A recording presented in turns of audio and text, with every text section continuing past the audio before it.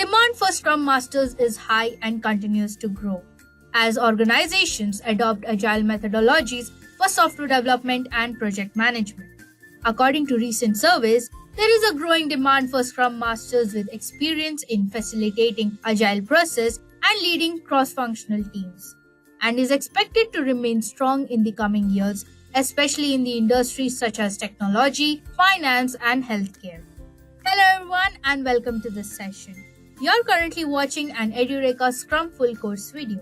By the end of this video, you will have a thorough understanding of Scrum from the theory to the practical applications that is required to master.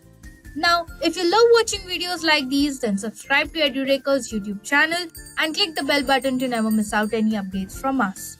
Also, if you want to learn more about Scrum after watching this session and wish to obtain Edureka's Scrum Master certification course, then please see the link in the description below.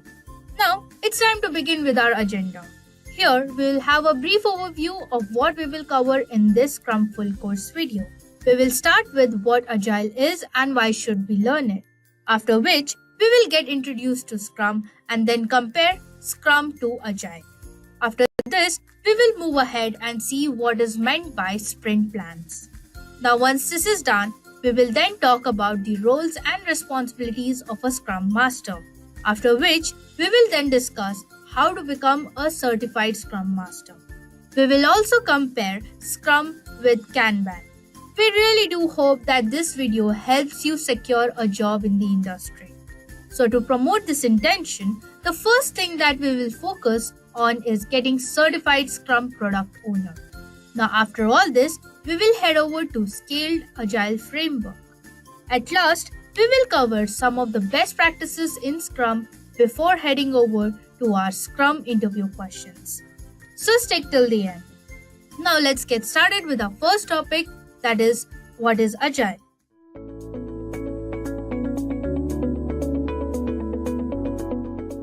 So back in the day, there was something called as waterfall development or the waterfall model of development.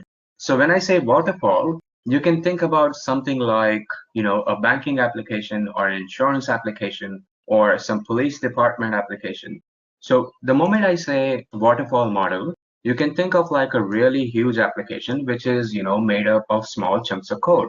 For example, this application might have a front end. This application would obviously have a back end, and then it has some DNS routes and a few services that it's dependent on.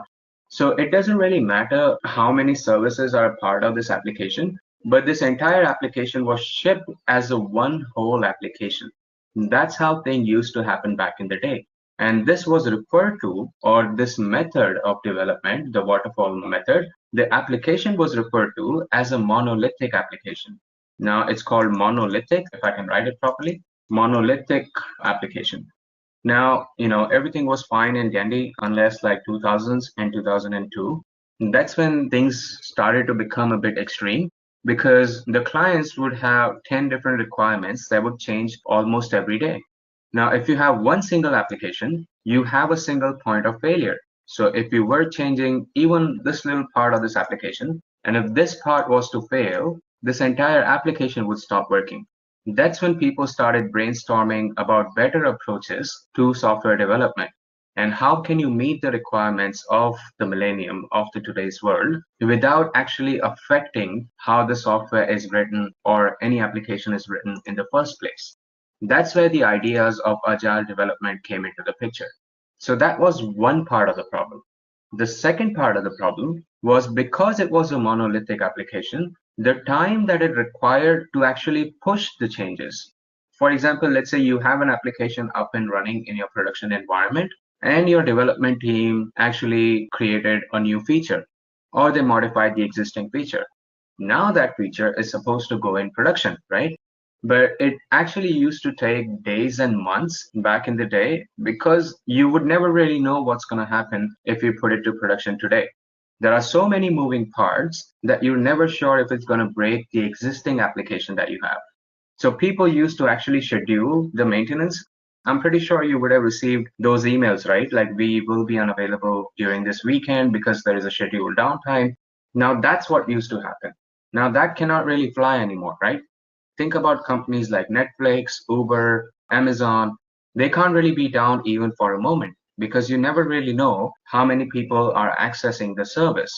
Now, that is the second part of the problem that people were trying to solve.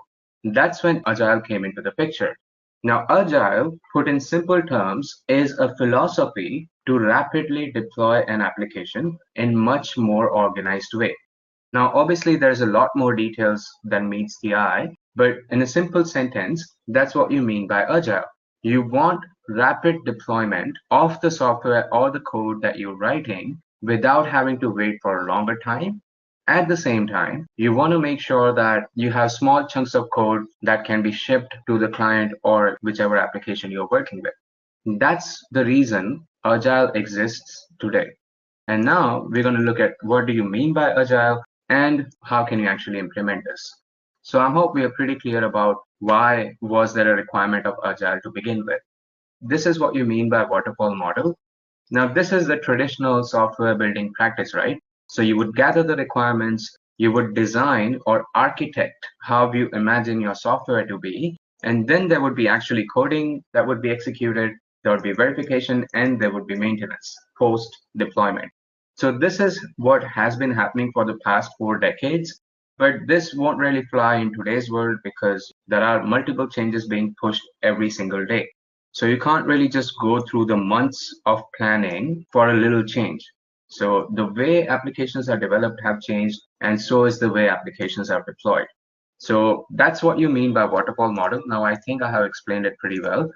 There are a lot of companies that still follow this model, but at the end of the day, all of them are trying to, migrate to a more agile development. It's not so easy depending on the size of the company, but you will still see a few companies using waterfall, and they are in process of moving away from this model. Then comes Agile to rescue. So what is Agile? We've talked about the requirement or why does Agile even exist so far. Now let's look at what do you mean by Agile. So Agile is nothing but a chain of rapid development and deployment, meaning the first section of your software development is always the planning part. But now you obviously know what you're about to build, but you kind of break that entire application down into small chunks of code. And then you work on those small services, one service at a time, ensuring that, first of all, you kind of follow the microservices model. And at the same time, you don't really affect the entire application in general. So you plan, you design, you architect, and you actually develop the application, you test, you deploy it, and you review it. If you notice, launch is actually outside of this entire circle, meaning every time you make a change, it could be something as simple as just one line of code change, just a variable being renamed. So it doesn't matter how small or how big the change is. The idea is the moment the change is made, it has to be deployed even in a dev environment so that you can get a constant feedback over what's happening with the code that you have. Imagine if you actually had to wait for 1 month or 2 weeks just to get the feedback on if you really want that change or not. Now, that could be a little annoying or frustrating from the developer's point of view. So that's the first aspect of Agile. You plan, you design, you develop, you test, you deploy the changes, and then you review the changes before you actually launch them into production. The other major aspect of Agile is now, instead of working with like a huge chunk of application, you work in iterations. So when I say iterations, what I mean is you have a specific set of tasks that have to be completed in specific priority so that you already know what you're supposed to be working on and you are not really worried about 10 different microservices at the same time. You have a specific requirement where you should be focused. So you have the first iteration, which might be the first part of your application, second iteration, third iteration. So think about it this way. If you have Amazon.in, if you're working for, Amazon.com or Amazon.in, which is a shopping website, you might visit Amazon.com and you might think, yeah, it's a one website. It's not really one website. It's a website that's broken down into several other services. For example, the website itself might be called a front end. Now, the moment you reach to Amazon.com, you can click on a product, right? And then you can view the details of the product. So that service, it's not really a part of the front end anymore. that is being called from something else called as catalog. Now, once you decide that this is the product that I want to buy, you click on buy now, and then it's going to take you to something called a shopping cart. And after you made the payments and all of those things, you have email notifications and you have text notifications. The point here is, even though all of these things are working in synergy, they are actually completely separate services, completely separate tasks in the underlying architecture. So if I am working on something on the front end, I don't really have to be worried about the catalogs and the shopping, because first, I'm getting a constant feedback even before the launch. I'm getting a feedback about what's going to happen once we launch your code to the production. At the same time, I don't really have to be afraid that it's going to break my entire application. Because all of them are developed as separate microservices, your one service will never affect another service. Of course, the dependent services might be affected, but the idea is you never really want a single point of failure. That's the idea of Agile. Now, let's move forward. Now, what are the terms and the values of Agile? So the first value is people over processes and tools, working software over comprehensive documentation, customer collaboration over rigid contracts, and responding to change rather than following a plan. So people over process and tools. This kind of gives you, a development-centric and client-centric environment, meaning just because you've been doing something in a traditional way for the past 8 years, it does not mean you don't really explore the options that you have right now. For example, whatever you did with PHP MySQL yesterday can also be done with Python and Flask today, right? I'm not saying change your entire application. What I'm saying is the model is pretty much people centric. The people, like the development team and the customers and the end users, are given more importance, and working software over comprehensive documentation. Now, this is something that all of us would have noticed at some point in time, right? So every application would have an internal document of how long? 100 pages, 150 pages about all the classes, all the methods, how the application is being built, and why the application is being built, who's the owner, and like plethora of other details that you as an individual is not even concerned about. You are concerned about what you have to build and how far along are you in that development task. So in Agile, the functional application is given much more importance than the documentation. Because if you think about it, the code itself is a documentation, right? If you knew how to interpret the code, you could look at the code and that can also act as a documentation. So I'm not saying there won't be any documentation. All I'm saying is the development is given more importance over the documentation part. And then customer collaboration over rigid contracts and responding to change rather than following the plan. So Agile is really feedback dependent, meaning back in the day, the managers and the product owners will have multiple meetings. They'll come up with the kind of software that they want. Everything would be discussed over like 3-4 months, and then people would want to stick to the plan. Because you already spent 4 months planning this thing, now if you wanted to change even a little part of this, the entire meetings and planning would have to be done all over again. Now, Agile changes that. Agile works more on the feedback. Just because the plan has been made does not mean there cannot be any changes. Because you've broken things down into smaller chunk of tasks, any one of the tasks can be modified according to the requirements at any point in time. So these are the values that Agile bring to the table, right? So there are two parts of the puzzle. You have a benefit and then you have a value. So benefit is what you get, like right off the bat, and value is what you derive out of it. So what we saw before were the values, where everyone, on the table receives some or the other kind of benefit because of Agile. Principles of Agile: satisfied customer, welcome changing requirements, deliver working software frequently, frequent iterations with stakeholders, motivated individuals, face-to-face communications, measure by working software, maintain constant pace, sustain technical excellence and good design, keep it simple, empower self-organizing team, reflect and adjust continuously.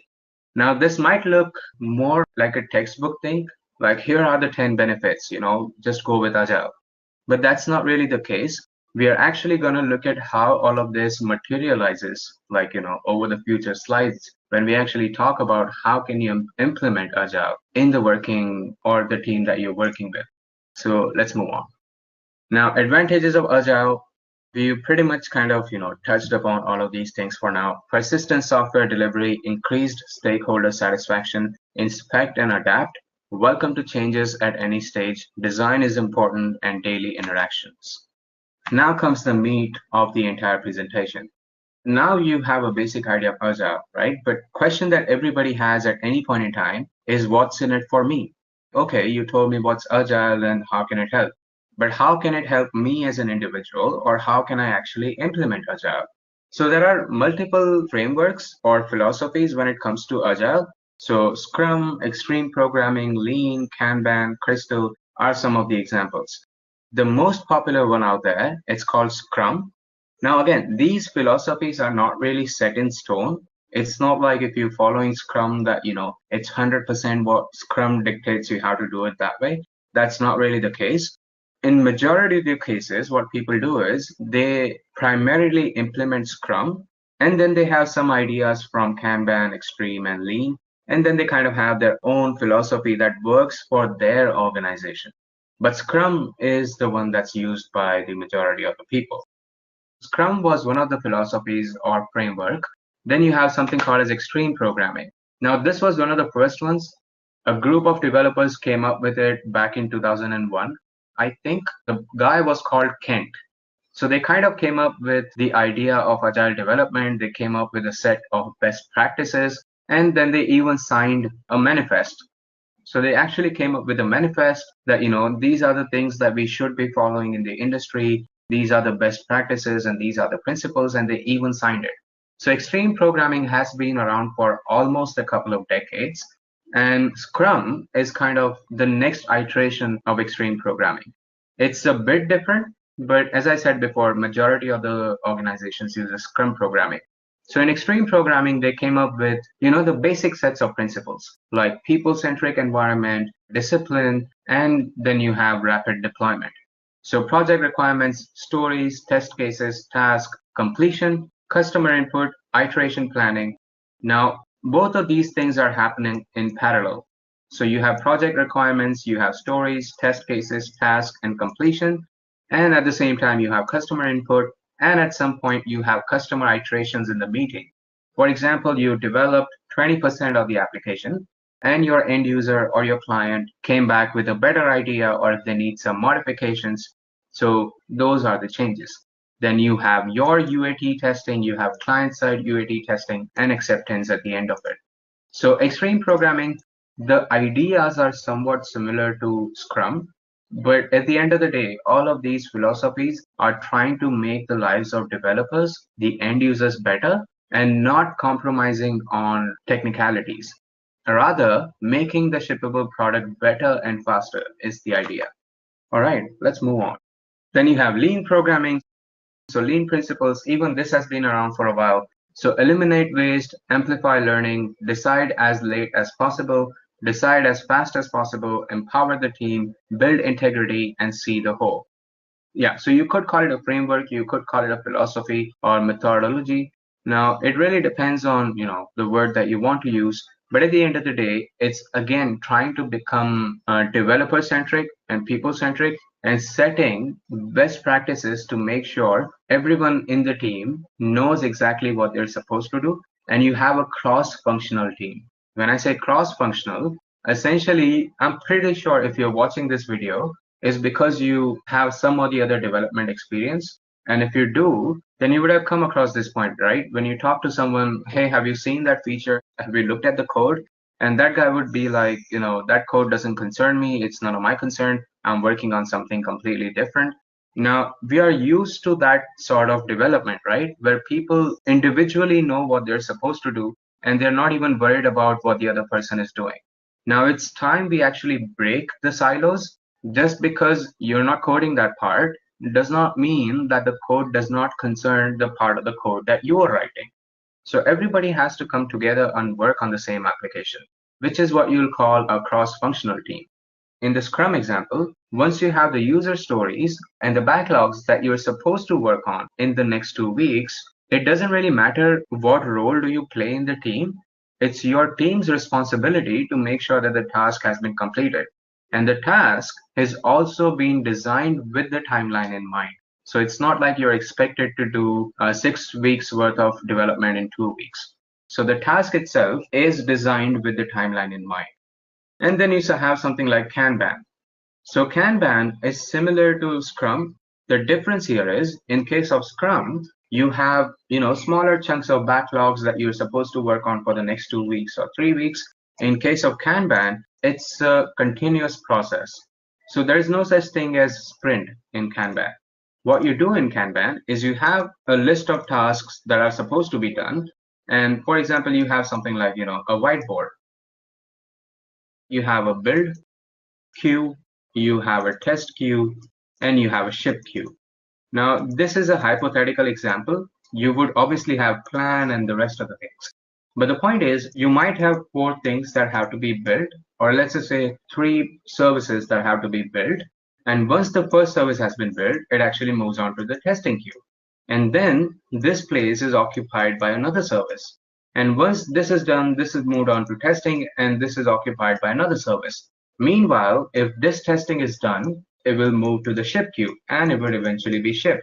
So the idea is whatever tasks have been achieved will be replaced by a new item in the queue. So if you have a build queue, test queue, and ship queue, all of these would be moving parts.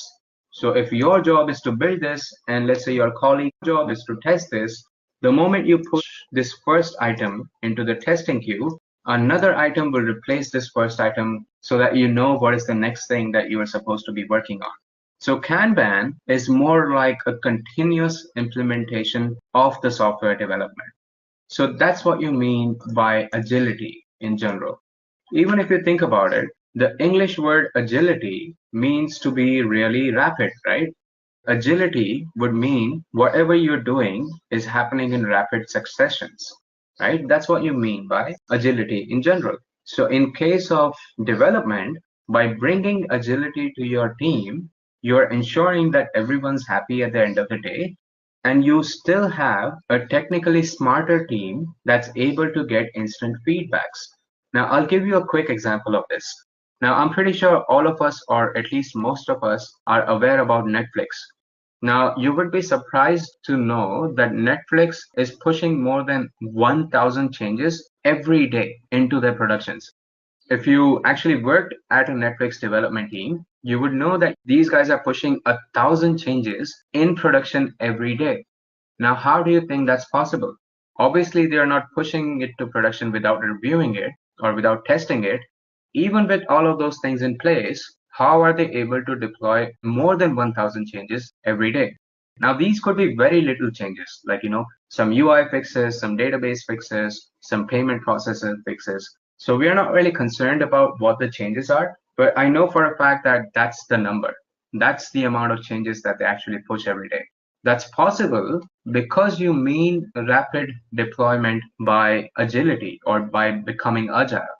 So that's the level of agility you can actually obtain the moment you have an organized team that is working on the principles of agile. Now, obviously, there are external factors like, how's your infrastructure, how's your DevOps team, but it is possible at the end of the day. And then there is one more framework that's called Crystal. So these are the ideas of agile. Now, I hope I was clear into how can agile help your team in becoming a better development team. So there are 3 aspects of it, right? Philosophical, technical, and the way software is built. So philosophical being the best practices, like how do you define your teams, who's a Scrum Master, who's a product owner, what's the team, what is a sprint, what are the tasks that you're supposed to do. Then you have the technical side of it. Like if you build a code, how exactly can you deploy the code, like automatically? How can you review the code? How can you test the code automatically? And then there is a software development aspect of it, that you're moving away from a monolithic application towards the idea of microservices. So these are the 3 aspects that move parallelly. And at the end of the day, it gives you a peace of mind. It gives your product manager a peace of mind and the end user a peace of mind with better ideas of deployment so that you don't really have to run around on 10 different desks confirming if your changes are actually deployed or not.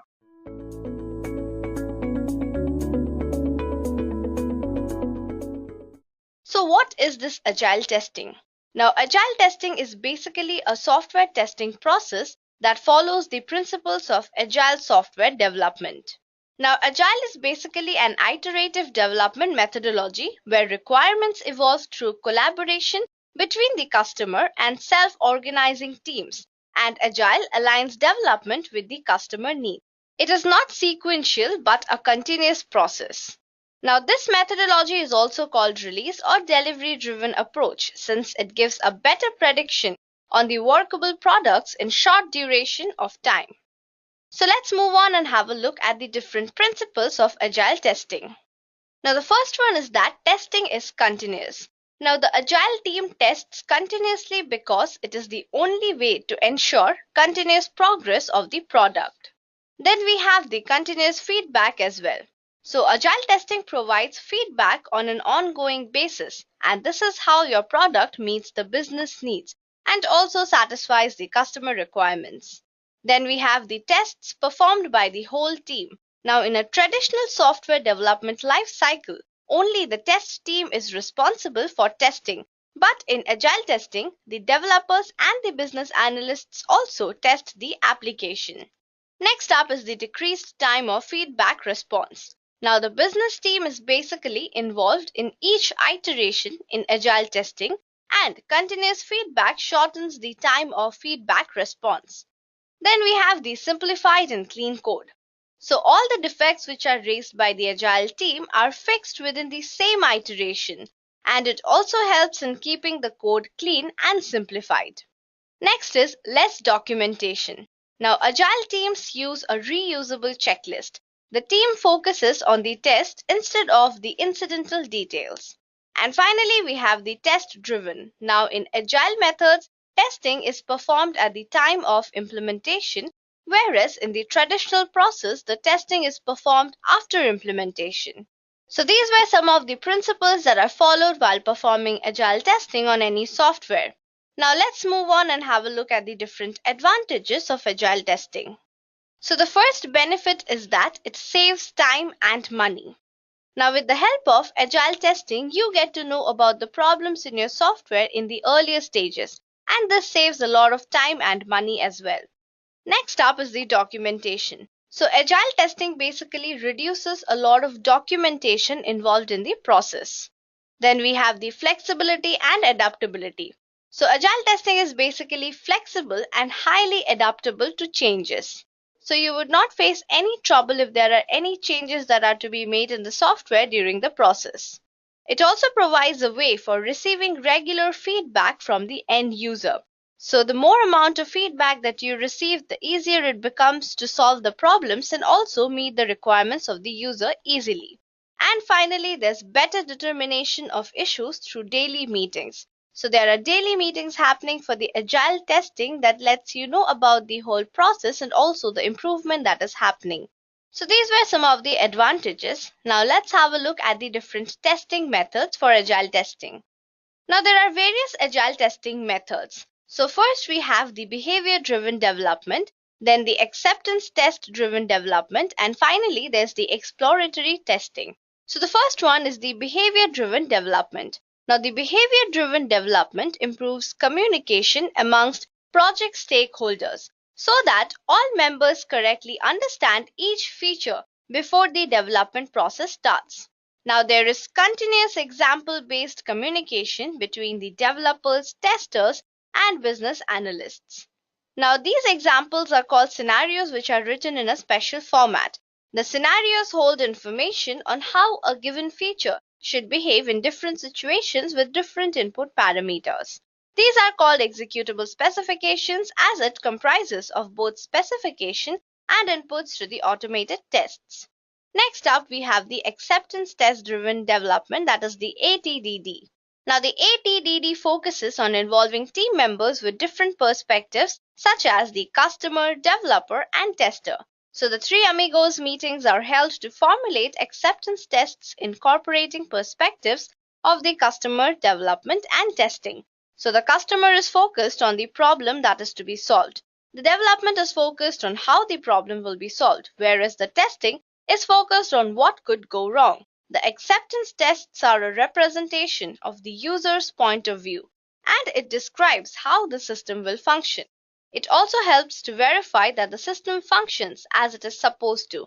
In some instances, acceptance tests are automated. Now, moving on, the final one is the exploratory testing. Now, in this type of testing, the test design and test execution phase go hand in hand. So, the exploratory testing emphasizes working software over comprehensive documentation. The individuals and interactions are more important than the process and tools. So the customer collaboration holds greater value than contract negotiation. Exploratory testing is more adaptable to changes as well. Now, in this, testers identify the functionality of an application by exploring the application. So the testers try to learn the application and design and execute the test plans according to their findings. So the process goes like this. First you learn, then you design a test and then execute that particular test, and then finally you analyze the test results. So these were some of the agile testing methods that you need to know about. Now moving on, next up, let's have a look at the life cycle of agile testing. So the life cycle of agile testing consists of 5 different phases. So first we have the impact assessment, then agility test planning, then daily scrums, then agility review meeting, and finally release the readiness. So in the first phase, we gather the input from the stakeholders and users, and this will act as feedback for the next deployment cycle. The next phase is the test plan meetup. Now here all the stakeholders come together to plan the schedule of testing process, meeting frequency, and deliverables. The third phase is the daily stand-up meetings. Now this includes the everyday stand-up morning meeting to catch up on the status of testing and set the goals for whole day. Next up is the agility review meeting. So weekly review meetings with stakeholders meet to review and assess the progress against milestones. And finally, the last stage is the approval meetings for deployment. So at this stage, you review the features that have been developed or implemented and are ready to go live or not. So this is the life cycle that is followed in the process of agile testing in case of any particular software. So now that you know what is agile testing and also the different advantages and how it actually works, let's have a look at the test plan for agile testing and also the quadrants. So first let's talk about the agile test plan. Now in agile testing, the test plan is written as well as updated for every release. So the test plan in agile includes the scope of the testing, then the consolidating new functionalities that are to be tested. Then we have types of testing or various levels of testing. And next up we have performance and load testing that needs to be performed on your software. Next we have the consideration of infrastructure. And then we have mitigation or the risk plans where you have to know about the risks that might occur during the testing. Then we have the different planning of resources, and finally deliverables and milestones, because you need to deliver your product as soon as possible in order to meet the requirements of your customer. So this is the plan that you must follow while performing agile testing on your software and also in order to deliver an error-free software. Now talking about the agile testing quadrants, these basically separate the whole process in 4 quadrants and help to understand how agile testing is actually performed. Now for the first quadrant, that is the agile quadrant 1, the internal code quality is the main focus in this quadrant. It consists of test cases which are technologically driven and are implemented to support them. So it basically includes the unit tests and the component tests. So here we have the various unit tests and component tests. And also this is the automated quadrant. Now the agile quadrant 2 contains test cases that are business driven and are implemented to support the team. Now this quadrant focuses on the requirements. The kind of test performed in this phase is the testing of examples of possible scenarios and workflows, testing of user experience such as the prototypes, and also pair testing. This can be automated and manual as well. Now the Agile Quadrant 3 provides feedback to quadrants 1 and 2. The test cases can be used as the basis to perform automation testing. Now, in this quadrant, many rounds of iteration reviews are carried out, which builds confidence in the product. So, the kind of testing done in this quadrant is basically the usability testing, exploratory testing, paired testing with customers, collaborative, and also user acceptance testing. Now, moving on to the final quadrant, the fourth quadrant basically concentrates on the non-functional requirements, such as the performance, security, stability, etc. Now, with the help of this quadrant, the application is made to deliver the non-functional qualities and the expected value. Now, in this quadrant, the kind of testing done is the non-functional tests such as the stress and performance testing. Then we have the security testing with respect to authentication hacking, and also infrastructure, data migration, scalability, and load testing. So now that you know why we need to perform agile testing in our everyday life, let's move on and have a look at the big companies that actually use agile testing for their software.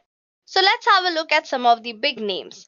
So there are Cisco, Sky, Philips, Vistaprint, JP Morgan Chase, IBM, and many more such companies that use agile testing as one of their methodologies. Now, Sky might be a household name famous for its satellite TV, broadband, and telephone services, but the media provider is almost making a name for itself in software development. So, the company, which has launched products to combat the likes of Apple's TV box, has been placing agile methodologies and open source at the center of their software development approach. Not just that, Philips has also adopted the agile principles. Now, after numerous changes to management structure, the firm introduced several agile coaches that went to deploy Scrum principles, such as Scrum boards and breaking down teams into smaller ones. As a result of changes like this, teams could react to situations quicker, bureaucracy was removed, and it was ultimately easier for these smaller teams to take responsibility for their respective products. Not just that, Vistaprint is also the go-to marketing company for small businesses. Now, the company performed some analysis of their existing waterfall methodology and found that teams were taking more than 60 days to move from the ideation phase to product delivery. Now, the 60-day cycle only amounted to 40 hours of actual work. The company looked further into why this was the case. It transpired that unclear decisions and long creative lead times were to blame, all of which resulted in feedback loops. That's when they moved to the agile testing. This is also the case for JP Morgan Chase. Now, a few years ago, the banking giant overhauled their business processes to help improve product development and simultaneously slashed the cost of training as part of a high-profile IT initiative. Now, agile methodologies were a key part of that particular initiative.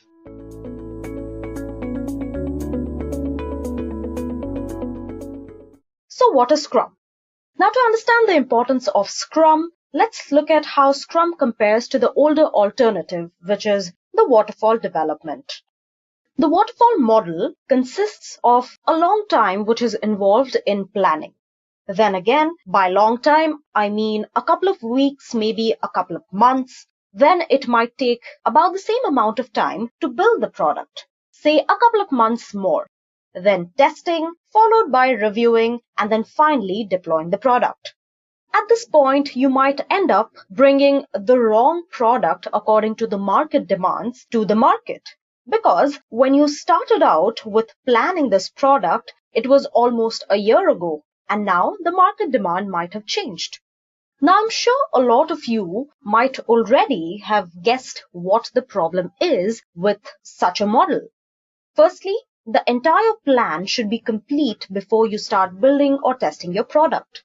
Now, obviously, if you're doing this in one whole iteration, it means that most of the planning is being done without understanding the project or the difficulties that you might face while building the project, the drawbacks, the loopholes, and most times after you start building the project, it is sent back to the planning phase again, which brings you back to your square one, in which case your project has to start over or the developers are just criticized for not understanding the plan properly.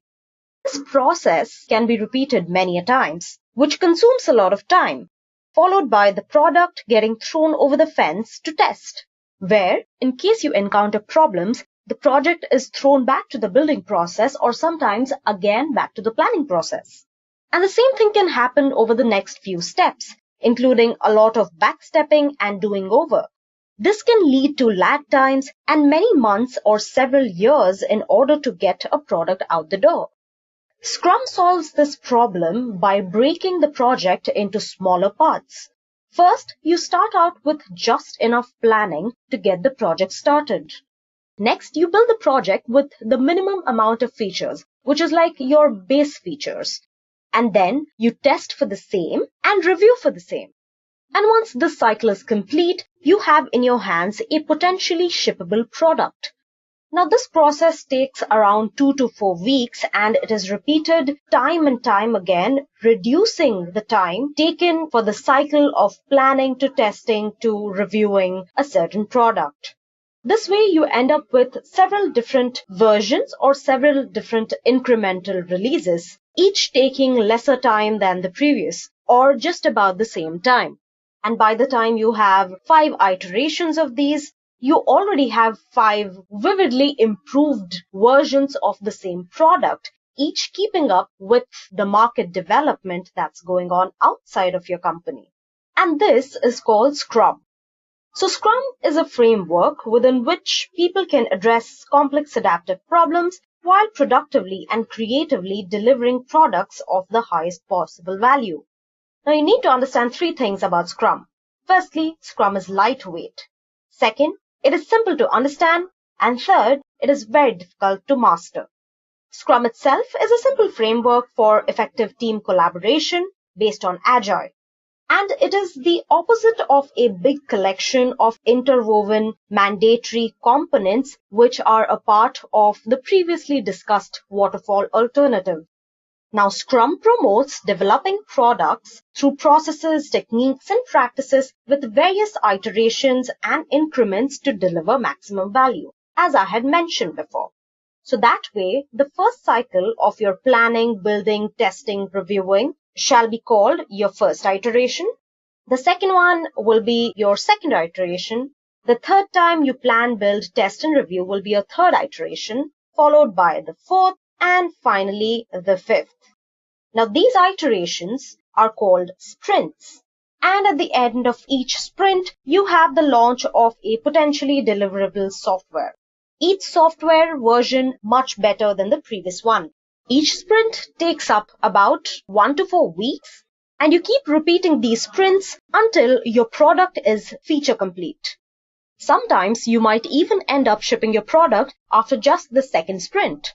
But sometimes it may also take 3, 4, or 5, or even more sprints. But at the end of it, you have a good product, and that is what matters.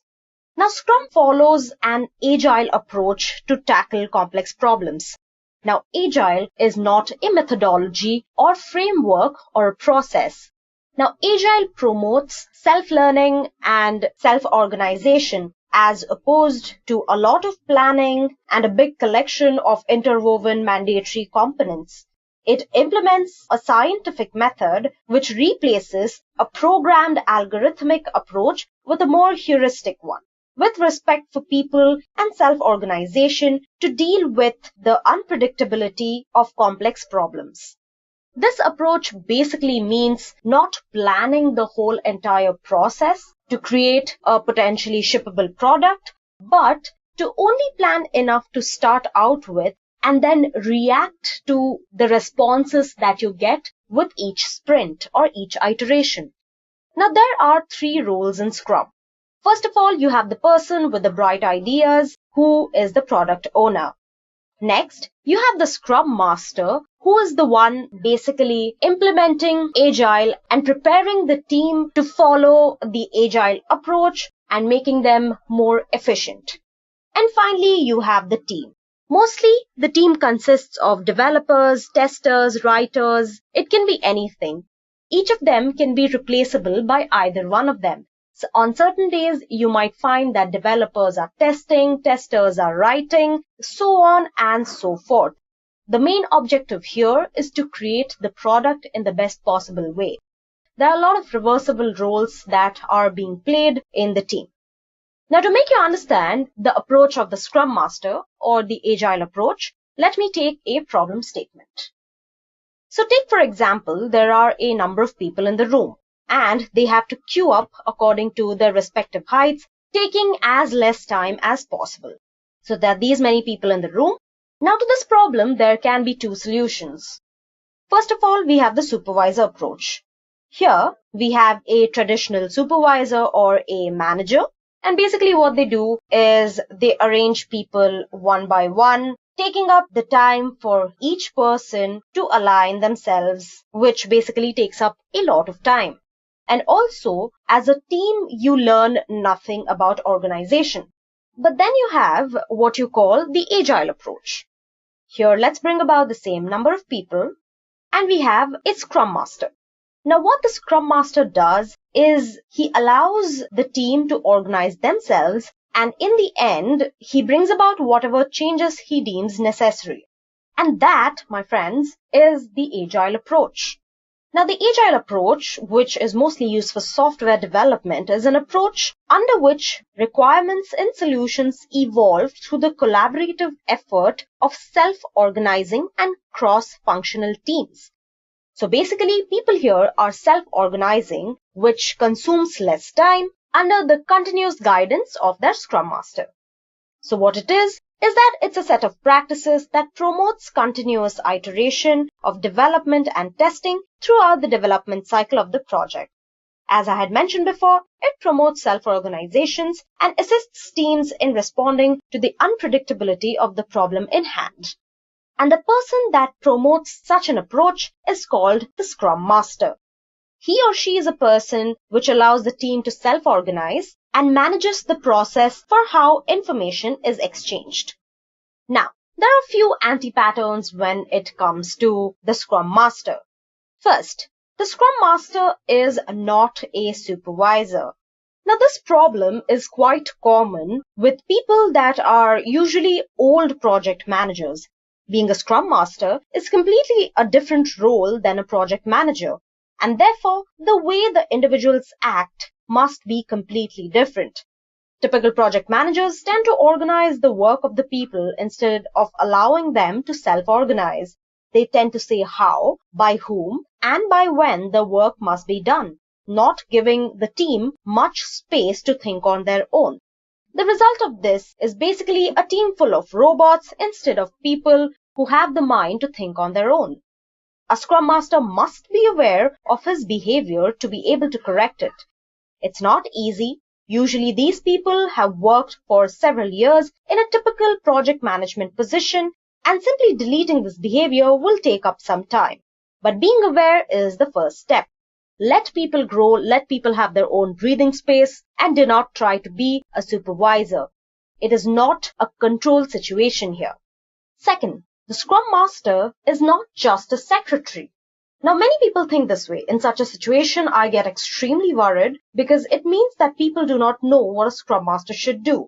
When people think the Scrum Master is just a guy booking meetings, felicitating dailies, and serving coffee to their colleagues, this is where things get very dark. And unfortunately, this is very common. The Scrum Master has dozens of different roles and hats, but this is way far away from the secretary job that most companies associate Scrum Masters with. Scrum Masters teach, recruit, and coach people to grow into true leaders and work cohesively as a team. And finally, self-organization does not mean the absence of management. Like I had mentioned before, a Scrum Master is there to constantly monitor the growth of the team. Letting a team self-organize does not mean that there is nobody to supervise them. With that, let's move on to the Scrum Framework.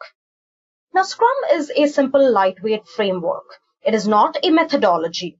Scrum implements the scientific method of empiricism, which replaces a programmed algorithmic approach with a more heuristic or a self-learning one, with respect for people and self-organization to deal with unpredictability and solving complex problems.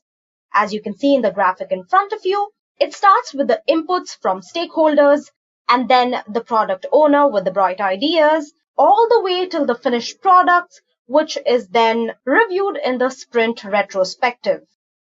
Now, most of you might wonder what empiricism is.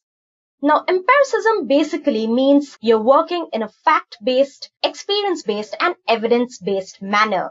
Scrum implements an empirical process where progress is based on observations of reality and not fictitious plans. Scrum also places great emphasis on the mindset and cultural shift to achieve business and organizational agility.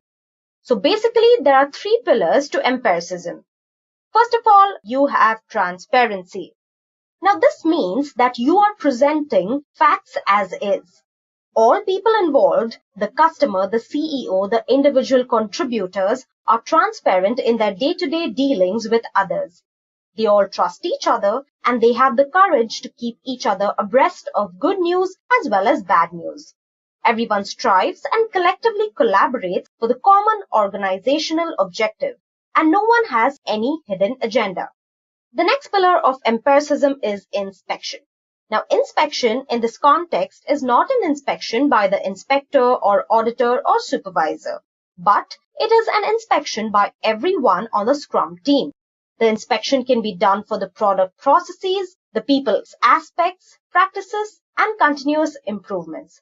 For example, the team openly and transparently shows the product at the end of each sprint to the customer in order to gather value feedback. If the customer changes the requirements during inspection, the team does not complain, but rather adapts by using this as an opportunity to collaborate with the customer to clarify the requirements and test out the new hypotheses. And finally, as I had just mentioned, adaptation is the third and final pillar of empiricism. Adaptation is the context which is about continuous improvement, the ability to adapt based on results of the inspection. Everyone in the organization must ask this question regularly. Are we better off than yesterday? For profit-based organizations, the value is represented in terms of profit. The adaptation should eventually relay back to one of the reasons for adapting Agile. For example, faster time to the market, increased return on investment through value-based delivery, reduced total cost of ownership through enhanced software quality, and improved customer and employee satisfaction. So these were the three pillars of empiricism. Now let's go ahead and look at the Scrum life cycle. Now this slide is a graphical representation of an agile project using Scrum.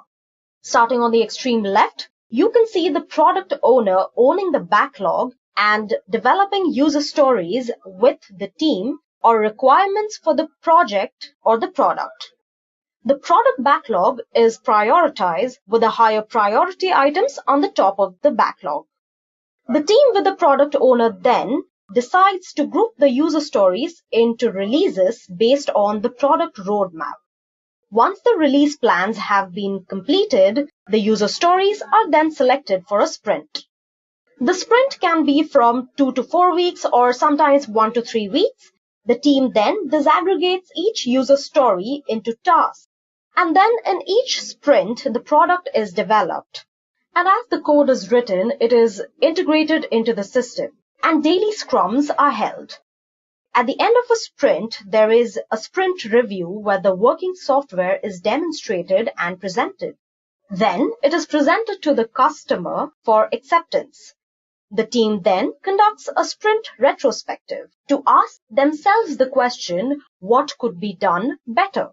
The stats on the team are then updated, as are the information radiators, which transparently displays the status of the team, which again make their way back to the user stories, and then the whole cycle begins again. Next, let's discuss what is a sprint. Now, as I had mentioned earlier, sprint is basically an iteration of planning, building, testing, and reviewing. A sprint has consistent durations throughout the development phase, and this is mostly between 2 to 4 weeks. It cannot be more than 4 weeks long. As described in the Scrum Guide, a sprint is an iteration, as I had mentioned before. It has a time box of 2 to 4 weeks, during which a product is done, usable, or potentially releasable. And by product, I mean an increment of a product, like a version of a product. Now, sprints have consistent durations, which are usually limited to 1 calendar month. Now, during the sprint, no changes are made that would endanger the sprint goal. The quality of goals do not decrease, and the scope may have to be clarified. Now, each sprint may be considered a project with no more than a month's horizon in which you have to accomplish something. Each sprint has its own goal, a design, and a flexible plan that would guide in building it with the resultant product increment. Now, the thing with a sprint is, if the sprint's time box is too long, then the definition of what is being built may change. Complexities may arise and the risks may increase. Hence, sprints enable predictability by ensuring inspection and adaptation of the progress towards a sprint goal at least every calendar month. Now, there are a few factors which affect the duration of the sprint. First of all, the stability of backlog. Now, obviously, if backlogs keep increasing, that may push the date of the sprint. And secondly, you have overhead costs. Now, sprints also limit risk to 1 calendar month of cost. If the cost increases, then it may affect the duration of a sprint. Now, overhead costs. Now, each sprint is going to have a sprint meeting, the testing phase, a review, and a retrospective. Now, these are overhead costs. Now, if the overhead costs can be reduced by planning and automation, integration, etc., these costs can be absorbed. Now, by reducing these costs, overhead costs, you can reduce the duration of the sprint. Now, it is the Scrum Master's job to make sure that the development of the product goes according to the sprint planning. Now, there are a few other sprint terminology which I want to make you aware of. First of all, you have your sprint goal. Now, as the name suggests, what you want to achieve at the end of the sprint, your product with the feature sets that you have decided with your product owner and your customer is your sprint goal. Then you have your sprint cancellation. Now, once the sprint duration has been determined and the user stories are selected, neither the duration of the sprint nor any user story can be altered. However, a sprint cancellation occurs if there is a significant change in priorities or mid-course correction in between a sprint. Considering we are only talking about 2 to 4 weeks of work, the cancellation of a sprint is highly unlikely to occur. Next, let's discuss the Scrum artifacts. Now, Scrum has 3 artifacts: product backlog, sprint backlog, and product increment. Firstly, you have product backlog. Now, product backlog, as it is described in the Scrum Guide, is an ordered list of everything that is known to be needed in a product. It is the single source of requirements for any changes to be made in the product, and the owner is responsible for the product backlog, including its content, availability, and ordering. Now, a product backlog is never complete. The earliest development of it lays out the initial known and best understood requirements.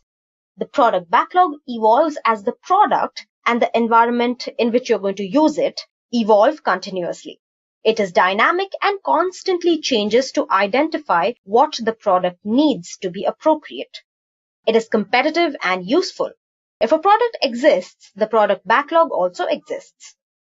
Now, product backlog refinement is the act of adding detail, estimates, and order to items in the backlog. This is an ongoing process in which the product owner and the development team collaborate on the details of the product backlog items. During this product backlog refinement, items are reviewed and revised. Multiple Scrum teams often work together on the same product. One product backlog is used to describe the upcoming work on this particular product. Next, you have something known as a sprint backlog. Now, the sprint backlog is a set of product backlog items that are selected for the sprint, plus a plan for delivering the product increment and realizing the sprint goal. The sprint backlog is a forecast by the development team about what functionality will be in the next increment and the work needed to deliver the functionality into a complete increment. Now, the sprint backlog makes visible all the work that the development team identifies as necessary to meet the sprint goal. To ensure continuous improvement, it includes at least one high priority process improvement identified in the previous retrospective meeting. The sprint backlog is a plan with enough detail that changes in progress can be understood in the daily Scrum. The development team modifies the sprint backlog throughout the sprint. Only the development team can change its sprint backlog during a sprint. The sprint backlog is a highly visible, real-time picture of the work that the development team plans to accomplish during a sprint. Next, you have the increment. Now, the increment is the sum of all product backlog items completed during a sprint and the value of the increments of all previous sprints. At the end of a sprint, the new increment must be done. And done in Scrum has a different meaning. Done in Scrum or Agile basically means that the product must be in a usable condition and meet the Scrum team's definition of done. Now, you might think your product is done, but if that differs from my definition of done, and we both are in the same Scrum team, then your product is not considered done. An increment is a body of inspectable done work that supports empiricism at the end of the sprint. Now, the increment is a step towards a vision or a goal, and it must be in usable condition regardless whether the product owner decides or not to release it. With that, let's move on to the ceremonies or events in Scrum. Now, Scrum has 4 ceremonies. First, you have sprint planning, then you have the daily Scrum, then you have sprint review, and finally, you have sprint retrospective. Now, I'm going to touch up on each of these one by one. First, you have sprint planning. Now, sprint planning is basically the plan of work to be performed during the sprint. It is time boxed to a maximum of 8 hours for 1 month or 2 hours a week. For shorter sprints, the event is usually shorter, and the Scrum Master ensures that the event takes place and attendants understand its purpose. The Scrum Master teaches the Scrum team to keep it within the time box. Now, sprint planning answers 3 major questions. First, what can be delivered in the increment resulting from the upcoming sprint? This basically discusses the advanced feature set that you are going to deliver in your upcoming version of your product. Next, how will the work needed to deliver the increment be achieved? This is where you plan what you do in the week and the week next to it. It is the Scrum Master that teaches the Scrum team to keep their work within the time box. And 3, when is your work considered done? As we discussed, the definition of done is very important to the entire Scrum team. Everybody has to agree upon a checklist on completing which your work should be considered as done. Next, we have the daily Scrum. Now, the daily Scrum is an internal meeting for the development team. It is a 15-minute time-boxed event to synchronize your activities and create a plan for the next 24 hours. It is held every day of the sprint, and the development team plans work for today and tomorrow. This optimizes team collaboration and performance by inspecting the work since the last daily Scrum and forecasting upcoming sprint work.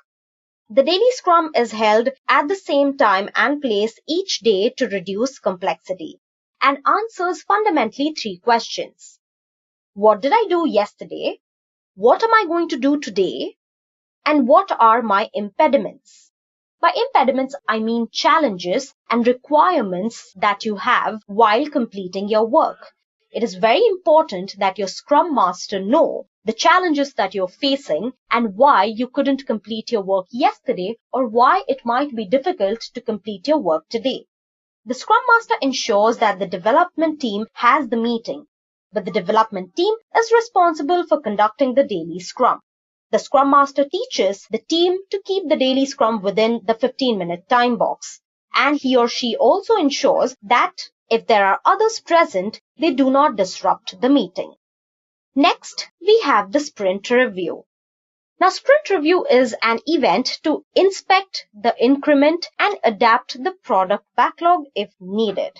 There could have been a single deployment or many deployments during a sprint which lead up to that increment to be inspected. During a review, the Scrum team and the stakeholders collaborate about what was done in the sprint, and based on that, any changes to the product backlog during the sprint. Attendees collaborate on the next things that could be done to optimize the value, and this comes in the form of an informal meeting and not a status meeting. The presentation of the increment is intended to elicit feedback and foster collaboration. It is time-boxed at 1 hour a week, and the sprint review includes, first, the product owner explaining what product backlog items have been done and what has not, and 2, the development team demonstrating the work that it has done. And finally, the entire group collaborates on what to do next. This is at most a 4-hour meeting for 1-month sprints, and for shorter sprints, as I mentioned, it is 1 hour a week. Finally, the aim here is so that a sprint review provides valuable input to subsequent sprint planning. The review of how the marketplace or the potential use of the product might have changed will obviously affect what is the most valuable thing to do next, and review of the timeline, budget, potential capabilities, and marketplace and competition for the next anticipated releases of the functionality and capability of the product is also discussed. The result of the sprint review is a revised product backlog that defines the probable product backlog items for the next sprint. Now, this backlog may also be adjusted overall to meet new opportunities. Finally, you have the sprint retrospective. Now, this is basically an opportunity for the Scrum team to inspect itself and create a plan for improvements to be enacted during the next sprint. This occurs after the sprint review process and prior to the next sprint planning. This is almost a 3-hour meeting for 1-month sprints, and it is time-boxed at 45 minutes a week. This is an opportunity for the Scrum team to improve, and all members should be in attendance. Now, each team member has to answer 3 questions. Firstly, what went well? This basically helps you tell your Scrum Master what went well in your previous sprint, and those practices should be enforced in your coming sprints as well. Next, what didn't work well? What were the impedances, difficulties, and requirements which weren't fulfilled in the previous sprint? And finally, what should be done differently? Here, you introduce the changes that you want in your working process or in terms of software that you're using, and these are the differences that you need to commit to improve in the next sprint. The Scrum Master encourages the Scrum team to improve its development process and practices to make it more effective and enjoyable in the next sprint. During each sprint retrospective, the Scrum team plans ways to increase product quality by improving work processes or adapting to the definition of done, if appropriate or not, in conflict with the product or organizational standards. By the end of the retrospective, the Scrum team should have identified improvements that it will implement in the next sprint, and implementing these improvements in the next sprint is the adaptation to the inspection of the Scrum team itself. Although improvements may be implemented at any time, the sprint retrospective provides a formal opportunity to focus on inspection and adaptation. With that, we've come to the end of all the Scrum ceremonies that I had to discuss.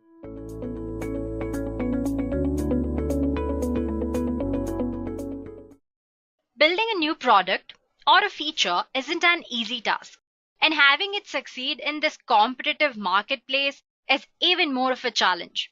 While it can be difficult to decide which of the many tools and techniques available in the market are appropriate for your project. If you work in tech, you have probably heard about Scrum and Agile. Things can get a bit confusing to newcomers regarding to this nomenclature. Scrum and Agile seem to be used interchangeably when you first enter this world. But there is an important distinction between them, and you should be aware of that. So what is that distinction? Well, Agile refers to a set of methods and practices based on values and principles expressed in Agile Manifesto. This Agile Manifesto has things like collaboration, self-organization, cross-functionality, teamwork, among many other things. Well, Scrum, it is a framework that is used to implement Agile development. While a team can be Agile without practicing Scrum, it cannot practice Scrum and not be Agile. Confused yet? Don't worry. Here's a simple analogy. So the difference between Scrum and Agile would be like difference between a recipe and a diet. A diet is a set of methods and practices based on principles and values, whereas a recipe would be a framework you can use to implement your vegetarian diet. This is similar to relation between Agile and Scrum, where Agile is the diet and Scrum is the recipe you follow while implementing diet. If I have to put them in technical terms, Agile is a mindset focusing on communication, team thinking, intrinsic motivation, empowerment, innovative walks, flow, and value creation while developing a product. While this Agile comes in a number of flavors, meaning there are a number of subsets to Agile project management philosophy. Each one of these methods emphasize a somewhat different approach within the confines of incremental, iterative, and adaptable philosophy which Agile projects. And Scrum is one of the Agile methodology, or it is a framework which implements Agile philosophy. It is a framework for handling roles, events, artifacts, rules, and guidelines to implement Agile mindset. So the difference is that Scrum is a more refined form of Agile which takes its core principles from Agile while adding a twist of its own in order to formulate a strategy that is a lot more different from Agile. So finally, the conclusion is Agile and Scrum are not same after all. While Agile is a philosophy, Scrum is a framework that implements the philosophy. So these both come from similar places but are solving different things. To understand Scrum methodology properly, we should know what Agile is. So let's start by understanding the buzzword Agile. Agile is a philosophy, a way of thinking, a movement, one that helps us deliver products and services more quickly and of higher quality to our customers. While at its core, Agile is a set of ideas for actions that keep a software development team organized and really efficient. Agile started in about 2001 when a team of software developers got together in Utah for a weekend of skiing, fun, and discussion. So that discussion resulted in creation of Agile Manifesto, where they compiled their values and principles into a document that's easy to understand and apply. So Agile is more of a philosophy and set of values and principles to follow rather than a process to apply to a project. Well, there's no step-by-step formula, just a list of principles to guide a team along the development process. So as you can see on the screen, Agile is a mindset described by 4 values, defined by 12 principles, manifested through numerous frameworks and practices. And Scrum is one of those frameworks. Now you should be clear about the difference between Agile and Scrum, right?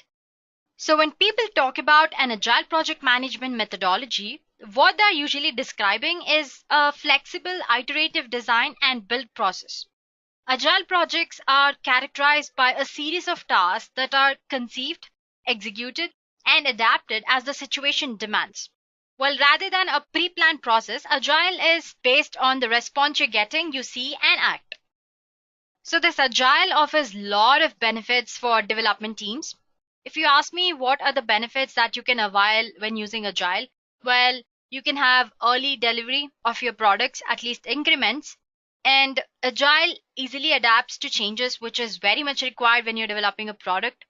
Since you take feedback from customer now and then, as in very frequently, you will have a better experience to provide better customer feeling. And you have total control over your product, so it offers scope control and lower risk factors. You have a lot of collaboration and communication between team members, which results in the best quality of your product. Like I said, enhanced quality is one of the benefits, and it offers high sustainability. Apart from these, Agile also offers many other benefits. Well, I'm not going deep into that because our topic of concern is what is Agile, right? So by this point, I'm sure you've understood what Agile is, and it has a lot of terms to offer. All you have to remember is Agile is not a method or a process, it's just a principle which teams use when they are implementing their methods to develop their product. Now, talking about Scrum, like I said earlier, and I have been saying, Agile comes in number of forms, meaning there are a number of subsets to Agile project management philosophy, and Scrum is one of them. Each one of these methods or frameworks, they depict a somewhat different approach while they follow the philosophy of Agile. Well, think of Agile like a water. We have hot, cold, and warm water. Water has some characteristics. Cold is one of them. Likewise, Scrum is one of Agile process. Interestingly, Scrum got its name from rugby formation, a game where a team of people with different strengths and skills work together as a team to move a ball along the field. And the concept of Scrum here is somewhat very similar to that. So basically, Scrum was introduced by two professors in year 1986 in Harvard Business article. Later on, software developers Ken and Jeff each presented their own version of Scrum that we use till today. So what exactly is Scrum? Scrum, it focuses on using visual tools to break down a large development project into smaller steps that are accomplished in sets, what we call a sprint. I'm sure you might have heard of sprint, right? Well, a sprint starts with a team meeting where they decide on pieces of project that need to be worked on within a set of timeline. And this timeline is typically, it's about 2 to 4 weeks, but it does vary according to company requirements anyway. So during the sprint, the team works on each item to move it from the product backlog pile to done list. So once the sprint is over, teams meet up to discuss and review everything that has happened and solve issues that might have occurred. This goes on until either the deadline has been reached, the budget is exhausted, or the product owner is satisfied with the final product, whichever comes first. So the thing which you have to notice here is that after every product increment, or you can say after every sprint, there is a presentable product, or you can say a working product, which is sent for review to the customers, or you can say end users. So it's as simple as that. So basically what happens here is that they have list of tasks to be done. So the team, the product owner, and the Scrum Master, everyone together makes a list which is called product backlog. They pick up few tasks from backlog and put it in the sprint backlog and work on them during the sprint. After the sprint is done, you have that working product which is being sent for review or feedback.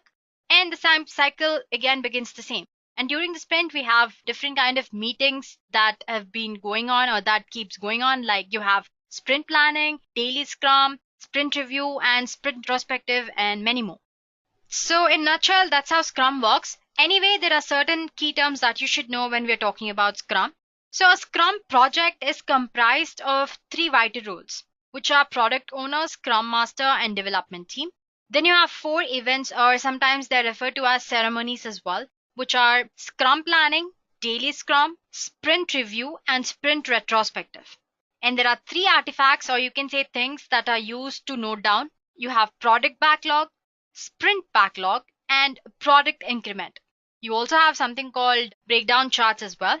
Anyway, the most important thing is you have 3 artifacts. So like I said, in a nutshell, that is how Scrum works. And if you want to know more about all these key terms and everything about Scrum, you can just refer to What is Scrum video and Edureka playlist, which is put up in the description below. So do take a look. So to recap, think of Agile as an organizational mindset to aspire, and Scrum as tool and techniques that a team can use to work toward the new mindset and ultimately organizational success. Pretty clean, right? Yeah. Well, with that said, let's check out the key differences between Agile and Scrum now that we know Agile and Scrum are totally different things. Well, I've taken certain features based on which I'm comparing Scrum and Agile here. Let's check them out. The first thing is nature and scope. Well, we have been discussing this since the beginning of the session. So Agile is a mentality and a set of principles, whereas Scrum is an action plan to implement those guidelines or principles. So as for the scope, remember when I mentioned that teams can practice Agile and not Scrum, but it is impossible to practice Scrum without being Agile. Well, you can definitely follow the values and principles of Agile and not do Scrum. Scrum is simply one way of doing Agile software development. There are plenty of other things like Extreme Programming, Crystal, Xscale, DAD, which all follow Agile principle. And Scrum is one of the most popular framework among them. That's it. It certainly is not the only one. So thus, Scrum is part Agile, but Agile is just not Scrum. That's pretty clear, right? Let's move on to the next point, planning. So how do you plan in Agile and Scrum? How are they different? Well, the beauty or the main essence of Agile team is to produce recurring deliveries, as in the continuous deliveries. To do that, planning in Agile occurs at 3 levels: release planning, iteration planning, and daily planning. And under Scrum, the next sprint is planned after the team has completed the current sprint activities. So basically, iteration planning in sprint is referred to as Scrum. It has a lot of, or you can say 4 steps where planning is done, like release planning, sprint planning, daily Scrum, and sprint review and retrospective. So the thing that you have to understand is in Scrum, the next sprint is planned after the team has completed the activities from the previous sprint. That's it. So how flexible is Agile and Scrum to changes? The key advantage of Agile methodology is flexibility, as Agile adapts to changes very quickly and very smoothly. Agile is supple to changing circumstances, whereas Scrum has somewhat rigid and structured approach or style. It takes time, while its stiffness to repeated changes is a downside for profitable projects. So when it comes to flexibility, you should go for Agile. Next up, we have design and execution. Well, due to multiple executions in Agile, the design happens to be very simple. It will not take anything different or something that wasn't done before. It's a straightforward process. Same goes for the execution as well when it comes to Agile. Scrum, unlike Agile, works on trying out new and creative things. But Scrum design and execution, because it's new and creative, it yields concise and smart outcomes. Next up, we have monitoring the process or tracking the progress. Agile actually requires detailed tracking of the process. So tracking takes place after every milestone of overall design. The key thing that you should remember is it takes place after every milestone of overall design. For the ease, the design is divided into multiple pieces. It is not just the design, but also the process and analysis have to be monitored in periodical intervals. While in case of Scrum, the monitoring takes place after completion of certain functional units of project rather than each design. Overall, the monitoring by Agile is more tedious and more detailed when compared to Scrum. So that's what is the difference when it comes to tracking out the progress or monitoring the process. So the next feature that we're going to compare Agile and Scrum is leadership role. In Agile methodology, the leadership of project plays a very crucial role. So when it comes to communicating the hurdles, there is a head or leader who is responsible for handling them. The leader represents the entire team. So the leader or the head in the Agile team transfers these obstacles or impediments or the hurdles that he faces when developing a project to suitable entity to get the guidance and get it solved, basically. But when it comes to Scrum, there's no such thing as team leader. All team members of the team are expected to get the job done in self-organized manner. Hence, all of them are responsible for it. So the Scrum process actually fosters multifunctional and self-organized team. In a way, every team member is involved in project. And sometimes that could get really messy, but that's the difference between Agile and Scrum when it comes to leadership. Next up, there is mode of communication. Agile involves collaborations and face-to-face interactions between the members of various teams. In Scrum, communication is done on a daily or a weekly basis with a fixed role assigned to Scrum Master, Product Owner, and the development team members. So guys, next up we have estimation time and delivery, and let's see where Agile and Scrum stand with respect to this feature. Well, Agile usually involves delivery of product after high value addition or in the advanced stage of development to business users. So as you guys know, we begin project from the basic state and it takes time to move on to advanced stages. In Agile, delivery usually tends to be towards the project end. While on the other hand, Scrum delivers a build to clients after each sprint. delivering maximum business value from the beginning of the project and then continuing throughout the cycle. Lastly, we have customer feedback, which is very important when it comes to developing a product. In Agile, the completed job is frequently sent out to end user in order to get feedback, while Scrum follows the same way but in more orderly fashion, wherein a build is shown to user at the end of every sprint cycle. While in Agile, the processes are kept simple, Scrum allows for experimentation and innovation. So that's it, guys. These are the major differences. We can say that Scrum is more redefined form of Agile, which takes its core principles from Agile while adding a twist of its own in order to formulate a strategy that is a lot more different. The easiest way to differentiate between these two concepts is to rationalize it like this.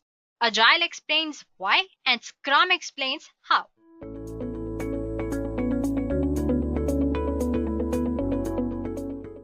So what is a sprint plan?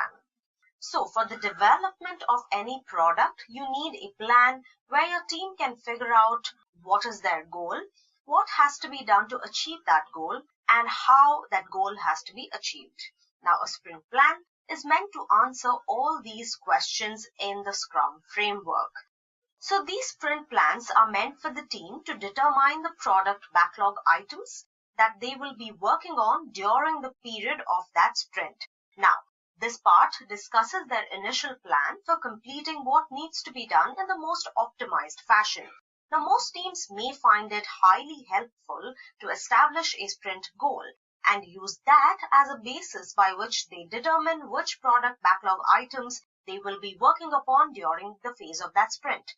So as you can see, the elements that go into the planning are the definition of done, team capacity, the product backlog, and the retrospective commitments. What happens is that you analyze, evaluate, and select the product backlogs for the sprint, and the sprint goal gives you direction. And how it happens is when you decompose your actionable plan into smaller parts to achieve that particular goal.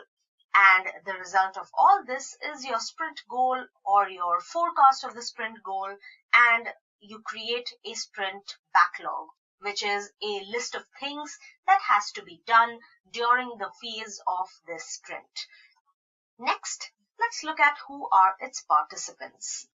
Now, the sprint plans typically involve the entire team. You have the product owner, which is the person with the bright ideas. This is the one that proposes the sprint goal and priorities, as well as identifying the backlog items. Then we have the Scrum Master that facilitates sprint planning in order to ensure that discussion is effective and that the appropriate product backlog items are included in the sprint backlog. He or she also ensures that there is an agreement to the sprint goal and the definition of done. And finally, you have the team. The development team, or just the Scrum team, determines the number of product backlog items that they forecast that they will be able to complete on time. And they also discuss how the product has to be delivered on time. Now that we've spoken about the participants, let's move on to the prerequisites of an effective sprint planning. Now, there are certain prerequisites you need to take care of to hold effective sprint planning, such as prioritize user stories and product backlog, planned capacity of the team, and the definition of done. So basically what I'm trying to say here is that your user stories, your story points should be in a prioritized order and well groomed, so that before you start out with the plan, you know exactly at what priority each of your product backlog is. Then you have planned capacity, where you look at how much each member of your development team can work in how much time, as well as the definition of done. Every member of the Scrum team should agree with when should you consider the product to be ready. It is a complete list of checkboxes which have to be checked for a product to be considered as done. Moving on, let's take a look at the sprint planning time box. Now, For a 1 month or a 4-week sprint, the meeting should last 8 hours. For a 2-week sprint, this time is 4 hours. So basically, as a rule of thumb, you multiply the number of weeks in your sprint by 2 hours to get your total sprint planning meeting length. During this meeting, you discuss your sprint goals, identify stories, groom those stories, understand the requirements of this particular sprint, identify dependencies, identify risks, estimate the story points, plan the team capacity, and finally break down tasks in order at which they have to be done. Now let's look at the sprint planning meeting. Now the sprint planning meeting is basically split into 2 parts. The first part, or the first step, is scope. Now the team selects which items from a prioritized list of existing product backlog items they predict they will be able to complete during the sprint.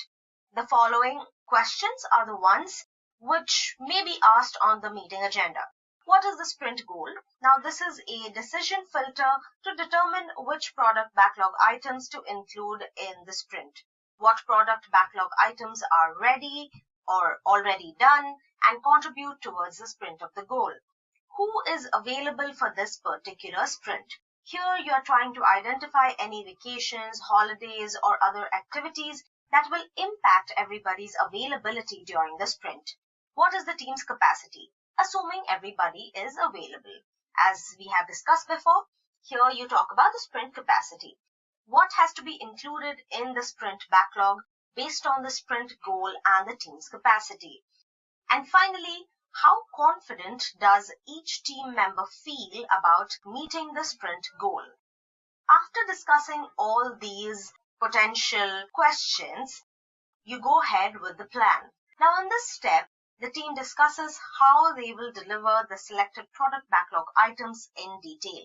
This may include identifying tasks for product backlog items, grooming those tasks as story points, weighing in any dependencies between the items and signing up for the initial product backlog items to each member of the team. Here you also discuss the definition of done after how many quality checks and after completion of how many tasks do you consider your product or this particular version of your product as done or ready. Teams are continually tasked with producing a releasable improvement to the software, potentially producing shippable products time boxed to a specific number of weeks. Next, let's talk a little bit about deliverables. Now, Agile project teams usually use 6 main artifacts or deliverables to develop products and track progress. It also enables a project team to outline a general time frame for when you will develop and release those requirements.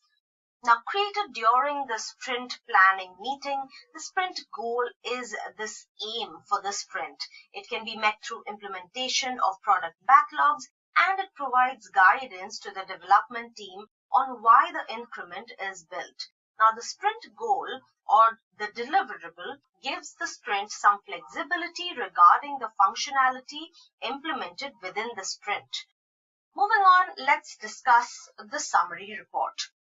A sprint report or a sprint summary report is designed to help you understand your team's performance across completed sprints. You can quickly understand the work that has been completed and the ones that were returned to the backlog with the sprint or summary reports. Now, this is a basic template for a sprint planning summary report. You have your sprint goal, your sprint duration, your sprint schedule, your capacity summary, your task hour breakdown, your commitment summary, and finally story details. Sometimes, and this is optional, there is also a sprint summary document which contains very brief details of what work was done during the sprint, when the sprint was, who was on the team, any key decisions that were made during the course of the sprint, and perhaps a few important metrics. With that, let's move on to the merits of a sprint plan. Now, the main benefit of a sprint planning is visibility.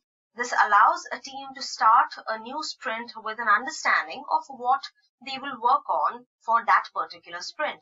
And it serves as an initial plan for how they are going to approach that work. Apart from this, there are also many other benefits of the sprint planning.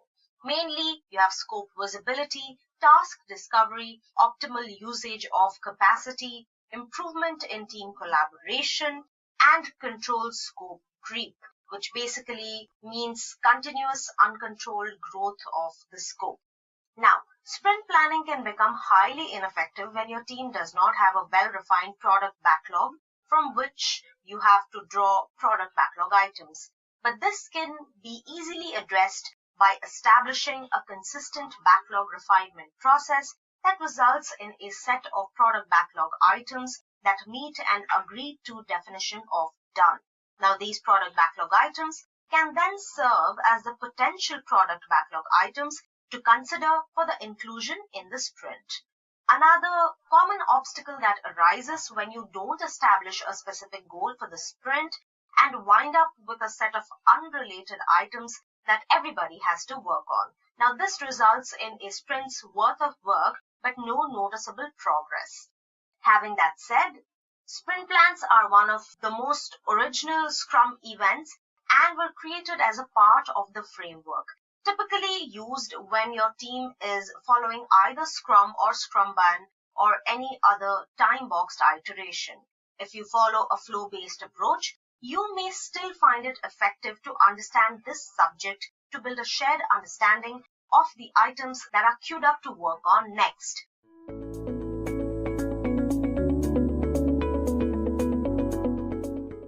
The Scrum framework has 3 roles: product owner, the Scrum Master, and the development team. The product owner basically is responsible for the work the team is supposed to complete if they do it by themselves or they delegate it to others. The main role of a product owner is to motivate the team to achieve the goal and the vision of the project. Next up, we have Scrum Master, the topic of discussion for today. So basically, he's at the center of the Scrum team, coordinating all project activities and linking customers and different teams involved in the project. Last up, we have development team, or sometimes referred to as Scrum team as well. It is a self-organizing and cross-functional team working together to deliver the projects. Though they work based on the instructions given by Scrum Master and the product owner, they do have the freedom to make their own decisions when they're working on the project. So these are the key roles that define the Scrum framework, and Scrum Master is one of them. Sounds interesting, right? Well, he's like a backbone for the entire Scrum process. Let's explore more about the Scrum Master. According to Scrum Alliance, a Scrum Master is a facilitator for the team and the product owner. So rather than manage the team, the Scrum Master works to assist both the Scrum team as well as the product owner. Let me give you a simple analogy.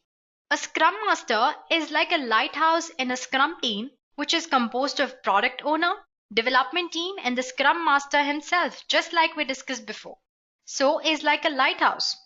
Just like a lighthouse, before his team crashes to a harbor on a stormy weather, he makes sure that he clarifies everyone on how they can properly dock their ship using Scrum. So by that I mean he helps everyone understand Scrum theory, practices, rules, and values. Not only that, as Scrum lighthouse of a company, he also helps people outside the Scrum team understand which of their interactions with the Scrum team are helpful and which can be disadvantageous. So that way, he acts as a backbone for this entire Scrum process, supporting everyone, the product owner, the development team, as well the organization throughout the process. So guys, let's start by discussing what Scrum Master is not. If you ask me, Scrum Master is the most misunderstood role in the entire Scrum process. Here is what a Scrum Master is not. Scrum Master is not the person calling everyone for Scrum teams. It's just not his job. I mean, he will be present in the Scrum meetings. That's what we call a daily Scrum. But you can't just alone make him responsible for the Scrum meeting. It's a meeting which includes everyone, the product owner, the stakeholders, the Scrum Master, as well as the Scrum team. Scrum Master is not responsible for all the problems, Well, I did say that he's like a backbone, but that doesn't mean that he should be held responsible for all the problems that happen when you're working on a product using Scrum. Next up, we have Scrum Master is not responsible for talking to stakeholders. Well, you can't call him an intermediate between the product owner, the development team, and the stakeholders. Product owner also has a part in that. Lastly, Scrum Master is not the boss. He or she is just part of the Scrum team as much as the product owner is.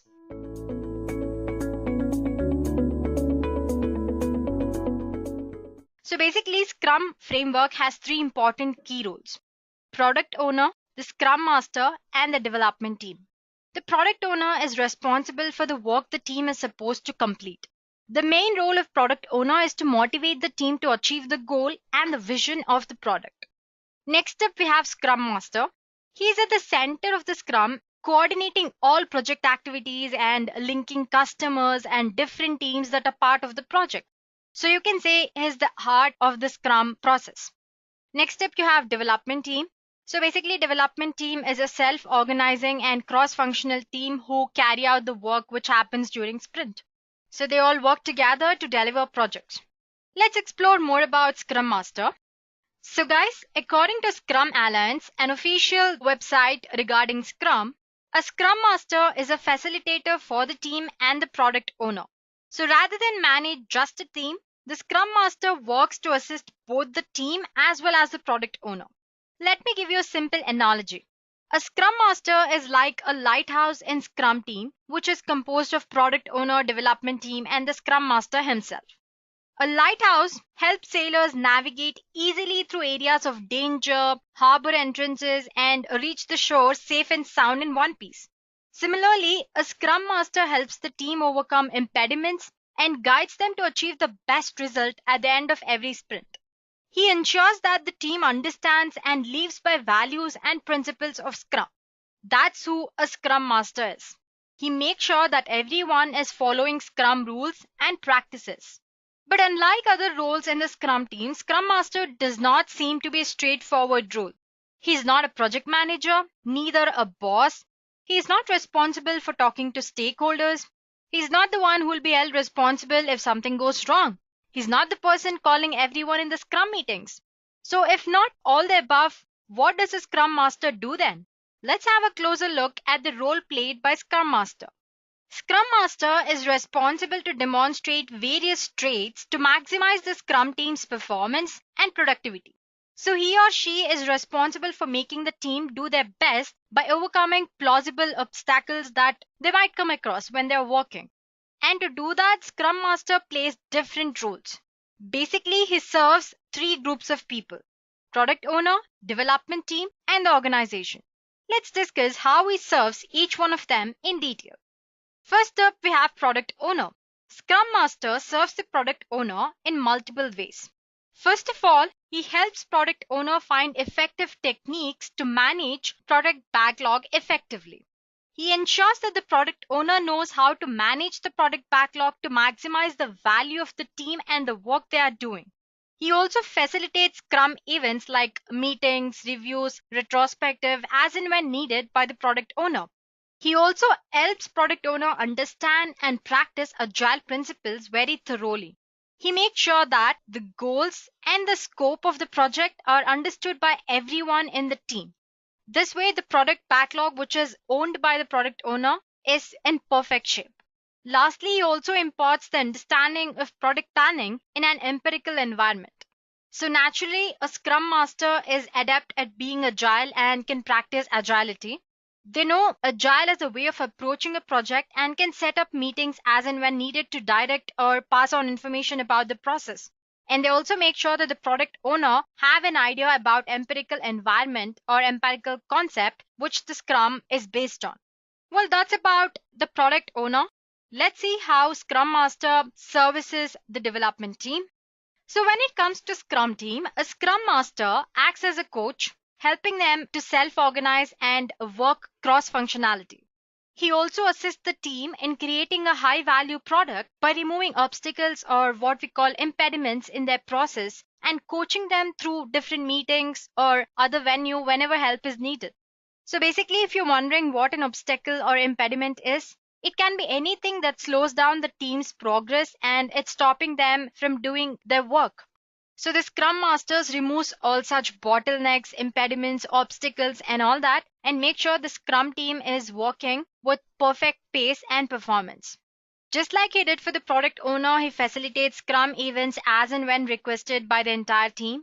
Importantly, he makes sure that the entire team understands and they follow the Scrum values and principles. And sometimes it's quite possible that the organization is really new to Scrum. So the team and the product owner, both of them doesn't know much about Scrum.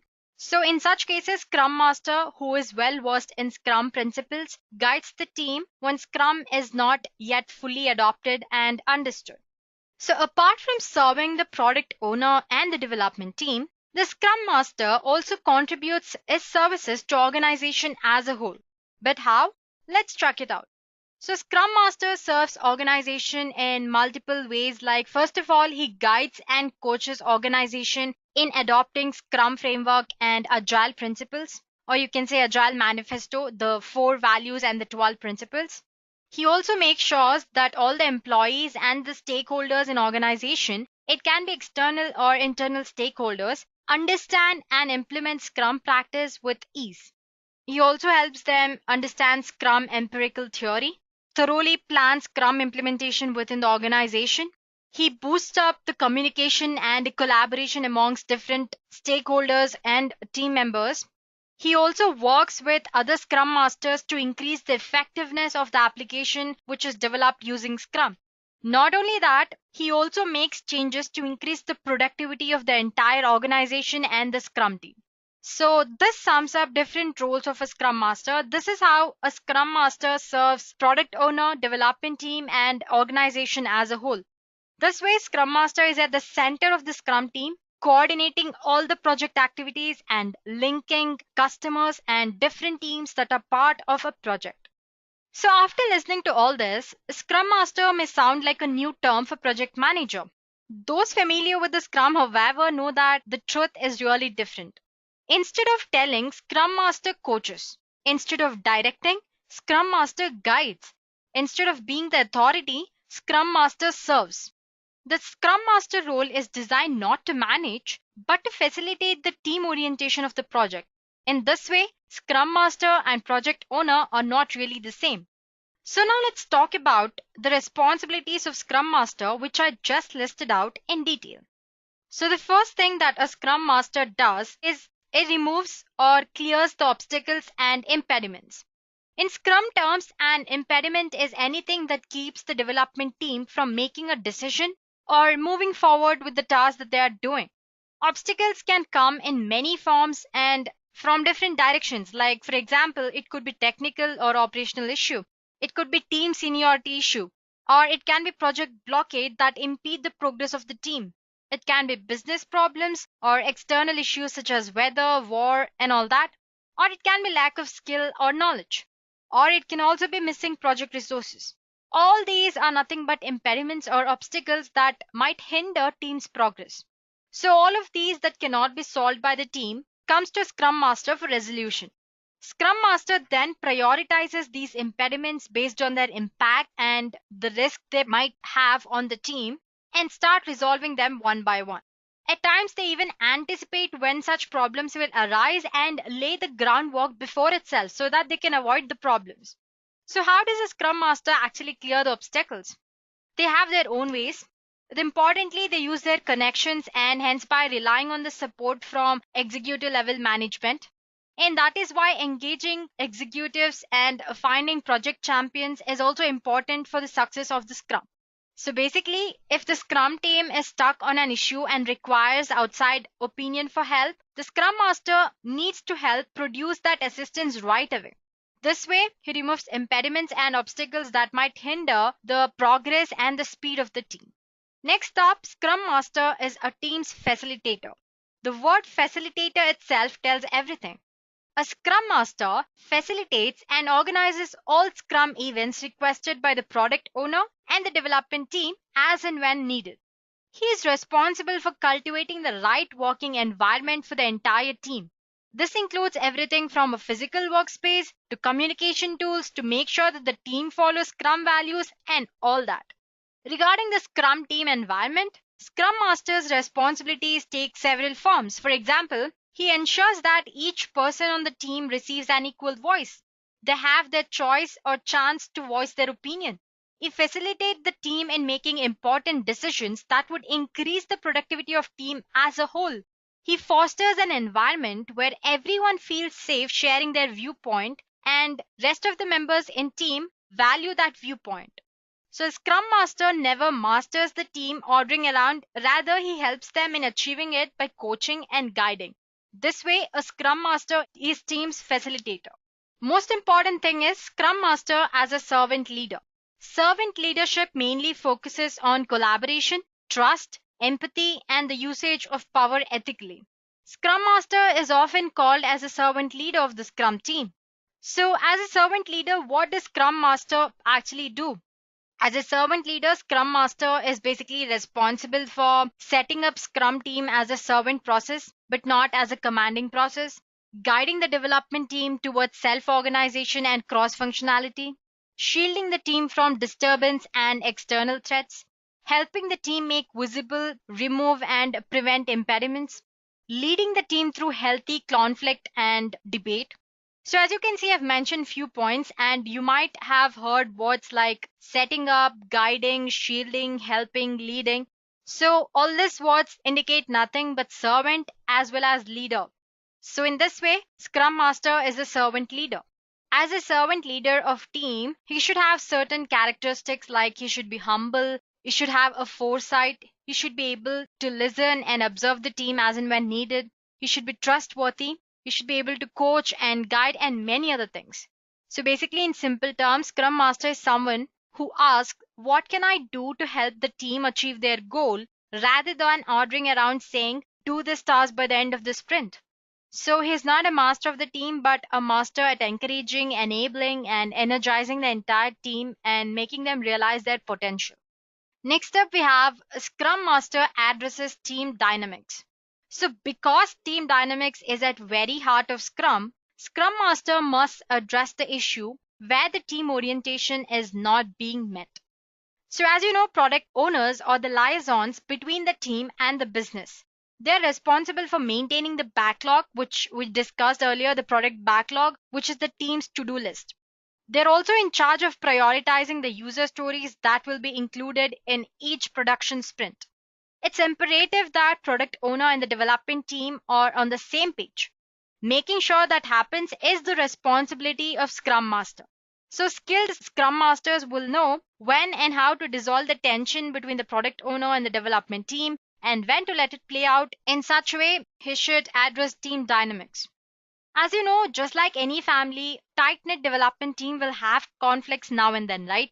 Scrum Masters need to make sure all the members are treated fairly, that decisions are made by team consensus, and that personal conflicts are resolved very easily. So when conflicts continue or become personal, it can actually disrupt the team progress, right? So a good Scrum Master will first try to mediate such a dispute, and then he'll try to find the common ground or the reason for why that's happening. If he fails to do that or if he fails to address the issue, then he might seek external help to resolve any such differences. Next up, we have Scrum Master as an interference shield of the team. Scrum Master is the protector of the team. He helps the team by protecting it from outside interference. And therefore, I just said Scrum Master as interference shield of the team. So often, outside influences will try to control a Scrum team's output and they'll dictate technical design strategies or create unnecessary constraints and many of the troubles. This, of course, negates the whole premise of a self-organized Scrum team, right? It has the word self-organized. So outside decisions shouldn't affect the team.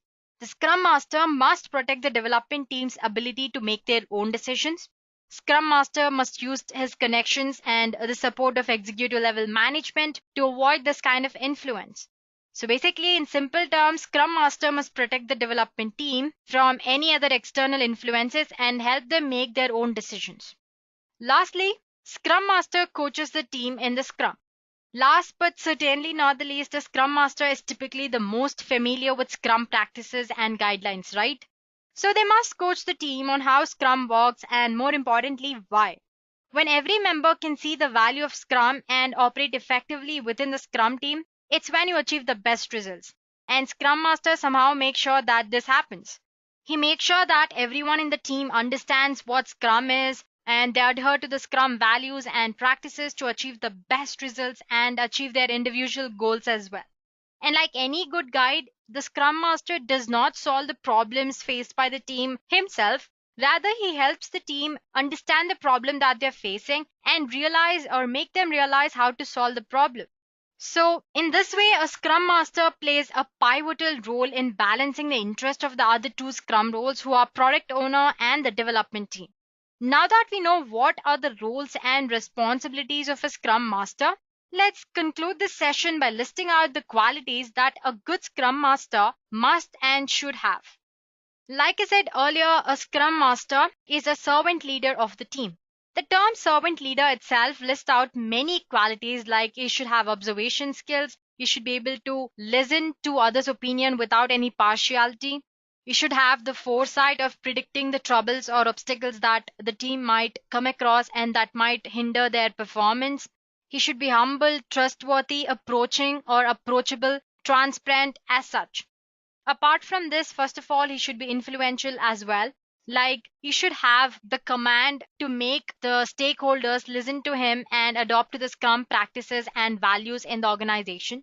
He should be collaborative, which we discussed earlier, as in he should manage the team dynamics. He should help the development team and the product owner to be on the same page and remove any conflicts that arise between them. He should be observant and he should be leader. That way, he's a servant leader of the team. He should be transparent, as in whatever he's doing should be visible to team. He shouldn't do any work secretively in that manner. And lastly, he should be knowledgeable. Out of entire team, he is one person who should be aware of Scrum values and practices. That way, he should be knowledgeable. Because the main aim or the goal of a Scrum Master is to make the Scrum team and the organization and the stakeholders understand what Scrum values and practices are and how to follow them. So he should be knowledgeable as well. So guys, with this, we have reached the end of the session. I hope you've understood what are the roles and responsibilities of a Scrum Master and what does a Scrum Master actually do in a Scrum team.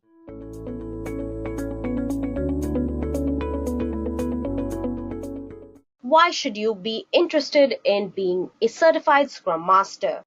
Now, as a person leading the implementation of Scrum methodologies or guiding Scrum teams to software development projects, the Scrum Master's employment and career opportunities increase dramatically by obtaining this certification. Apart from that, they also earn an annual salary between $70,000 to $100,000 per annum.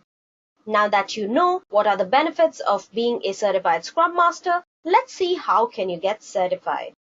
Now, individuals interested in being Scrum Masters must take a 2-day course that costs around $1,000. After completion of the course, the students have 30 to 90 days to take the Scrum Master Accredited Certificate Program, which is a multiple choice question type online examination that you can participate from a location of your choice through your laptop. Upon successful registration, you shall receive your exam access code instantly online. The test has 50 questions that you should attempt within 60 minutes, and to pass the examination and be an accredited certified Scrum Master, you must answer at least 60% of the questions correctly. Now, this should not worry you, as the success rate of this exam is almost 98%. So the overall certification process is the following steps. Attend a 2-day Scrum Master course or seminar. Register online within 30 to 90 days for the Scrum Master Accredited Certificate Program. Upon successful registration, you shall get an exam access code instantly online. Take the online test anywhere, anytime, and answer 50 multiple choice questions in under 60 minutes. And then you will get your lifetime and international valid Scrum Master accredited certification documentation instantly online in a PDF format. Now let's talk a little bit about the CSM exam. Now there are the following topics which are covered in a CSM exam. Scrum roles, history of Scrum and Scrum basics, Scrum artifacts, which are your product backlog, sprint backlog, and increments, sprints, how you come about a sprint, how you plan sprint, how you plan a release, team building, scalability of Scrum, creating tasks, teams, and reporting to the organization. And finally, conducting a meeting. That may be your daily Scrum, your review meetings, or your retrospectives. Now, the exam and certification cost a total of $29, and there are no hidden costs or fees involved in this. Upon successful completion of the course and passing the Scrum Master examination, students are eligible to receive a Scrum Master accredited certification via the Scrum Alliance. The certification serves as a standard that the individual has the expertise required to leverage Agile project management principles in Scrum projects. Now, there are a few important things to note about the course and exam. Now, while the Scrum Master certification exam can be all done online, all applicants must attend the in-class course because the program requires students to interact with each other in a live format. The physical interaction is also necessary for students to learn how to manage projects in a natural environment without any intervention from internet interactivity. So participants should choose a certification program carefully, taking into consideration the reputation of the training institution, the cost and the scheduling, and the number of participants who have passed from previous classes. Edureka offers best-in-class training in Scrum to help you build a solid foundation and pass the exam in the very first attempt that you give. Now, there are many different programs that you can choose in order to become a certified Scrum Master, including working directly with the Scrum Alliance, which provides participants with study materials and organizes training seminars for all the candidates. Now, let's answer a very important question, shall we? Is Scrum training really necessary? And the answer in one word is yes. Now, Scrum training is beneficial to anyone on a Scrum team because it gives them tools they need to immediately accelerate their team building as they master the art and science of incremental delivery. As such, candidates receive training that is geared towards helping them discover the essential roles and practices that define Scrum and are used by numerous successful Agile teams across the globe. Through the training, participants should become well-versed in practical steps that they need to take to form a high-performance team, as well as how to successfully evade the pitfalls that new Agile teams often encounter. Now, the Scrum Master accredited certification are beneficial to employees and employers and freelancers for more or less the same reasons. For employees and freelancers, it serves as proof of competence and boosts their employability and career opportunities, while it helps employers to improve the efficiency of their teams and processes as well as the quality of the deliverables and customer satisfaction. Now that we know everything about Certified Scrum Master training, let's discuss who is the target demographic of the CSM. Now, the Scrum Master training is designed to provide candidates with a strong foundation in Scrum as well as necessary people skills to make it successfully in organizations.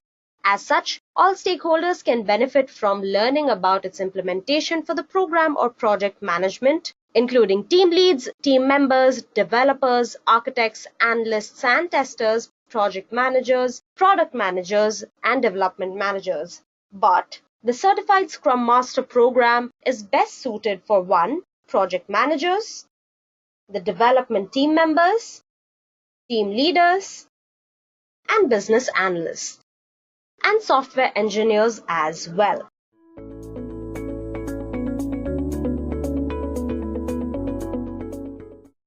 Now, how are Scrum and Kanban the same? Now, both Scrum and Kanban allow for large and complex tasks to be broken down and completed efficiently. Both place a high value on continual improvement, optimization of work, and the processes. And both of them share a very similar focus on highly visible workflow that keeps all the team members in the loop on work in progress and what's to come. Now let's discuss how are both of them different. Now, as alluded to before, there are a number of differences in both of these philosophies, and behind the practical application of Scrum and Kanban. While the individual differences are many, they can be grouped mostly into three buckets: scheduling, iteration, and cadence. Now, Scrum processes place heavy emphasis on schedule. The Scrum team is provided with a prioritized list of story points that need to be completed to deliver a shippable product. The team must decide how many of the points they feel can be completed within one sprint, and anything outside the scope they commit to must wait for the next sprint.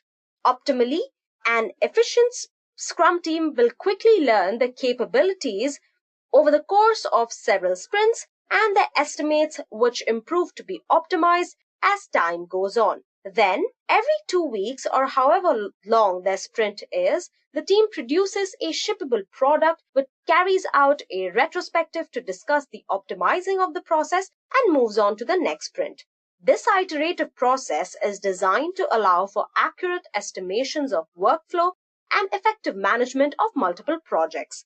On a Kanban team, there are no such required time boxes or iterations. While Kanban method is iterative in nature, the continual improvement is expected to occur in an evolutionary fashion as work is continually completed.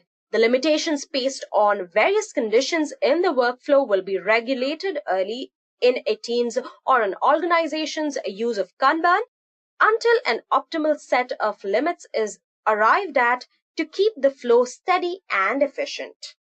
With that, let's move on to something you all have been waiting for: Scrum versus Kanban. In this module, I've listed out 7 key differences between Scrum and Kanban. Now, even though both Scrum and Kanban strive to increase quality along with productivity and bring efficiency to the organization, there are a few differences between how they function. So first of all, roles and responsibilities. Now, in Scrum, every individual has a set role and responsibilities. They're assigned the roles of a Scrum Master, product owner, team members, or stakeholders, where every role has its fixed responsibility and no one ideally should play more than one role at a time. Kanban does not have set roles and it provides complete flexibility in terms of individual responsibilities. In the absence of roles, individuals are assigned work according to the specialization or preference. Next, you have teams and commitment.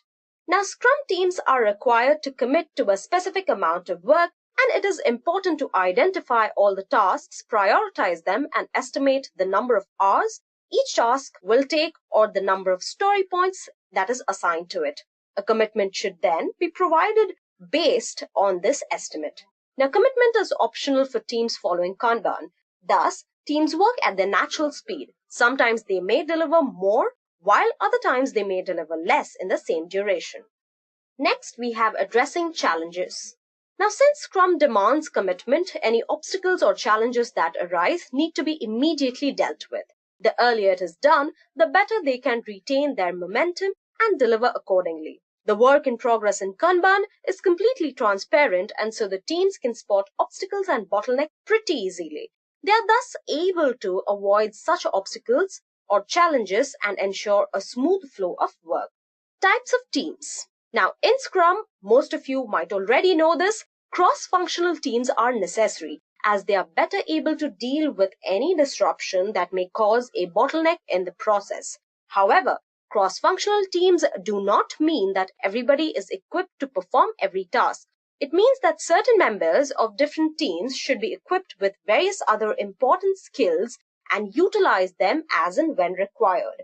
Instead of cross-functional teams, Kanban encourages specialized teams as the workflow is intended to be used by any and all the teams involved in the project. Next, you have focus of the team.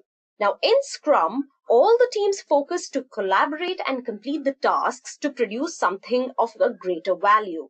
Now, Scrum encourages conducting daily scrums or stand-up meetings to educate every member of each other's responsibilities. They work together and help each other to achieve their team goals. In Kanban, teams strive to achieve goals and reduce the amount of time to complete the entire process.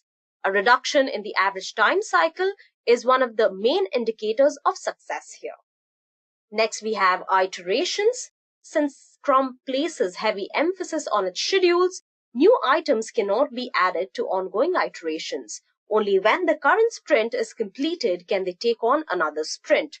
Gradually, teams get adept at estimating and scheduling sprints accordingly.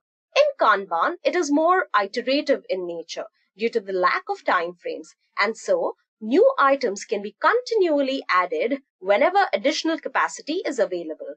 When any task moves from in-progress stage to completed stage, a new task can take its place immediately. Next and finally, we have ownership. Now, a sprint backlog is owned only by one team at a time as Scrum encourages cross-functional teams. Each team has all the necessary skills to successfully complete all the tasks during the sprint. Now, Kanban boards have no ownership. They can be shared by multiple teams as everybody is dedicated to their own relevant tasks. Now, with that, I come to the end of all the 7 key differences. Now, let's discuss which one should you choose. Now, before you reach a conclusion, let me tell you that many large companies have adopted either Scrum or Kanban for project management. Teams in companies like Apple, Google, Amazon are using Scrum, whereas some teams like Pixar, Zara, and Spotify have gone for Kanban. Now, it is clear that both Scrum and Kanban have their merits, and it should be noted that Kanban usually works well with smaller projects, whereas Scrum is much more beneficial for large long-term projects. It depends on the team which framework it believes in and will be best suited for achieving the end goal. It is clear that both Scrum and Kanban have their own merits and demerits. Many Scrum teams use Kanban additionally as a visual process and project management tool. Now, some teams prefer to use only Scrum because of its prescriptive nature, which leads to lesser ambiguity. But there are many that have adopted select principles of Kanban that are useful in adding an extra layer of visibility to their projects. When making a choice, an individual distinction doesn't always have to be an answer. Because in my opinion, both the frameworks are equally awesome and Scrum and Kanban work best hand in hand.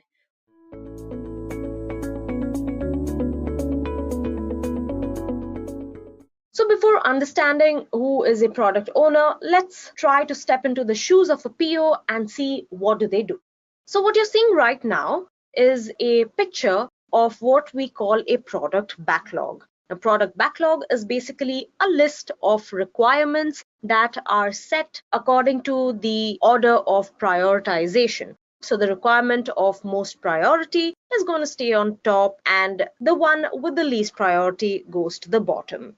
Now, the product owner is the sole person responsible for managing the product backlog. Now, product backlog management includes the following things.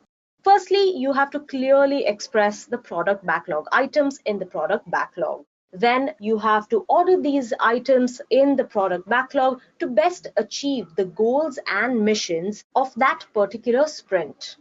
Next, you have to optimize the value of work by the development team and also ensure that the product backlog is visible, transparent, and clear to all.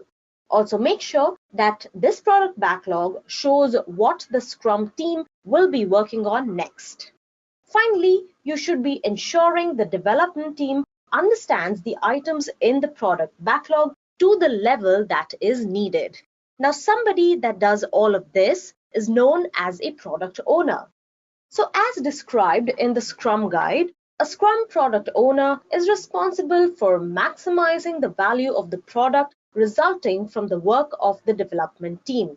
Now, how this is done may vary widely across organizations, Scrum teams, and individuals. Now, the product owner may do all the work that I just mentioned or have the development team do it. However, the product owner solely remains accountable for all the work that I had just mentioned.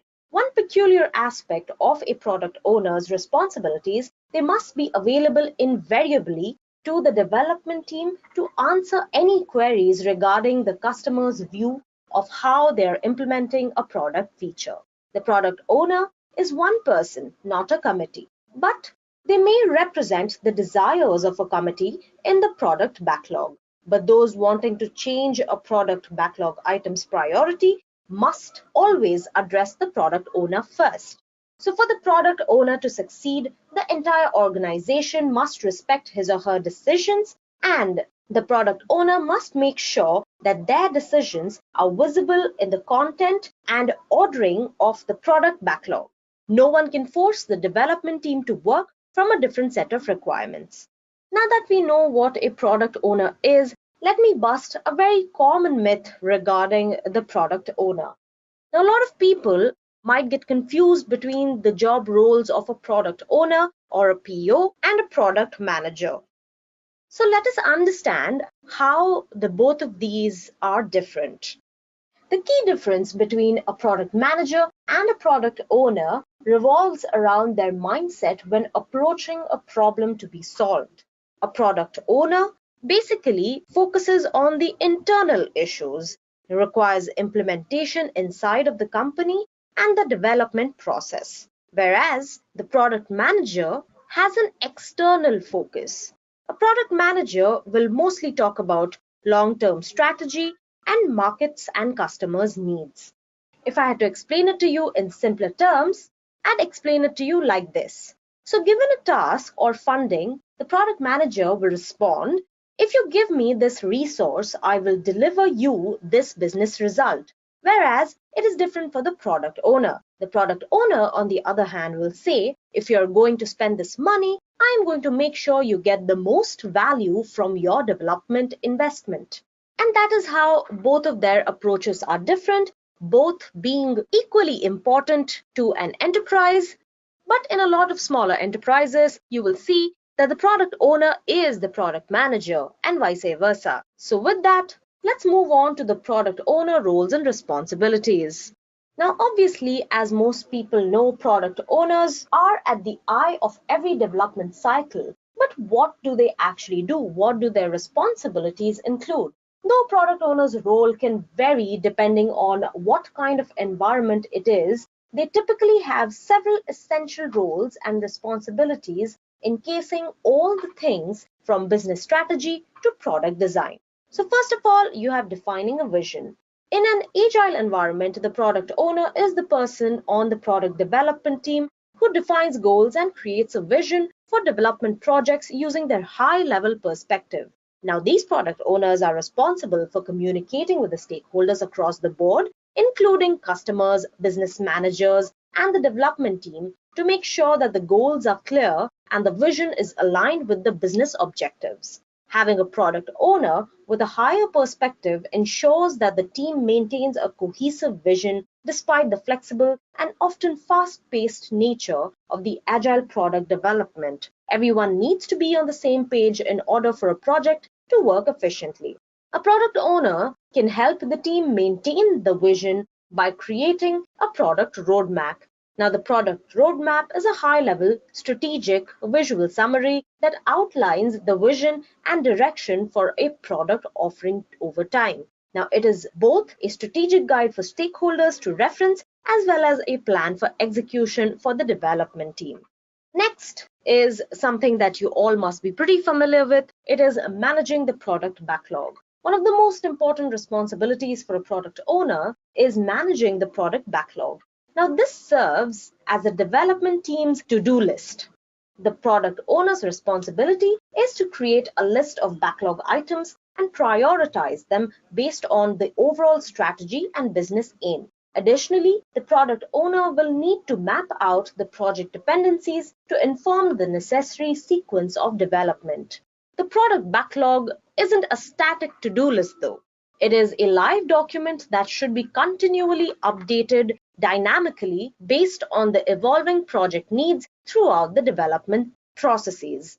Now, because of the product backlog, which changes frequently, the product owner must make the list accessible and available to all the stakeholders, particularly developers, to ensure optimized performance and project outcomes. Next, you have prioritizing requirements or needs. Another key role of the product owner is to prioritize needs in the backlog. Now, in other words, they must juggle the triangle of scope, budget, and time weighing priorities according to the needs and objectives of stakeholders. For example, if the project under development needs to launch within 6 months, that constrains the scope of the project. As the project evolves, the product owner will have to gauge which areas have flexibility and which don't, to determine how and when each iteration and product element shall be developed. Next is overviewing the development stages. With a vision, strategy, and product priorities set, the product owner should spend a significant amount of time overseeing the actual development of the product. They are a key player throughout each event, including the planning, refinement, review, and sprint. During the planning stages, the Agile product owner works with the stakeholders to identify and organize the steps required for the next iteration. They will then meet their team to refine the process, identify areas for improvement, and support the sprint. Now, this is important. The successful product owner will be an expert at understanding and anticipating the client's needs to more effective levels to manage the development process. Their deep market knowledge and communication skills allow them to anticipate problems or needs and address them. Next is acting as a primary liaison. Now, the product owner is also the primary communicator and link between stakeholders and teams. As such, they have to be expert communicators and storytellers, making sure there is a buy-in from stakeholders on all major decisions and strategy and clear instructions and deliverables for the development team. Next is evaluating product progress at each iteration. The product owner is accountable for each stage of the development process and the final product. They take the primary role in inspecting and evaluating product progress through each iteration. The product owner makes the judgment call on the performance, deciding if the team needs to go back to the drawing board or they can move ahead onto the next steps. Finally, you have terminating the sprint. Now, this does not happen very often, but if it has to, it's the product owner's decision to terminate a sprint just in case they run out of resources or there is a high level of ambiguity in the product backlog. Now, getting into a product owner's job role not only requires a thorough understanding of the product, but it will also take into account the analytical and strategic skills. A person who wants to deep dive and become a good product owner needs to understand the market and the stakeholders alike. And he or she should also be able to create a vision and know when to juggle with the items in the product backlog so that the bucket is always prioritized. So in the next section, I'm going to tell you how to be a good product owner. The competence of a product owner definitely has a huge hand if the project is a success. To be a good product owner, you need to have 6 essential skills. A flawless representative. A product owner has to oversee the whole project. But it's practically impossible for somebody to be an expert in each and every aspect of the project. Therefore, a product owner should form an informal and discreet group with a Scrum Master and the different subject matter experts. These experts, with the help of their expertise, can help the product owner become a flawless representative, immensely knowledgeable about the product. Well, if you are the owner of a specific product, then you should know about it inside out. Additionally, you shouldn't only think about the product, but also what is the scope of the same in the market. In doing so, you can get a clear idea regarding what sort of feedback and popularity your product will get. An excellent storyteller. If you want to be an amazing product owner, then you certainly need to know the strategy of simply slicing the user story into the product backlog and conveying it to the developers. Likewise, a standout amongst your most exclusive responsibilities ought to be to figure out what can transform your narrative into a product feature that will in turn have the capacity to entertain the clients. Extremely communicative. Now, you need to be absolutely amazing about speaking and understanding both the customers and the developers' dialects. Thus, neither of the developers nor the clients will feel irritated to converse with you. A brilliant problem solver. Now, you should have the capacity and strength to engage when things get troublesome. You need to collaborate to limit the negative viewpoints as far as possible, and also you must be an excellent arbiter. And finally, the product owner must be an agile individual. Now you should be able to examine, comprehend, and acknowledge the facts that are pointed out by the members of your group. Consequently, you will come up with just the best elements regarding your product. You should have the capacity to control your outrage if any previous unknown impediments or constraints come up suddenly. So these are the 6 skills which will make you a great product owner. These skills can be developed slowly without any formal training. But for dealing with critical processes like software development, you need to have a deep and systematic understanding of many factors. So moving on, let's look at what are the challenges faced by a product owner. As everyone in the agile teams, the product owner also has a few challenges to tackle with. Let's talk about a few of them. First of all is the absence of a product roadmap. Now, in the absence of a product roadmap, you need to be the sole guide of the development team regarding how to proceed with the product. Next is the high-level acceptance criteria, as in the product being approved by the higher authorities in any enterprise. Third is spending too much time dealing with the product support instead of grooming the backlog. And finally, changing priority when the sprint is in progress. Product owners can escape these usual snares by working around the product roadmap, centering on high-value backlog items, defining crisp acceptance criteria, concentrating on grooming quality backlog items, and finally, avoiding disturbing sprints. Now, the role of a product owner is indispensable for Scrum teams. This role can be compared to a deeply rooted tree which has a firm foundation on the product side and provides vision and approach and planned execution on the outer side. The product owners carry the ownership of the product in terms of quality and delivering as per expectations set with the stakeholder. The product owner needs to have an all-inclusive view of the product along with all other factors that make the product successful, which involves understanding business, go-to-market, organizational readiness, and product capabilities. All of these should be collectively managed and coordinated and aligned to drive the product to success and by extension make a successful product owner.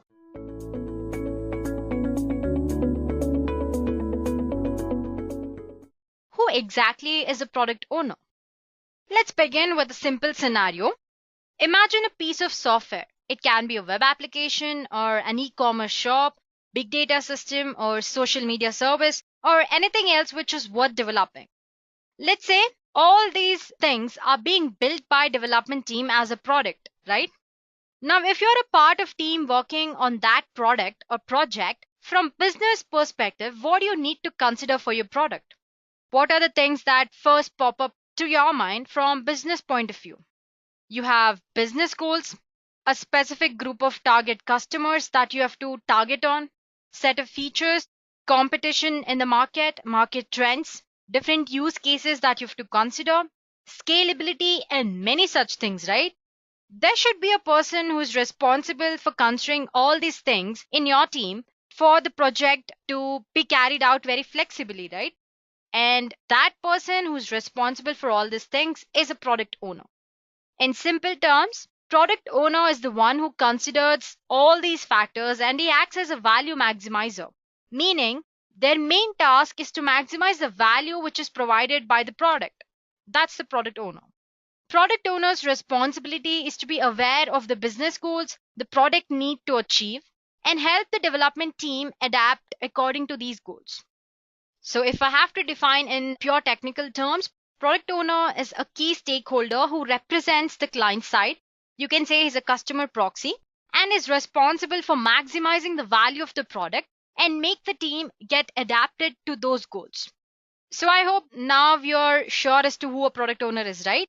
Let's check out what are his roles in brief. So the product owner is the only team member who's responsible for managing the product backlog. Well, if you're wondering what a product backlog is, it's a list of items which is ordered by importance or priority that the development team needs to work on for that particular product. In simple terms, you can call it a to-do list for the team to work on. So product owner is the only person of the team who is responsible for managing and creating this product backlog. The product owner is also ensures that the team is well aware of all the deliverables, both external and internal, and what they need to prioritize. That way, he helps them to achieve the best results. He optimizes the value of work done by the development team. He collaborates with development teams and different stakeholders and acts as an intermediate between them. He ensures visibility, transparency, and clarity in the product backlog for all three members. He also manages team economics and he also ensures transparency, like I said before. So these are certain basic roles or responsibilities of a product owner. Let's get in a little deeper. So the first thing that the product owner does is he manages team economics. Product owner is responsible for ensuring that good economic decisions are continuously being made at three different levels, which is nothing but release, sprint, and product backlog levels. He also grooms the product backlog, like I said before. Product owner, he oversees the grooming of product backlog, which includes creating it, refining, estimating, and prioritizing the backlog items. He might not be personally doing the stuff. He could take help from the development team or he could give that work to somebody else from the team. But in any case, he's the sole person who's responsible for product backlog, irrespective of if he takes help from the development team or any other team member. And he also participates in a lot of meetings. Product owner is a key participant in portfolio, product release, sprint, and planning activities. During each of these meetings, he has a different important role to play. Sometimes he guides, sometimes he listens, sometimes he works along with the development team, and much more. Which brings us to the next point. He collaborates with the development team. Product owner must closely collaborate with the development team on a frequent basis. So the product owner is an engaged, committed, everyday role. Apart from that, he also collaborates with different stakeholders. It can be internal as well as external stakeholders. So product owner is the single voice of entire stakeholder community, internal and external. Now you might be wondering what internal stakeholders are, right? So internal stakeholders can include business system owners, executive management, program management, marketing, sales, and all these people. Wherein external stakeholders can include customers, users, partners, regulatory bodies, and many other people. In order to handle the weight of all these tasks, product owner typically are chosen based on certain traits, or you can say characteristics. Now let's go ahead and take a look at what different features or characteristics a CSPO is expected to have. So the first thing is a product owner should be a superb leader who can bring a vision to the product development team and guide their deliverables. He should be knowledgeable, as in he should be well educated on different stages of development and all about Agile and Scrum practices. He should be an excellent researcher who can discover innovative features in the particular field he's working on and introduce them into his product or into his team's product. On top of that, he should be a quick decision maker who can trust his or her intuition and expertise when deciding on the priority of backlog items. Apart from that, product managers should be clear and efficient communicators who can provide regular feedback to development team and stakeholders. Like I said, one of the most important responsibility of product owner is to collaborate with dev team and stakeholders. So it should be very fluent and efficient in communicating. Another thing is it should be a conflict resolver. It's quite common that when you're working in a team, there will be disagreements and often conflicts break out, right? In such situations, product owner should have this ability to resolve those conflicts in a manner which benefits both the parties. As a product owner, he should have the courage and capability to engage when things get difficult. He should be a person who should be able to guide the team in any situation and monitor any problems that arise. So these are certain characteristics or behavioral traits, or you can say traits that a product owner should have. So guys, at this point, I'm sure you know who a product owner is, what are his roles and responsibilities, and what are the traits or characteristics that a CSPO must and should have. Now it's time to discuss why should you become a certified product owner and how will it benefit your career. First point that I can tell is product owner is an indispensable role in Scrum team. This individual carries the ownership of the product in terms of quality and delivering as per the expectations set with the stakeholders or end users. So from business point of view, the role of product owner is very important and a really challenging one. If such a role appeals to you, then you're ready to become a certified product owner. Apart from that, with Agile quickly becoming the standard practice and Scrum Framework being the most popular and widely followed Agile methodology worldwide, demand for product owners is skyrocketing. It's increasing in a very high rate. So, yeah, that's another reason. So, apart from the very fact that it's an interesting role, with Agile quickly becoming the standard practice and Scrum Framework being the most popular and widely followed Agile methodology worldwide, demand for product owner is skyrocketing.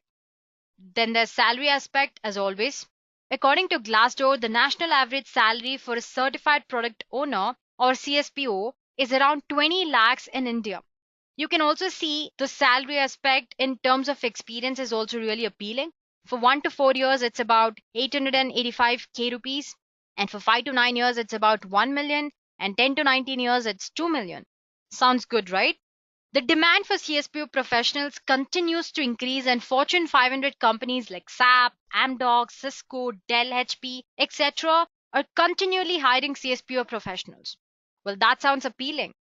So, how do you actually go ahead and become a certified Scrum product owner or CSPO? Guys, the most linear course to becoming a product owner is through certification. The Scrum Alliance offers a certified Scrum product training that helps an individual to create the product vision, order the product backlog, and make sure the best possible job is done to delight and make the customer happy. Having such certification by such accredited or well-known organization on top of real-world experience will place the certified Scrum product owner in a position to expand their career across many industries. As you guys know, Scrum is not just used in software development, it's used in a lot of industries, architecture, and many other places. So, having certified helps you stand ahead of other people. So, how do you actually get started? Before becoming a certified Scrum product owner, you must first familiarize yourself with Scrum. The best way to do that is by reading Agile Manifesto and Scrum Guide, and you can go ahead and watch Scrum Foundation e-learning series where you'll find them in Scrum Alliance website. So yeah, somehow using a lot of resources that are available to you, you can familiarize yourself with Scrum Framework and how the process actually works. Obviously, the next step is to get CSPO certified. It's a initial or entry level certification of a product owner. Scrum Alliance is the accredited body of CSPO, as you guys already know. Now, what are the benefits that you get by getting CSPO certified? Obviously, you can expand your career opportunities across all the industry sectors, adopting agile practices. You can demonstrate the knowledge that you have attained on how to develop and maintain a team to your peers. You can learn the foundation of Scrum and scope of product owner role. You can engage with agile practitioners all across the world through Scrum Alliance account and by improving yourself continuously. So these are certain benefits that you can get by becoming a CSPO. So now that you know the prerequisites, let's quickly go through the roadmap to become a certified Scrum product owner. So it's very simple. First step is you have to attend an in-person 16-hour course which is taught by certified Scrum trainer. After successfully completing the course, you'll be asked to accept the CSPO license agreement. So go ahead, open the mail, check, you might have got a mail, accept it. The third step would be to complete your Scrum Alliance membership profile. Fill up all the details which you must do, and all the asked details, you'll have to fill up them according to the given requirements and all that. After that, unlike CSM, here no test is required to become a CSPO. So directly after you complete your 16-hour course, which is taught by CST, that's Certified Scrum Trainer, you'll get an email. Scrum Alliance will email you the link to download your CSPO certificate.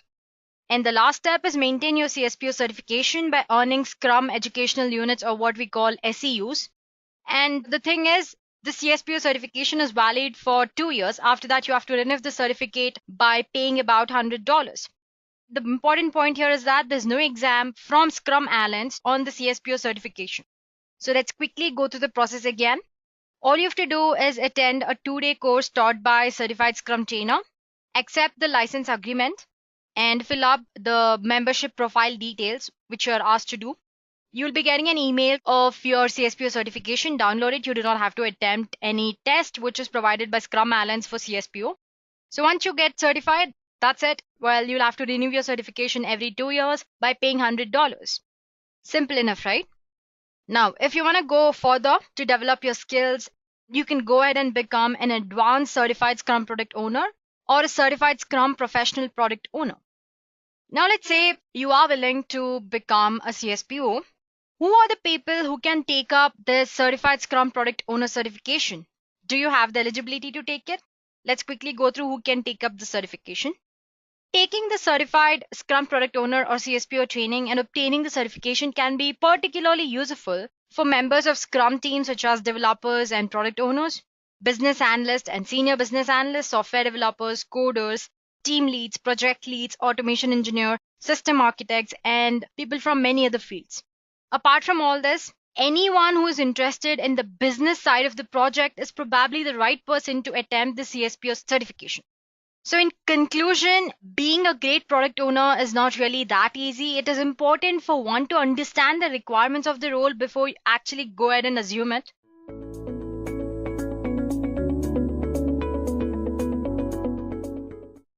Traditionally, most software projects are managed using waterfall model.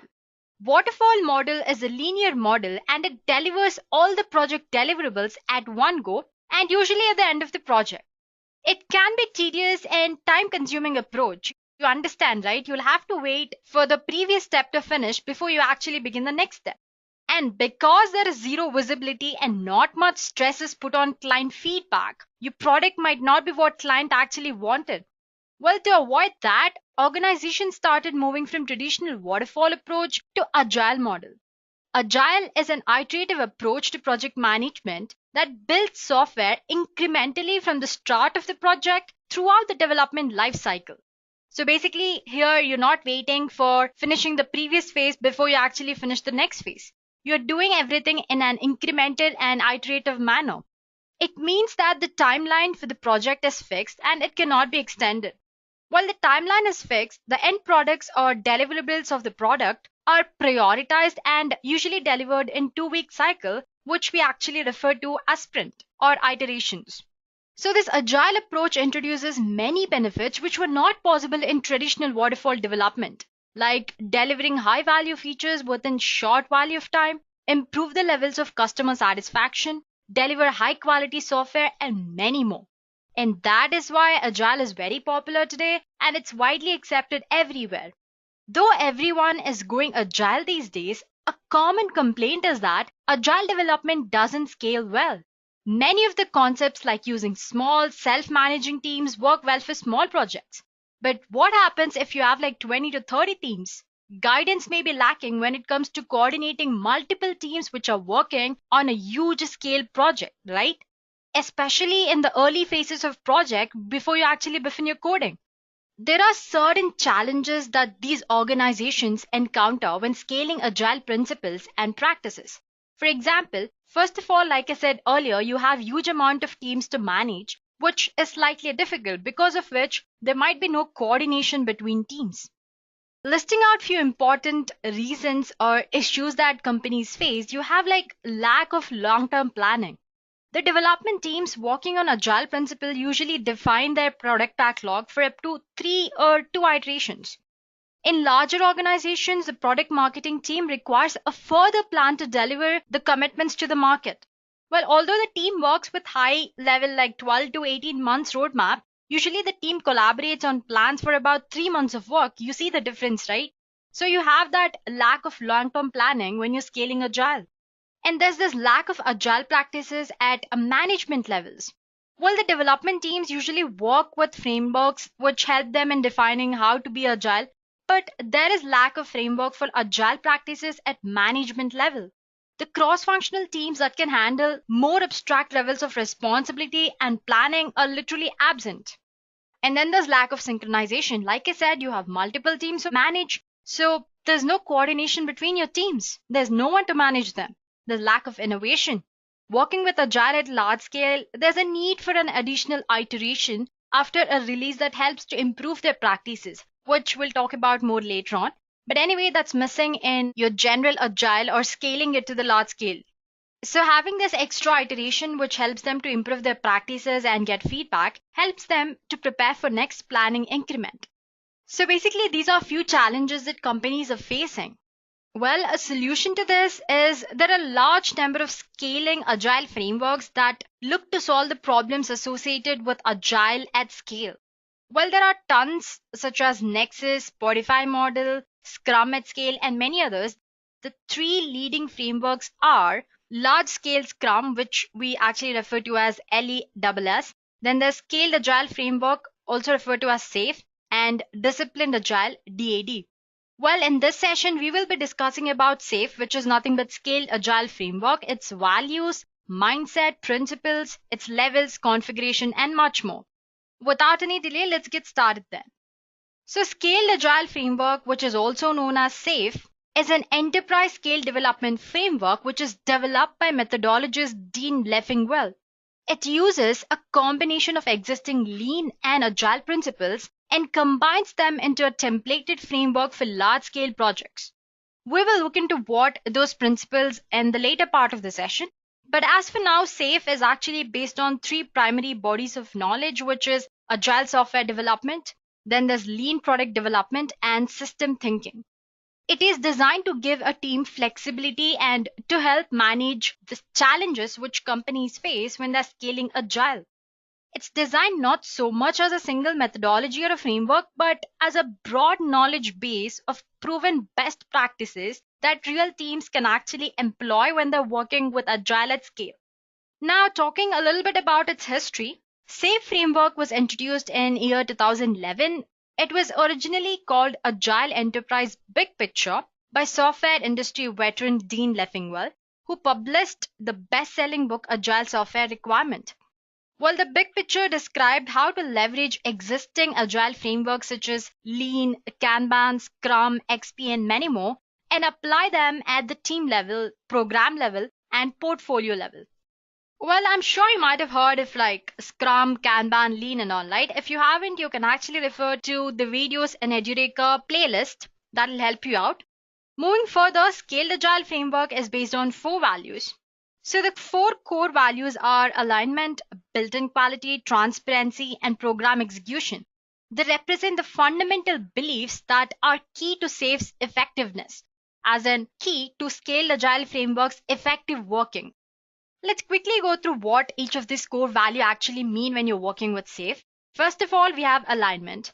So like cars out of alignment, misaligned companies can develop very serious problems. They are hard to steer and they don't respond well to changes in direction. Even if it's clear where everyone's thinking they're headed, the vehicle is unlikely to get them there. That's what happens when your car is not proper, right?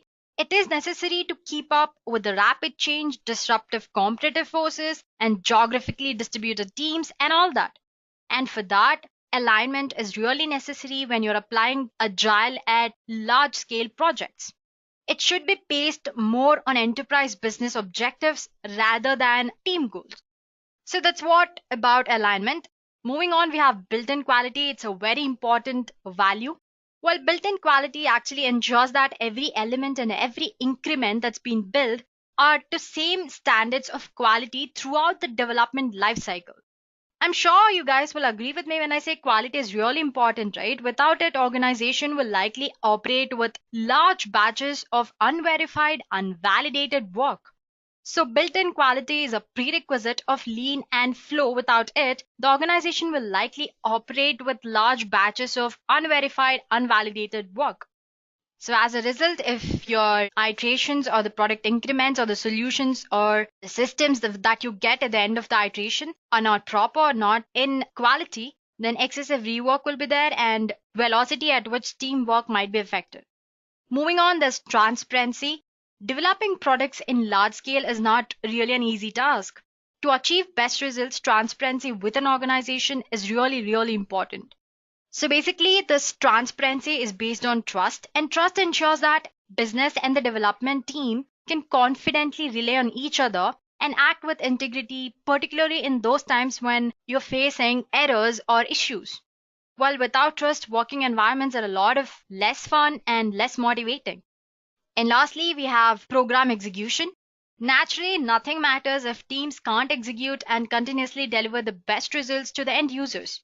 That is why SAFe places an intense focus on working systems and business outcomes. Though the transition to Agile is really common, often teams struggle to deliver more substantial amount of solution value, reliability, and efficiency at the end of every iteration. So program execution is really important. Well, apart from these core values, SAFe is also based on number of immutable underlying lean and agile principles. If I have to number them, well, actually nine. Those are the fundamental tenets, the basic truths, and the economic underpinnings that drive the roles and the practices that make SAFe very effective. Let's quickly go through them. Well, I'm not going to explain each of them because they're easy to understand, and we have a look at it. So, the first thing is to take an economic view, apply system thinking, assume variability and preserve options, build incrementally with fast integrated learning cycles, base milestones on objective evaluation of working systems, visualize and limit work in progress, reduce batch sizes and manage queue length, apply cadence, synchronize with cross domain planning, unlock the intrinsic motivation of knowledge workers, decentralized decision making. I'm sure they're straightforward enough to understand, right? But if you haven't, as we move on, as we understand what SAFe is, its levels and configurations, you will understand each of this point. So let's proceed further. SAFe is prescriptive and it's used to address enterprise at three levels: team, program, and portfolio. But as of now, it has four levels since the introduction of value stream layer between the agile release train and portfolio layer as a part of SAFe 4.0 version. Well, for simplicity, this is initially hidden to newcomers to the SAFe. Anyway, the terms that I might have used here might seem a little uncommon, like agile release train and portfolio level and all that. So don't worry. So what I meant to say here is that it has four levels, which are team, program level, value stream level, and portfolio level. So let's quickly go through each of these levels and see what happens in each of these levels. So the first layer that we have here is team layer. At the team level, the techniques outlined are similar to the ones that you use in Scrum, that is delivering product increment every 2 week sprint cycle. That's what you do, right? You develop product increment at the end of every 2 cycle, which we specifically call sprint in Scrum. But however, teams here can also work in Kanban and Scrumban, or they can be Scrum XP, which is Scrum and Extreme Programming. It contains the rules, artifacts, events, and processes that helps agile teams build and deliver a piece of working product at end of every increment. So let's begin with agile team. The SAFe agile team is a cross-functional group of individuals who are like 5 to 9 people who together have the skills which are necessary to define, build, and test the component and deliver it at the end of every iteration, which is a short time box. So teams are empowered, they're self-organizing and they're self-managing, and they're accountable for delivery of results that meet the customer needs and expectations. Well, in SAFe, agile teams are not standalone units. Instead, they are integral part of agile release train, which we'll talk about later. So they collectively have the responsibility for delivering large value. The teams and the train are inseparable. The whole is greater than the sum of its parts. I'm sure you might have heard of it, right? It goes that way. For now, don't worry about agile release train. Every agile team has about two important roles: product owner and Scrum Master. Like I said, the working here is similar to Scrum. And apart from Scrum, there can be other teams like Kanban, Scrumban, Scrum XP, and many more. So basically, you have product owner. Product owner is member of agile team who serves as a customer proxy, as in a person who is representing customer and is responsible to define and prioritize stories in the team backlog. So what exactly are stories now? Well, stories are a short description of a small piece of feature or a desired functionality in user's language. They're primary artifacts which are used to define system behavior in agile, lean at large enterprises. So basically, using this user stories, product owner, he can streamline the execution of program priorities while maintaining conceptually and technical integrity of features or other components that the team is responsible for. He has quite a good relationship and responsibilities outside the local team as well. For example, working with product management to prepare the product increment planning meeting and all that. Well, as for what product management is, you will get to know about it later. But anyway, remember the key terms here are you have team backlog, which is a list of user stories or user requirements. Then there's product owner, who is responsible for maintaining this team backlog and interacting outside the team with other teams or many other people. Then we have development team, which is a part of agile team, and they're responsible for working together to deliver a product of end of increment. And then we have Scrum Master. I'm sure you've heard of Scrum Master. Well, if you haven't, you can actually refer to the video in Edureka Scrum playlist. There's a separate video on who Scrum Master is and his roles and responsibilities. So basically, Scrum Master is a person, he makes sure that the progress of the team is not hindered by solving the impediments like bottlenecks or any other challenges. He also makes sure that everyone in the team understands Scrum values, principles, and all that. So yeah, that's Scrum Master. Well, this way, entire agile team, which includes our product owner and Scrum Master, work on iteration. So what exactly is iteration? Iteration is a basic building block of agile development. Each iteration is a fixed time box wherein the teams build an incremental element of business or product functionality. Well, it begins with a product owner and development team sitting together and planning as to which part of the team backlog should be worked on and deciding on all that. Then the execution of these user stories begin, and you also have this iteration execution, and Scrum Masters organizes different kind of meetings to make sure that the team is aligned with the work. There's transparency and the team knows what they're doing and all that. So that's where your iteration execution begins. Then you have iteration review, as in once you've delivered the end product, there's iteration review where everyone in the team sit together and discuss how did the iteration go, what did they do, and all that. Then there's also this team demo. Basically, it's used to measure the team's progress by showing working stories to the product owner and other important stakeholders and to get their feedback. So remember that that's called team demo. Apart from review, which is iteration review, you also have team demo. And lastly, it ends with retrospective, which is again where the entire team, the agile team, gathers and discusses what went wrong in the iteration, what improvements they can do, what went right, and all that. And again, the cycle begins and they start executing the next iteration by taking the rest of user stories which are there in the team backlog. Simple enough, right? It's a simple way how Scrum works. You can think of it that way. So guys, I'm sure it might be slightly confusing because you're encountering a set of new keywords here, like you have team demo, iteration review, user stories, team backlog, and all that. Anyway, don't worry, I've listed out the important roles involved, events that occur, and artifacts that are usually used in a team level.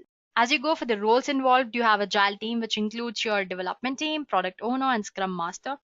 Then you have a lot of events that are occurring, beginning from planning, review, then you have execution meeting, retrospective, then there's team demo, then backlog refinement, which is like where the teams gather in once in a while during the execution to discuss everything.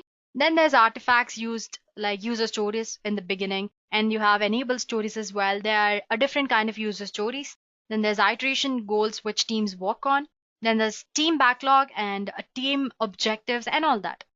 Well, that's all about a team layer. Next up, there's program level. It's almost similar to team level except for the fact that you have more number of people in your team, as in it refers to multiple teams working together under the leadership of the program management team and delivering, and all those teams which work together, they deliver value in the concept of agile release train. So each agile release train has about 5 to 12 agile teams, and they deliver value incrementally in form of program increments, which is of about 8 to 12 weeks. So a program increment is a time box during which agile release train delivers incremental value in form of working, tested software and systems. Well, just like how you have an iteration for agile team, which we discussed earlier, there's a program increment for agile release train. This program increment is usually 8 to 12 weeks long. Generally, program increment is of 4 development iterations and 1 innovation and planning iterations. I'm sure you remember it, right? I was talking about it when we were discussing the issues that companies face when they are scaling agile. That is, they do not have this innovation, as in the extra iteration, which helps the team to level up their methods and strategies. That's what here we call it as innovative and planning iteration. Anyway, moving on. program increments, they provide a development time box about, like we discussed, 8 to 12 weeks that uses cadence and synchronization to facilitate planning, limit your work in progress, provide for aggregation of newsworthy value, and ensure that you have consistent retrospectives and teams are working well. So when I say cadence, it's nothing but the tempo at which team work. So every team is assigned with the tempo or the speed at which they should work with. That's what cadence, and they should work in sync.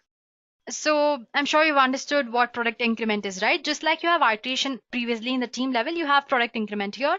And this product increment has about 4 development iterations and 1 innovation and planning iteration. Let's talk more about Agile Release Train. So this Agile Release Train is a long-lived self-organizing team of Agile teams. Basically, in simple terms, it's a team of Agile teams. Along with other stakeholders, this ART, they incrementally plan, develop, and deliver a value to customer, or you can say end user. But why do you think it's named Agile Release Train? Well, the Agile Release Train metaphor is used to communicate several key concepts here. First of all, the train departs the station and it arrives at next destination on reliable schedule, which provides for fixed cadence, that's nothing but the tempo at which teams work with, standard velocity, and the predictable planning. All the cargo, as in the goods, include prototypes, models, software, hardware, documentation, etc. all goes on the train. Then most people who are needed on the train are dedicated full-time, no matter what their functional reporting structure might be. If you want to participate, then you need to be on train. So every Agile team is on train. Apart from Agile team, there are the other people. You will get to know who they are. Moving on, the Agile teams that take the train are usually cross-functional. They're self-organizing entities that can define, build, and test a feature component, which we already discussed earlier. Well, one primary consideration here is size. What should be the size of Agile Release Train? Well, effective Agile Release Train typically consists of about 5 to 125 people. The upper limit is usually based on Dunbar's number, which suggests a limit on number of people with whom one can form effective, stable social relationships. Larger trains can also occur as well, but they face larger challenges. In addition to Agile teams, there are a number of additional key roles that travel in this train to deliver the product. Let's check out the most important ones. First up, you have release train engineer, then there's product management, business owner, system architect. Well, if you remember, we were talking about product management, right? That's where your product owner interacts or has relationship with people outside his local team. That's nothing with product management here. Moving on, let's check out what the responsibilities of each of these roles are. Anyway, first, let's begin with release train engineer.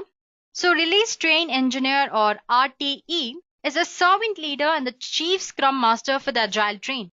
This RTE facilitates optimizing the flow of value through organizing different kind of mechanisms such as program Kanban, then there's inspect and adapt workshops, PI planning, which is nothing but product increment planning, and many other things. He aggregates team objectives and program PI objectives and publish them for visibility and transparency. He encourages the collaboration between all teams, solution architects, engineering, user experience team, especially all the teams. He works with product owners, which we already discussed, product management, and other value stream stakeholders to help ensure strategy and execution alignment. Alignment is really important, like we discussed earlier in the beginning. He tracks impediments and help manage risks and dependencies that the teams might be facing. As a chief scrum master, he coaches, he's a servant leader, he makes sure that everyone understands lean and agile practices and mindsets. That's about release train engineer, or RT. Then there's product management. Lean agile enterprises basically focuses on delivering the right solution to customers with highest quality in short amount of time. That's the focus here. So in a dynamic environment, this requires people with clear content authority to take responsibility for continuously delivering the value, prioritizing it, and validating requirements. So these content authority people work closely with the development teams, and they help in bringing the voice of customer to the developers and the voice of development to the customer. In accordance with a decentralized decision making, which is like the 9th principle, SAFe prescribes a content authority chain that extends through 3 levels. So you have solution management, who is responsible for guiding the solutions that constitute the value stream level, which is the next level that we're going to discuss. Then there's product management, which we're discussing now, is responsible for program vision and program backlog. Finally, we have product owners, which we already discussed. They make fast local content decisions on behalf of agile teams, like we discussed in team level. So these are the three levels or three level hierarchy which you can find in content authority. Let me go through it again. You have solution management at value stream level, you have product management in this level, and then there's product owner in the team level. So in contest to single agile release train, what does product manager do? First of all, he understands customer needs and he participates in validation of the proposed solutions. He has the responsibility to understand and support portfolio work. He develops and communicates the program vision to the development teams and then defines the roadmap that they should follow to deliver the value. He manages the flow of work through programs like program Kanban and properly developing the program backlog and many other things. He also participates in PI meetings and inspect and adapt workshops and many other things. So these are the basic responsibilities that you should be aware of. Apart from that, he also has many other things to do. Well, if you want to know more, you can actually refer to the official guide of Scaled Agile Framework. So guys, next up we have System Architect. So the SAFE or Scaled Agile Framework architects or engineers are individuals and teams who have the technical responsibility for the overall architecture and the engineering design of the system. Well, some of their core responsibilities include they participate in planning along with product owners and product management and high level design of solution, and they explore solution alternatives and many other things. They define systems and subsystems and their interfaces, everything about engineering and architecture work. They allocate responsibilities to their subsystems. They understand solution development and they communicate requirement with other teams as and when needed. They work with customers, stakeholders, and suppliers to establish high level solution intent. They operate within the economic framework to validate the economic impact of decisions that they make. And lastly, we have business owners. Business owners are a critical group of about 3 to 5 stakeholders who have the shared responsibility of governance, efficacy, and return of investment responsibility for the value which is delivered by a specific agile release train. So let me make it more simple. For each train, this a business owner is fulfilled by people who are best suited for the responsibilities. They play a key and active role in helping the train deliver their value.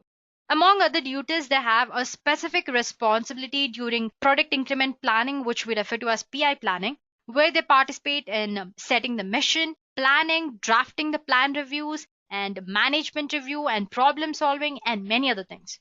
They assign business value to this PI objectives and finally approve the PI plan. But the good thing is they don't disappear after planning.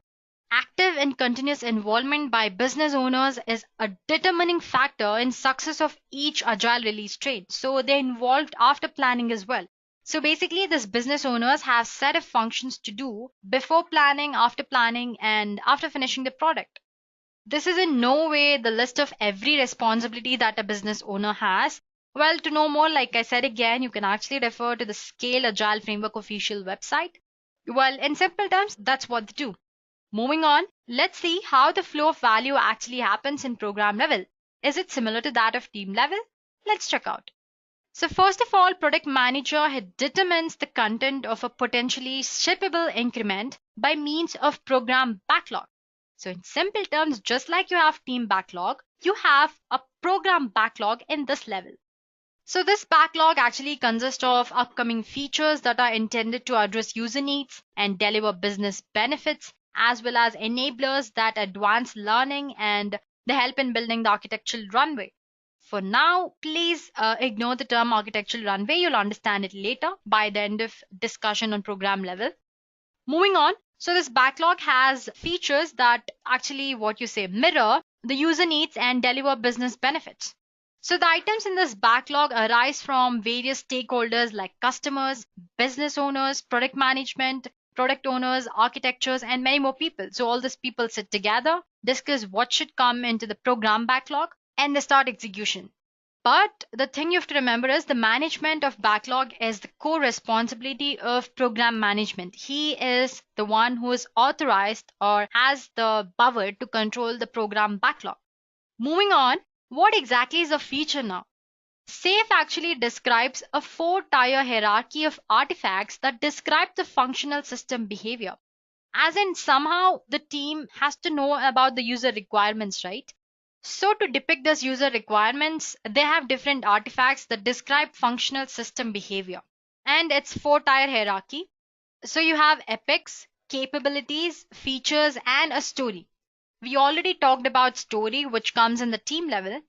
Well, in this level, we have feature, and in the next level, you have capabilities, and lastly, in the portfolio level, you have something called epics. And in parallel to all this, you also have something called enablers. Well, all these artifacts, which is epics, capabilities, features, stories, they're all used to describe functional system behavior or user requirements.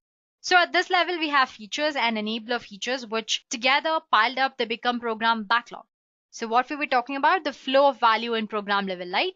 You have the product management or the product manager who is responsible for managing the program backlog. And just like in iteration, here you have program increment. So the product increment starts with product increment planning, or which in simple terms we refer to as PI planning, a cadence based face to face planning aligning all the teams on the ART to their mission. So then the teams after this plan, then they break up to discuss what they can do within their group while aligning with other teams. They basically plan and discuss a number of sprints ahead on further level, unlike Scrum does, where Scrum actually only plans on one sprint ahead, right? So that's the difference. The commitments of the teams and the dependencies between all these teams are mapped on a program board so that there's a transparency, which is very important and the key value which SAFe actually works on. So the release train engineer, whom we discussed about earlier, the chief Scrum Master, he typically facilitates a different kind of meetings like Scrum of Scrum, where you have all the Scrum Masters of different agile teams coming and talking about what values they have incurred in the people and what more they can do, what impediments they're facing, how can they solve that, and all that. Apart from that, there's also PO sync, which is nothing but product owner synchronization, which is another meeting for all kind of product owners from all agile teams. So this PO synchronization is usually the meeting that's held for product owners and product manager, and it usually occurs like weekly or more frequently whenever required. So we began with planning. After that, the teams break up and start executing at their own level. Then there's a release train engineer who organizes different meetings to keep track of the progress. And actually, once the teams start executing, once they're done, they have something called work system demo, which is organized. So demonstration of the subject system, which is being built by ART. That's what system demo is all about.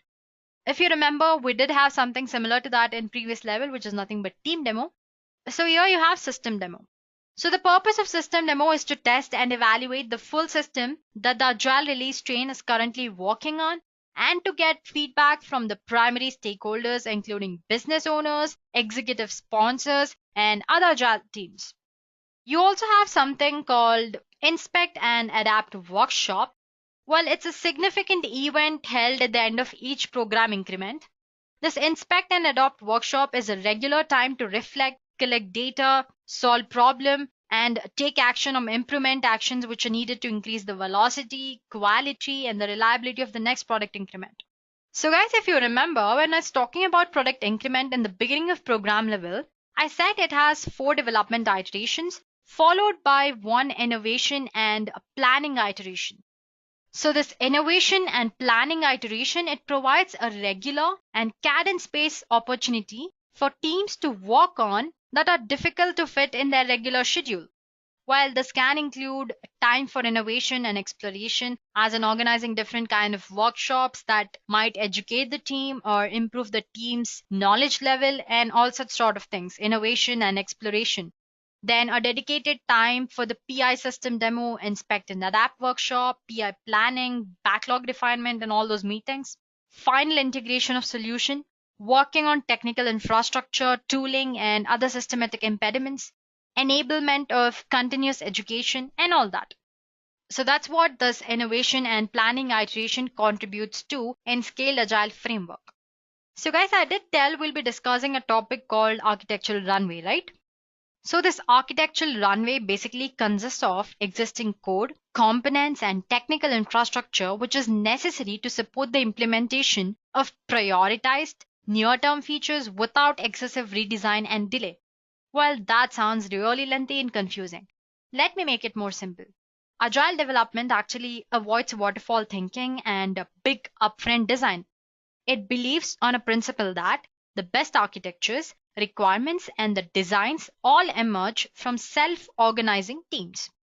It follows the practice of emergent design, as in the agile architectural evolutionary process of discovering and extending the design only as necessary to implement and validate the next increment.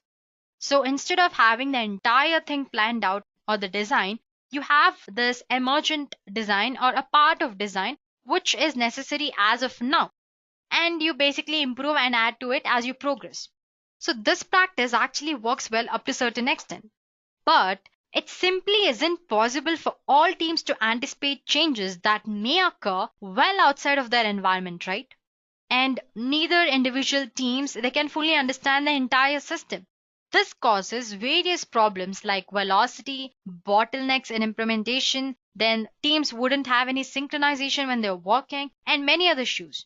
For all these reasons, teams actually need an intentional architecture, which is a set of purposeful, planned architecture initiative that enhance solution design, performance, and usability and provide guidance for these cross-functional teams and implement synchronization. So that's what architectural runway is all about. Well, I hope that makes it clear. Next up, we have a value stream level. This value stream layer was introduced between the ART, which is nothing but Agile Release Train, and portfolio layers as part of SAFe 4.0. It's intended for builders of large and complex solutions that typically require multiple ARTs as well as contribution of suppliers. So a value stream level is optional, and the primary purpose of this level is to apply lean agile approaches to define, build, and deploy really large mission critical solutions.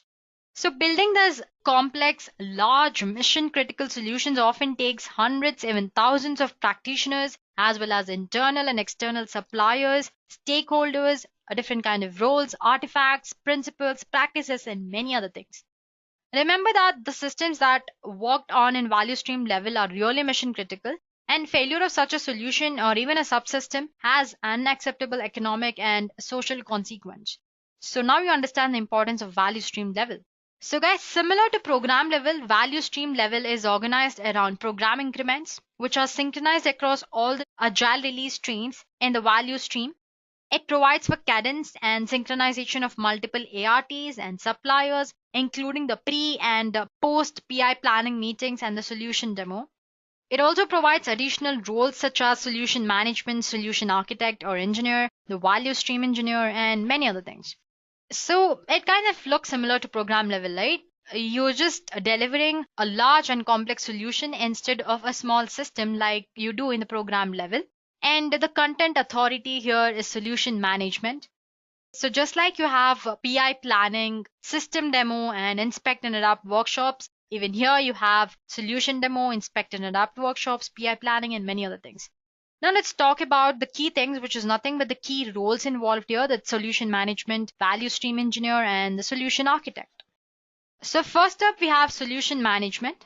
So like I said earlier, he's the content authority in this level. Solution management, he represents the customer's needs as well as the strategic themes of portfolio vision, which we will discuss in the portfolio level, which is the next one. So the solution management that work with different ARTs, product management to define capabilities and decompose them into features. They're responsible for value stream backlog and its prioritization. They're also responsible for creation of an economic framework to govern the decision making process for ARTs and agile teams which come under ARTs. Next up, you have value stream engineer. The value stream engineer is the servant leader of the value stream. He is responsible for seeing that the value stream is running smoothly and all the bottlenecks are identified whenever they happen and are resolved across the entire value stream. He facilitates value stream level meetings and he monitors the value stream Kanban, just like program Kanban, where the product management manages it, and the value stream health via its metrics. You have solution architect. Like we discussed again, the architect and engineering teams are cross-discipline teams that truly take a system view on solution development. At previous level, we have system architect. At this level, we have solution architect. They align the value stream and the agile release train to a common technological and architectural vision of solution under development. They participate in defining the system, subsystems, they validate the technology assumptions and other alternatives that can make the solution way much better. They support solution development through providing, communicating, and evolving the larger technologies and architectural view of the solution. Well, that's all about value stream level. Lastly, we have portfolio level. So portfolio level is the highest level in SAFe. The keyword here is it offers different constructs like principles, practices, and roles organizing the lean agile enterprise around flow of value via one or more value streams. So this portfolio level, it also provides the basic budget and other governance mechanisms that are really necessary to ensure that the investment in the value stream provides the required return. So the primary element of portfolio or value streams, which can be one or more, and each of which provides funding for the people and other resources necessary to build the solution that deliver the value. So guys, moving on, the portfolio has like bidirectional connection to the business or the enterprise. The first way is to provide the strategic themes which guide the portfolio to larger and ever-changing business objectives. So these strategic themes, they connect the portfolio to evolving enterprise business strategy. They provide business context for decision making within the portfolio, and they affect the investments and value stream and the serve as inputs to portfolio, solution, and program backlogs, and many other things. So the main thing is the strategic themes are not just created by the business in isolation. Rather, key portfolio stakeholders also participate in the process, which brings us to the next connection. The second direction provides a constant flow of feedback from the portfolio back to the enterprise stakeholders. This includes value stream key performance indicators, qualitative assessments of current status of the portfolio solutions for market purpose, along with any strengths, weakness, opportunities, and threats that are present at portfolio level. So the first is about strategic themes that guide the portfolio to ever-changing business objectives. Next is about constant feedback from the portfolio back to stakeholders using different kind of metrics. So guys, with this we have completed discussing the 4 important levels. This way, Scaled Agile Framework through these 4 levels acts as an interactive knowledge base for implementing agile practices at enterprise scale. So the SAFe has 4 flavors of SAFe configurations. So let's talk about these 4 configurations of SAFe. SAFe supports full range of development environment with 4 various configurations. First up, we have Essential SAFe. So the Essential SAFe configuration is basically at the heart of the framework and is the simplest starting point for implementing SAFe. It's the basic building block for all other SAFe configurations, and it describes the most critical elements that are required to make use of majority of SAFe framework's benefits. Well, in simple terms, it consists of team level and program level of SAFe. Next up, we have something called Large Solution SAFe. So this configuration is basically for developing the largest and the most complex solutions that typically require multiple agile release trains, but they do not require portfolio level considerations. While commonly these are used in industries like aerospace, defense, automotive, etc., it consists of team level, program, and a large solution level is nothing but a value stream level. So the solution level helps enterprises that face the biggest challenges like building large-scale, multidisciplinary software, hardware, and complex IT systems. Well, it all says in the name itself, large solution SAFe. Next up, there's portfolio SAFe. Portfolio configuration helps to align portfolio execution to enterprise strategy, and it provides the basic constructs for organizing the lean agile enterprise around the flow of value. There are many key concepts that come under portfolio SAFe. There's this lean agile budgeting, which empowers decision making, Kanban system, which provides portfolio visibility and work in progress limits, enterprise architecture, which guides larger technological decisions and all that. And you also have objective metrics which support governance and improvement as well. The flow of value is determined via epics, which we discussed earlier, right? I told you there's this 4 level hierarchy of representing user requirements, which is epics, capabilities, and you have features, and lastly, we have stories. So epics come in this configuration. It consists of team level, program level, and portfolio level.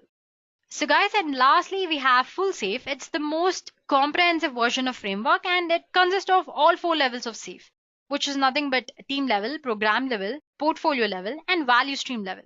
So full safe supports enterprises that build and maintain really large integrated solutions that require hundreds of people or more and includes all levels of safe. So at times in largest enterprises, multiple instances of various safe configurations may be required to function and deliver the product. So that's all about the configurations of SAFe, guys. In simple terms, the Scale Agile framework or SAFe is designed not as much as a single framework, but as a broad knowledge base of proven best practices that teams have to use or have used to deliver successful software products. It has its own plus points as well as negative points. So let's end the session by discussing the advantages and disadvantages of Scaled Agile framework. Let's begin with advantages. First of all, it helps teams maintain alignment with business goals and achieve greater transparency. It helps cross-functional teams collaborate more effectively and in an easy manner. It helps team works in cadence and with synchronization. It's highly suitable for large and complex organizations who are working on large and complex projects. It puts more emphasis on people over technology. And you have to remember it's because of this very reason that SAFe has become very popular and a lot of organizations are trusting to use SAFe. So basically, it offers the opportunity to tap into relatively lightweight framework that creates efficiency in software development while maintaining the centralized decision making necessary at enterprise level. So guys, although SAFe brings many benefits to table, it also comes with its own set of drawbacks. For instance, many teams find that Scale Agile Framework or SAFe, it takes too much of a top-down approach. So what do I mean when I say top-down approach? Well, top-down approach starts with big picture. It breaks down from there into smaller segments. Moving on, it really emphasizes the use of its particular practices and rules without leaving much room for customization on part of organization. Well, apart from these two disadvantages, we also have two more. Additional layers of oversight, administration, and coordination that SAFe provides make it resemble more of a waterfall approach, which the many teams are trying to leave behind. Methodologies like Scrum give you more freedom to developers to identify and solve problems which arise due to sprint cadence, dependencies, and all that. But SAFe calls for administration roles to oversee all these issues. It takes away freedom from the developers, harkening back to waterfall environment. Well, this can slow down the processes and it limits flexibility compared to what agile development is all about. Finally, the fact that SAFe emphasizes the big picture can often lead to longer planning cycles and more fixed roles within development cycles. Both of these points, which is nothing but longer planning cycles and more fixed roles within development cycle, they go against the idea of delivering in short sprints to get new software to market at faster rate, which is again a disadvantage. So, like any other framework, SAFe has its plus points and negative points. Usually in the end, it actually depends to organization and its requirements to choose the best framework that suits their requirements. So guys, SAFe is the most popular among enterprise organizations as many of its facets focus on eliminating the common challenges that teams usually face when they're scaling agile.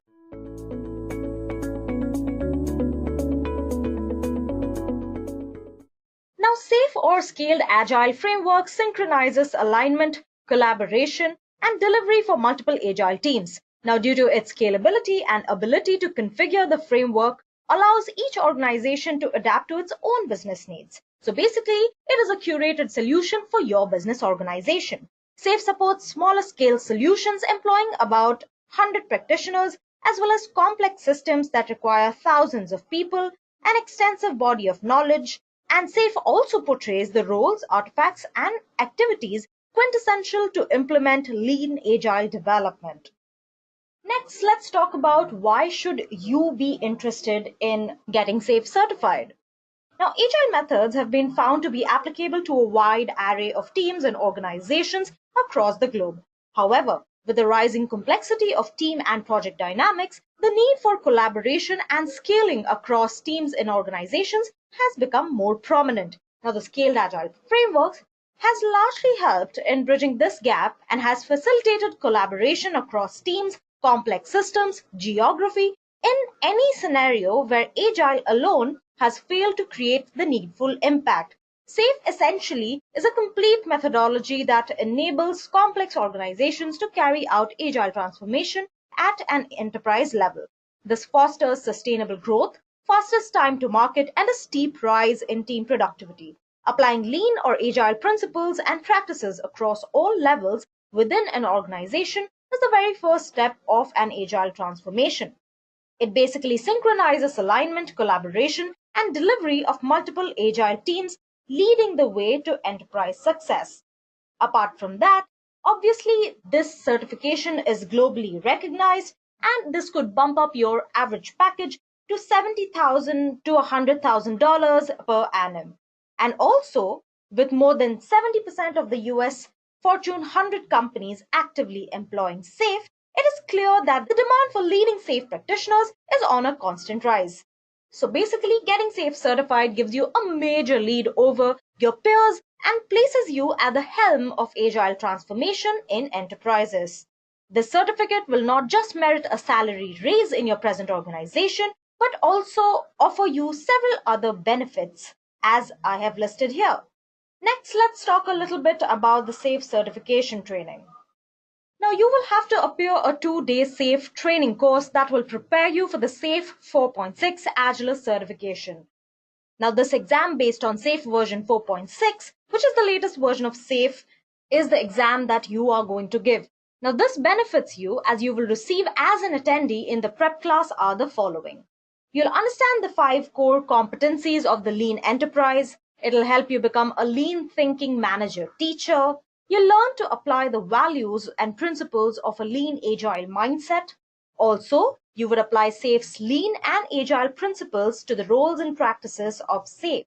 Not just that, you'll be creating high-performing teams and trains by establishing mission and purpose. With this, you shall lead the transformation with the SAFE implementation roadmap. You'll also support PI planning and the events associated with successful program execution. You shall drive release on demand with the continuous delivery pipeline. Finally, you'll learn to establish alignment and execution with strategic themes and lean portfolio management and coordinate multiple agile release trains and suppliers with a solution train. Now, this is a 2-day SAFE preparation course, usually from time 8:30 a.m. to 5 p.m. and there are 2 formats of receiving the training. One is the live instructor-led SAFE bootcamp at training facilities, and the second is in-house if there are 10 or more employees from an enterprise seeking SAFE training. Now, this preparation course, attendees will gain the knowledge to essential to lead a lean enterprise by leveraging Scaled Agile Framework and its underlying principles. These principles are derived from lean agile product development flow and DevOps. The training discusses the 5 core competencies needed for your organization to become a lean enterprise, and you as an attendee will also learn and practice skills for supporting and executing planning events and coordinating multiple agile release trains. It will develop a skill set in you that is in demand worldwide and empower your enterprise to succeed at a disruptive marketplace. Now, attendees that take up the SAFE exam prep class are going to be entailed to the following. 1. The instructor-led course. 2nd, preparation and eligibility to take the SAFE for Agilist exam. 3rd, guaranteed to run on the dates listed. And finally, a print copy of the attendee workbook. You will also get a 1-year membership to the SAFE community platform, a course certificate of completion, 15 PDU hours that may be applied toward continuing education requirements for PMP, PGMP, PMI RMP, and PMI ACP certifications, and you have 1 exam attempt which is included with the purchase of the course. Next, let's look at a few exam details. Now, the details of the exam are as follows. The name of the exam is SAFE for Agilist exam. You will have to solve multiple choice question, which are web-based, single browser, closed book, and no outside assistance is provided to you, as well as it is a timed paper. Candidates can access the exam within the SAFE community platform upon completion of the leading SAFE course. Now, this exam is going to be of 90 minutes with 45 questions to attend, and your passing score out of 45 will be 75% or 34 questions. Now, let's look at a few prerequisites. Now, everybody is welcome to attend this course regardless of experience. However, there are a few prerequisites which are highly recommended for those who intend to take the SAFE for Agilist certification examination. One of them is 5 years of experience in software development, testing, business analysis, product or project management, and some experience in a Scrum environment, which could be as less as 1 to 3 years as well. Now, who can take up this exam? Now, this course is intended for individuals who wish to get their SAFE for Agilist certification. However, this course can be taken by anybody who wants to earn the knowledge on how to lead lean agile enterprises. From practitioners to executives, all will benefit from learning to become a more developed lean agile leader. Everyone who aspires to work in an organization can take up this training. From team leads to project managers to product managers, development managers, and project managers to architects, analysis, and testers, anybody can take up this certification. But a few groups in the target demographic are 1. Project managers, 2. Development team members, team leaders, business analysts, and software engineers. Now, the bottom line, Scale Agile Framework is created to cater to larger enterprises with larger solutions. By being SAFE certified, you can aid organizations of a certain size by making it possible for them to take a more agile approach to software development and delivery.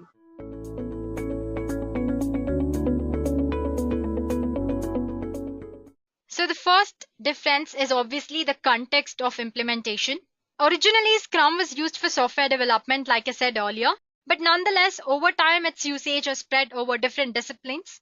So the Scrum actually works best when used by companies with a simple organization structure. That is, suppose if you have like a simple project to work on and very less members, then you can actually go for Scrum. But if you want to use Agile, but you're working in large organization, that's like you have multiple departments and more than 100 employees, then it's better you actually opt for SAFE than Scrum. SAFE is generally applied when large companies which are already working under Agile are willing to expand the Agile way of working beyond just teams. Like we discussed in SAFE, we do have program, portfolio, and value stream. That's nothing but beyond team, which is the concept in Scrum. So the SAFE actually provides specific guidelines that include all the dimensions of the company like projects coordination, operations, budget, planning across multiple departments, synchronization of multiple teams, and all that. So in simple terms, Scrum is for Agile team, but SAFE is for Agile enterprise. You understand the main difference, right? That's the main difference. The next difference is about team structure and role. Scrum has like 7 to 11 members which are divided into 3 important roles. That's the product owner, Scrum Master, and the development team. The product owner is in charge of product backlog and delivery. He represents the stakeholders' interest. When I say stakeholders, it includes both external as well as internal stakeholders. You have Scrum Master who coordinates, supports, and facilitates the entire Scrum process. Then there's development team who actually works during the sprint to bring out a working piece of product after every iteration. So that completes the Scrum team. Moving on to SAFE, as stated earlier, SAFE is organized around 4 stages of management. That's team, program, value, stream, and portfolio. So at each level, you have different roles working for organization. For example, at team level, roles are similar to that of Scrum. Within program level, there are system architect, product manager, release train engineer. At value stream level, you have value stream engineer, solution architect, and many others. At portfolio stage, namely, you have epic owners, enterprise architect, then lean portfolio managers, and many others who are dealing with budget allocation for programs and many other things. So the thing that you have to understand is Scrum usually has like 7 to 11 members, a Scrum team, that's it. But in SAFE, you have different roles at different levels. So guys, the next key factor that we're going to compare Scrum and SAFE on is team dependencies. Like we discussed earlier, Scrum team usually has less number of people when compared to Safe. And because of that, in Scrum, the level of dependencies between team tends to be lower than that is within Safe. Apart from that, development teams and Scrum are given more freedom to organize themselves and manage their own work at their own speed. Talking about Safe, it requires high level of coordination and alignment across teams and different management levels, which definitely increases the team dependencies. Moving on, ceremonies are events and time frames. So within Scrum, projects are conducted during a sprint, which is like a specific time box where various ceremonies or events occur, like you have sprint planning, daily Scrum meeting, sprint review, and sprint retrospective. Usually a cycle lasts for about 1 to 4 weeks. That's because, like we discussed earlier, the team dependencies in Scrum are not really that complex like in Safe. So teams can actually select the time boxes based on requirement, and the time box which is selected lasts from 1 to 4 weeks, anytime according to the requirement. Talking about Safe follows more or less same structure like Scrum, except that here you have multiple teams working in cadence, that's tempo, with synchronization. So time box it's fixed around 2 weeks duration. And during this 2 weeks period, the team will actually follow plan, do, check, adjust, which you actually call as PDCA method. And now the thing I'm talking about is the iteration in team level, not about all the levels. So yeah, talking about team level, which is the only thing which is similar in Safe and Scrum, that's how the iterations differ. So these are the key factors based on which you can actually compare Safe and Scrum. Apart from that, there are no major differences. The only major difference that you have to remember is when to apply which one. So to conclude, if you are working on a small project and you don't actually need a lot of people to work on it, then you can actually opt for Scrum. But if you want to use Agile, but you want to work in large organization, it's best to opt for Safe. Another benefit of Safe is that you can maintain your centralized decision-making process. This ensures that there's little disruption to your company while your process still benefits from Agile principles. So basically, you can stick to your Agile principles and apply Scrum at large scale, Scrum or any other framework at large scale. That's when you go for Safe. So guys, actually there's not a single framework which is better than other. There are few elements that could help you select between all these frameworks which are available.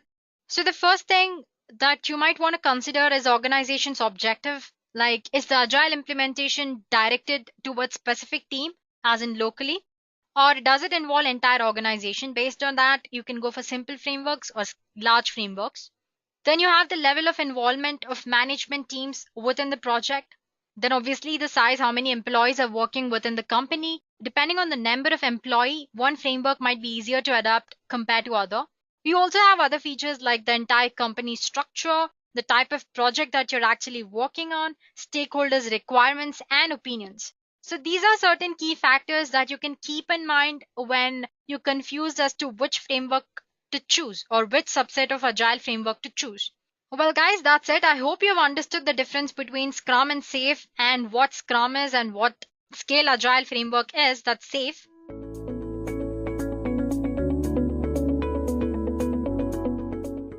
So as you guys might have expected, the first question is what is Agile? Or they can ask you like, explain Agile in 2 minutes. This can be a tricky question. Well, it's a controversial question since the definition of Agile is not commonly agreed upon. Is it a methodology? Is it a framework? People always are confused.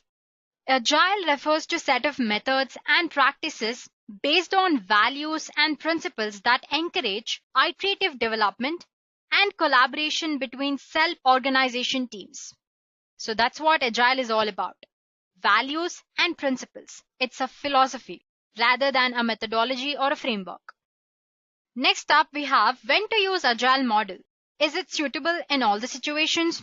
So basically, quality of execution in any project, it depends on choosing the correct process or methodology.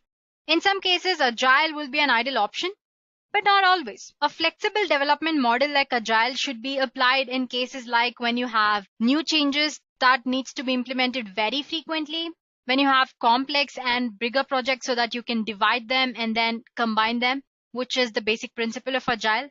Then you have long-term goals and no bound on requirements, even then you could opt for Agile. When you have no limit on your time and budget, Agile seems to be a good option.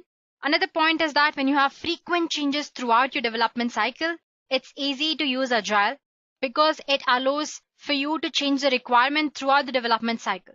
So these are certain cases where you can actually go ahead and use Agile philosophy.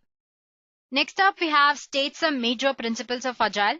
So the moment you hear the word Agile, all these concepts or features should come into your mind, like customer satisfaction, self-organized, teamwork, continuous feedback, face-to-face communication, quick response to changes, sustainable development, and all these factors combined together is what we call Agile. Fourth question is, what is Scrum?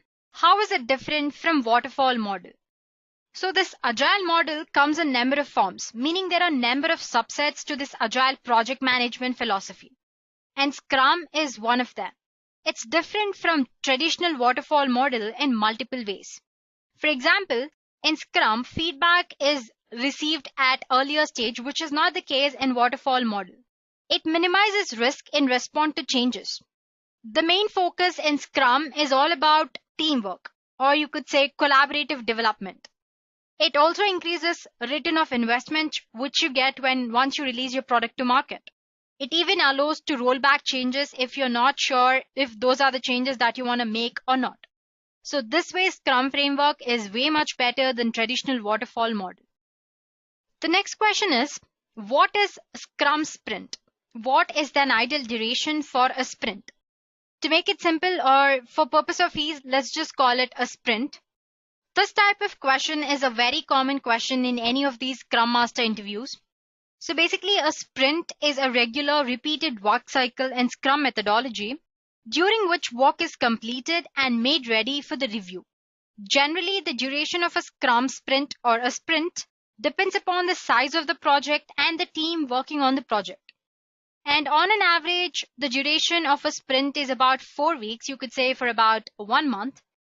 So this process of dividing the entire framework into sprint makes it easy for the team to estimate, plan, and complete the work in 2 weeks. Secondly, it gives enough time to the product owner to change the priorities more often and allow the teams to adapt quickly to market pressure and user requirements.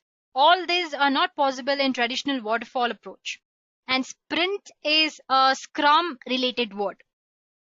Another most common question which is asked during Scrum Master interviews is that what are different roles involved in Scrum? So in Scrum, there are basically 3 important roles: product owner, Scrum Master, and development team. Product owner is responsible for the work the team is supposed to complete. The main role of a product owner is to motivate the team to achieve the goal and the vision of the project. So this product owner can take input from others, but when it comes to making major decisions, ultimately he's the one who is held responsible for it. Next up, we have Scrum Master.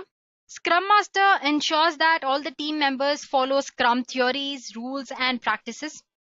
He also makes sure that the Scrum team has whatever it needs to complete its work, and he also removes certain challenges like the bottlenecks or if there's an issue between team members and all that. Lastly, we have development team. It's a self-organizing and cross-functional team working together to deliver the product. Scrum development teams are given freedom to organize themselves and manage their own work to maximize the team's efficiency and effectiveness. So these are the 3 major roles in Scrum Framework. Well, we have another question on Agile. What are the most important components of Agile? First up, we have stand-up meetings that are done on a daily basis. You have class responsibilities and collaborators cards. You have time-boxed task boards, as in the timeline is fixed and within the timeline you'll have to finish your work. That's what you call a time-boxed task boards. Then you have iteration planning meetings that carry out the iteration development. And then you have something called TDD, or you can say test-driven development, continuous integration, regular code interviews, pair programming, continuous development and delivery, and many other features. Well, earlier we saw a question asking what are the 3 important roles in Scrum Framework, and one of them is Scrum Master. So what is the role of a Scrum Master? When you are asked such question, here is how you handle. Scrum Master is a team's resident facilitator, responsible for helping all the team members follow Scrum theories, rules, and practices. That's the traditional answer which they expect from you. So the Scrum Master, they make sure that the team has whatever it needs to complete its work in given amount of time. They also remove challenges like roadblocks that are holding up the progress. They organize meetings, they deal with challenges, or if there are any issues between team members and all that. Well, if they ask you to elaborate on roles and responsibilities, then do that. Otherwise, you could just say Scrum Master is a person who makes sure that all the people in team follow Scrum's theories, rules, and practices. Just to elaborate the previous question, I have another question asking what are the responsibilities of a Scrum Master? So the Scrum Master serves product owner, development team, as well as entire organization. So he has different responsibilities when it comes to product owner, different set of responsibilities when it comes to development team, and whole set of different responsibilities when it comes to organization. And I have picked up most important things and summarized here. So basically, Scrum Master is responsible for resolution of obstacles, conflicts, or impediments, which could halt team's progress and performance and all that. He's responsible for tracking and monitoring the progress of the team, maximizing the productivity of the team, guiding the team and the product owner and the entire organization in turn to improve the effectiveness of their practices, lead and organize the meetings like daily Scrum, Scrum retrospective, and all that. He also ensures that everyone in team understands Scrum rules, theories, and practices. Well, that's the main responsibility of a Scrum Master. Along with that, communication is another important thing which a Scrum Master does.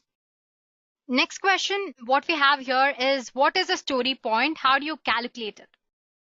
Well, when you're working in a team, the most common word that you might come across is a story point. So what is a story point? Each feature in Scrum is a story. A story point is an arbitrary measure used by Scrum teams, and it is a metric used by Agile teams to determine the difficulty of implementing a given story. Now, how do you calculate it?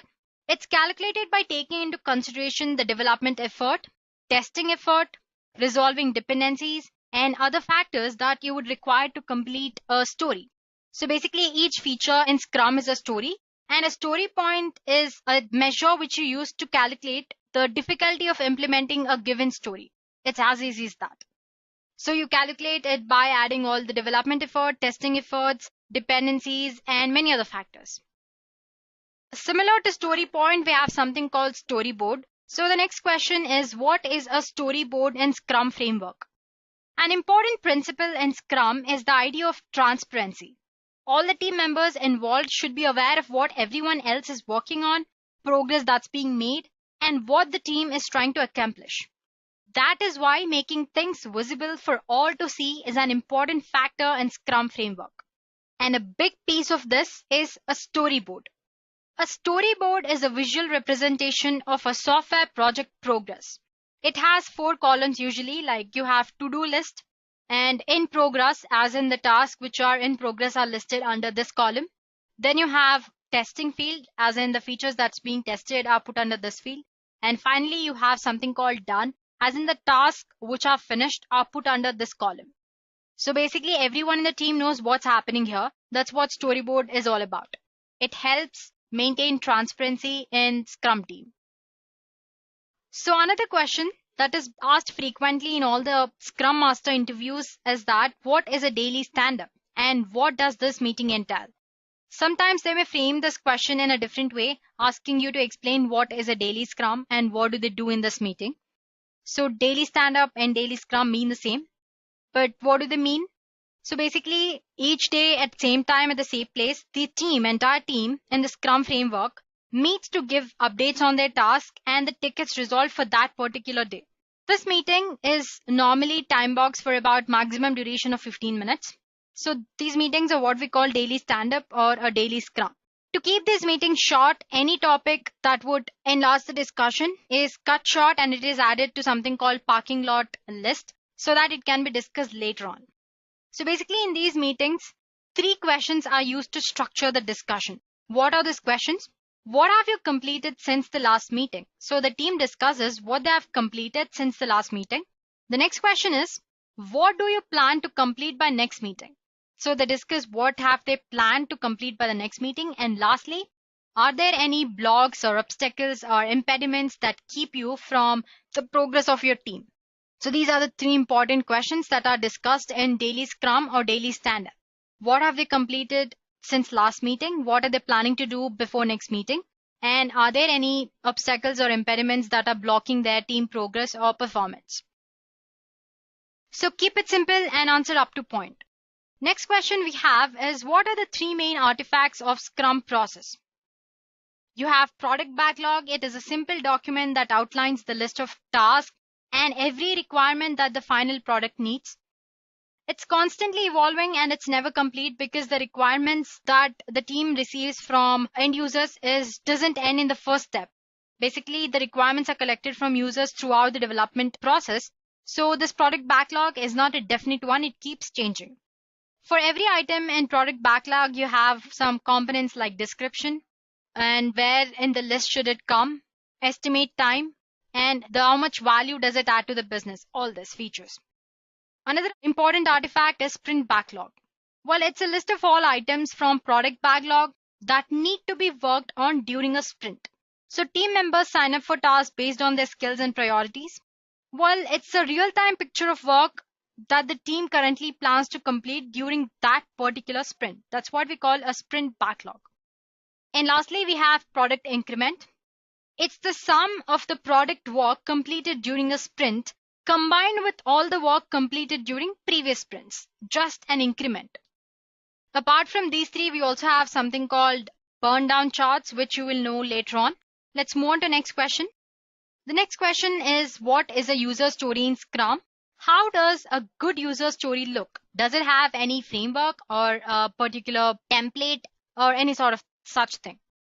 So basically, a user story is a tool used in agile development that captures the description of a feature from an end user perspective. Basically, it creates a simplified description of user's requirement. A user story is defined incrementally in 3 stages. First of all, you have who are we building it for, who the user is. Next up, we have what are we building and what is the intention. Lastly, why are we building it? What value does it add to the user? Well, on the screen, you can see the format for what we just discussed. So as you can see, we have as a user or a type of user. I want to, what action you want to perform or what feature you want to add or the reason for implementation and all that. So that what value or objective does it add to the user? That's all it means. Next up, we have what are burn up and burn down charts in Scrum. Like I said earlier, burn down and burn up charts are also another artifacts which you come across when you're working in Scrum team. These charts are used to trace the progress of a project. The burn up chart illustrates the amount of work completed in a project, whereas the burn down chart depicts the amount of work remained to complete a project. Remember that here the efforts are measured in terms of user stories but not hours. The next question that we have here is, what does a Scrum burn down chart compromise? Well, we did answer that in the previous question. Let me just elaborate it. Burn down chart is used to track sprint status. They act as an early warning indicator and they can be useful in highlighting the lack of progress that's happening in the team. Also, they will highlight the area where they see redundancy or repeatance. So burn down charts include x-axis, which displays the number of working days, y-axis, which displays the remaining effort. Like I said earlier, the efforts are measured in terms of user stories, but not the number of hours. Then you have idle effort as a guideline. Then you have real progress of the effort. So that's what burn down chart compromise. So another common question that asked is, mention what is the objective behind holding a sprint retrospective meeting. So the sprint retrospective is another sort of meeting which is held when the team is working on a product in Scrum Framework. So what's the main objective behind it? Basically, they discuss what's happening in that sprint. If there are any errors, then they plan for further improvements based on the current sprint status and so that they can make the next sprint more effective. So basically, they discuss what went well, what could have been better, and what actions they can take so that they can show the improvement in next sprint. All that is discussed in a sprint retrospective meeting. In these interviews, you can also come across a question like list some popular agile frameworks. do you know any other agile methodology apart from Scrum? Well, let's say you are familiar with the frameworks, but you haven't used any of them practically. You can just mention the frameworks that you have heard of before or any such which are based on agile methodology. For example, you have test-driven development, you have feature-driven development, Crystal, extreme programming, Kanban, Lean, and many others. So another common key term that you come across in this Scrum framework is velocity. So in almost all the interviews, they ask you to define this velocity term, and they ask you to explain how do you actually measure velocity when you're working on a project. So this velocity question is generally posed to understand if you have done some real work and if you are familiar with the term. Velocity basically is the rate at which team progresses sprint by sprint. It predicts how much work Agile can complete in a sprint and how much time will it require to complete that work. It is calculated by addition of all efforts estimates associated with user stories completed in one iteration. So basically, it's calculated as number of total story points in one iteration. Next up, we have a question called what is a release candidate in Scrum? A release candidate basically is a build or version of software that can be released to production, and further testing such as user acceptance testing can be performed on this version of product. The main or the important thing in Scrum framework is that after every sprint, you need to have a working part or a model of your project. And this build or version is what you call a release candidate. The next theory question that we have here is explain what is Scrum of Scrums. This is one of the commonly asked Scrum Master interview questions. Let's consider an example to understand the meaning of this term. Let's say there's an active project on which 7 teams are currently working on. The number of members in each team is also 7. So you have 7 teams and in each team you have 7 members. Each team is responsible to lead its own Scrum meeting. But in order to coordinate and communicate with different teams, it is required to organize a separate Scrum meeting. This meeting is what we call Scrum of Scrums. The responsible person from each Scrum team attends this meeting and discusses their work and answers questions like what they've done since last meeting and what is the progress of their Scrum team and all such questions. Well, the term Scrum of Scrum itself explains everything, right? Yeah. Another commonly asked question is list some of the popular project management tools that you have heard of apart from Agile. Well, you have Rally Software, Version 1, Xplanner, Easy Backlog, Agilo, Agile Fant, and many others. Don't worry if you haven't used any of them. You could just mention them and tell them that you've heard of them before when you were researching for your study purpose. That's it. Well, guys, with this, we have completed the basic or the beginner level questions. Next up, we have the advanced level questions that you might come across when you're attending Scrum Master interviews. So our first question in this category is, do you know about Agile Manifesto and its principles? Explain in brief. So this Agile Manifesto is at the core of entire Agile philosophy. Basically, it has all the values and the principles that Agile is all about. So the Agile Manifesto is comprised of 4 fundamental values, 12 supporting principles which lead the Agile approach to software development. Each Agile methodology applies the 4 values in different ways, but all of them rely on the same philosophy, which is deliver high quality product and working software after every iteration. So all these values, principles are documented very perfectly in this Agile Manifesto. That's all it's all about. And all of the principles or frameworks which are based on Agile follow these values and principles. So guys, the next question that we have is, what is empirical process control and how is Scrum based on that? Let's start with the second question. Empirical process control is a core Scrum principle, and that is what distinguishes Scrum from other frameworks which follow Agile philosophy. The official Scrum guide puts it this way. It states that Scrum is not a process, it's not a technique for building products. Rather, it is a framework within which you can employ various processes and techniques. So what does that mean? It means that with empirical process control, we do not have to fix the scope of the product, nor do we have to process how to build it. Instead, in short cycles, we create small shippable products, inspect what and how we create it, and adapt the product and the way we build it, with built-in mechanisms for transparency to enable clear inspection.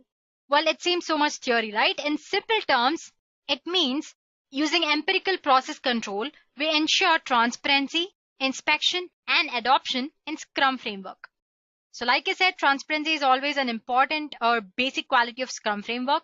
Then you have inspection, as in you inspect what's going on, how you're doing it, and all that. And then you adapt. These are the three principles or the concepts or the key terms which come under empirical process control, and that we want to involve or ensure when you're working on a product using Scrum. That's all it's all about. Next question we have here is, what do you know about impediments in Scrum? Give some examples of impediments. So when I was talking about Scrum Master, I said that he is responsible to make sure there are no obstacles or impediments that are blocking the team's progress. So what do I mean when I say impediments? What are those? Impediments basically are obstacles or issues faced by the Scrum team which slow down the speed of the work. If something is attempting to block the Scrum team from their work done, then it would be impediment. They can come in variety of forms. For example, company could be facing some technical and operational issues, or some member in the team is sick and he has taken a leave for a huge amount of days, or it could be some organizational problems, or some of the resources which are bought to use in the project are missing, or there's a person who is not skilled enough to work in a team, or you have some team issues, or any sort of business problems. All this come under obstacles or impediments that could affect your team. Apart from this, you could also have external issues such as weather, war, etc. So as a follow-up question, you might be asked the way to remove any of these impediments that you have mentioned. Next up, we have what are the qualities that should be present in a good agile tester. First of all, as a tester, he should be familiar with the concepts and principles of agile. He should have an excellent communication to communicate with the team and the clients.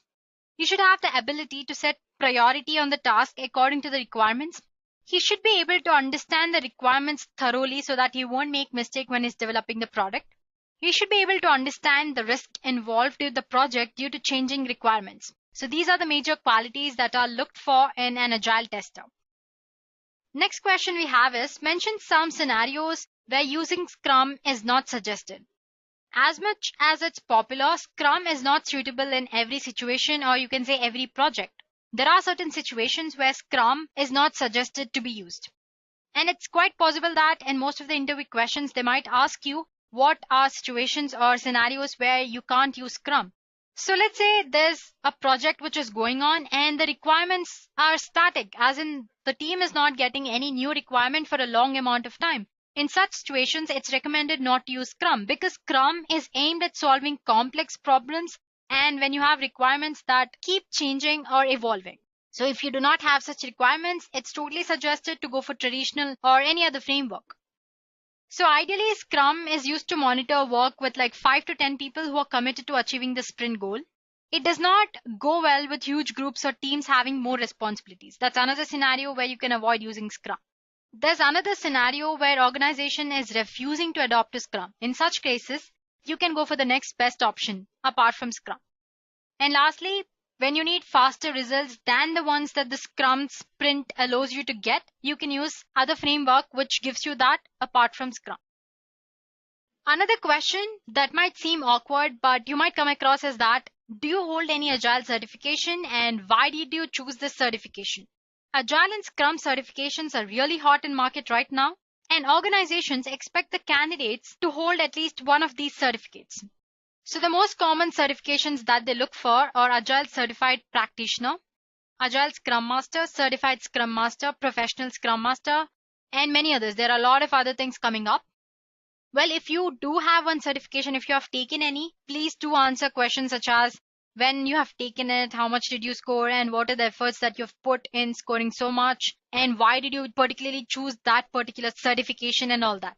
If you have not written, don't freak out, just calmly, coolly tell them that you haven't taken any certification yet and you would be considering one in future if you want to. Another similar question that you can come across is, are you a certified Scrum Master?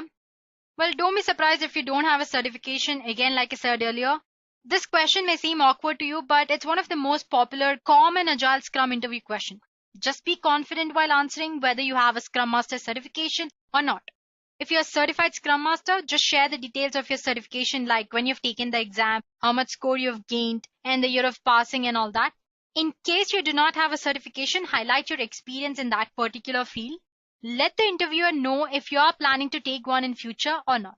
That's it. It's as simple as that. Next up we have, is it ever suggested to use waterfall over Scrum? If yes, explain why. So if your requirements are very simple, well-defined, fully understood and predictable, and are not subjected to change until the completion of the project, you could actually go for waterfall instead of Scrum. So all these reasons like well-defined, fully understood, predictable, not changing, there's no point of using Scrum when your requirements are not changing. All these points can be taken into consideration and you could go for traditional waterfall approach. So what are drawbacks of using Scrum? Well, Scrum is a very popular framework, but it does have its own demerits. And what are those? Well, it'll be a tricky job for an Agile Scrum Master to plan, organize, and structure a project that lacks a clear goal. Daily Scrum meetings require frequent reviews and substantial resources, which is again a lot of work. Uncertainty regarding the product, frequent changes, and frequent product delivery remains during the Scrum cycle. So like waterfall model here, nothing is predictable. Lastly, a successful project relies on the maturity and dedication of all team members. If the team members and the Scrum team are having an issue, then it could turn out to be a problem.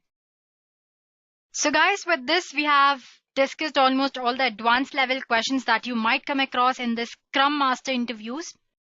The next sort of questions that we are dealing with here are difference-based questions. So the first question under this category is, how is Agile different from waterfall model? It's a very basic question. Well, in waterfall, work is done sequentially. That's once you finish your previous step, only then you can go for your next step. Whereas in Agile, all of these steps are done in iteration or sprints. In waterfall, feedback is obtained usually at the later stage.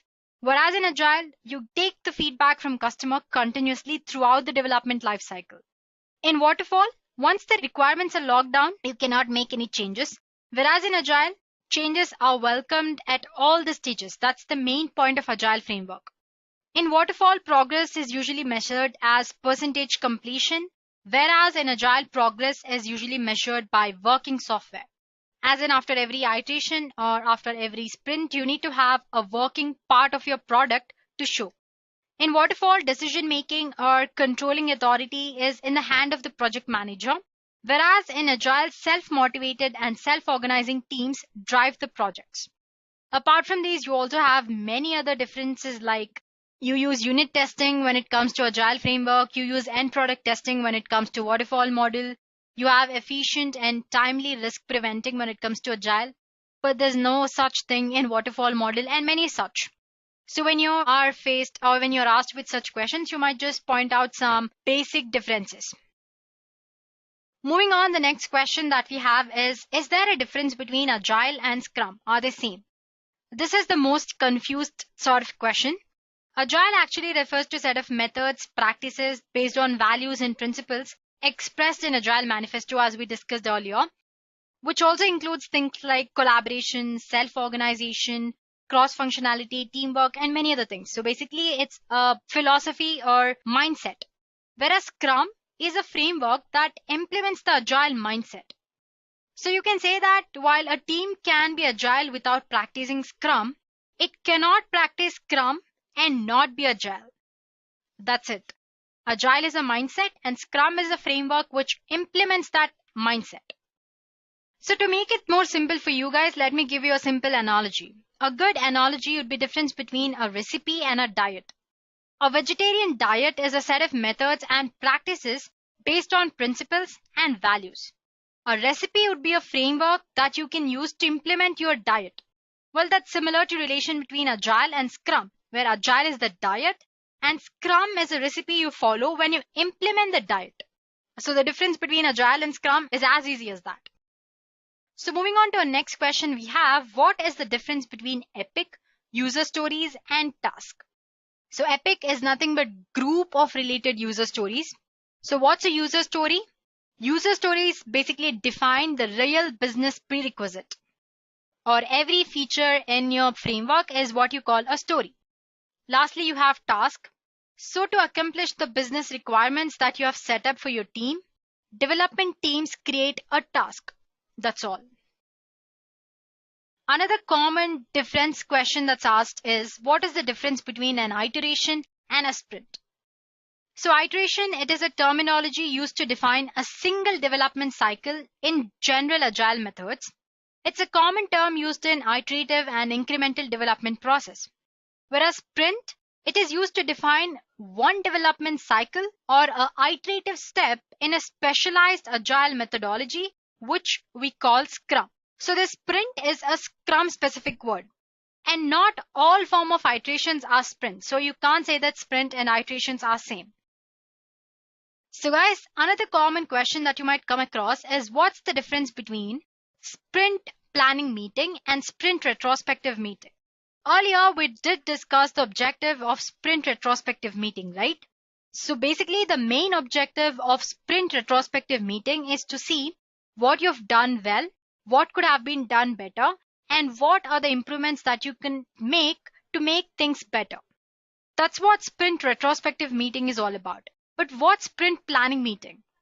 In sprint planning meeting, all the Scrum roles like the Scrum Master, your product owner, and the entire development team have a discussion about the team's priority features and the product backlog items. So basically in this meeting, they discuss about all these things rather than what to do and what improvements have to be made and all that.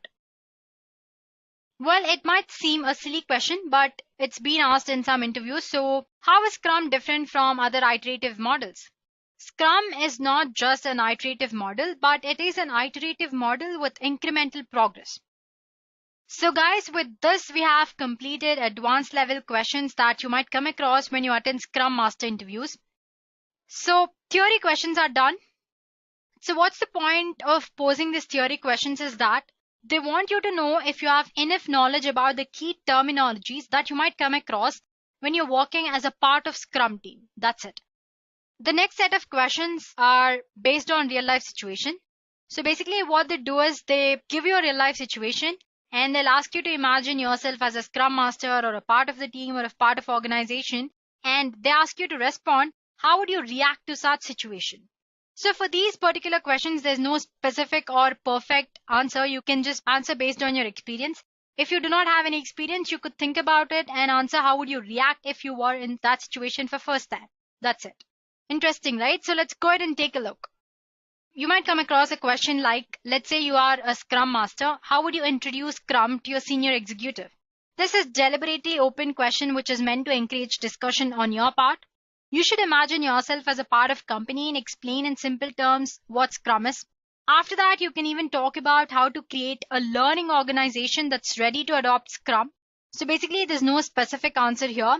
You can talk about what Scrum is and how an organization can adopt Scrum methodology or a framework or mindset easily.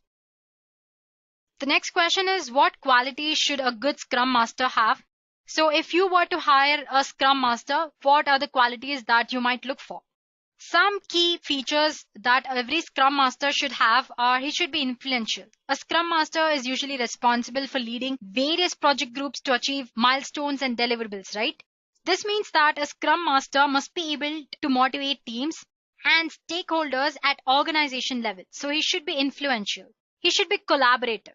That means he must encourage self-organization within the team and empower the team members to make important decisions. Another important feature is that Scrum Master should be observant. He should be a good listener and pay attention to the challenges faced by the project team members.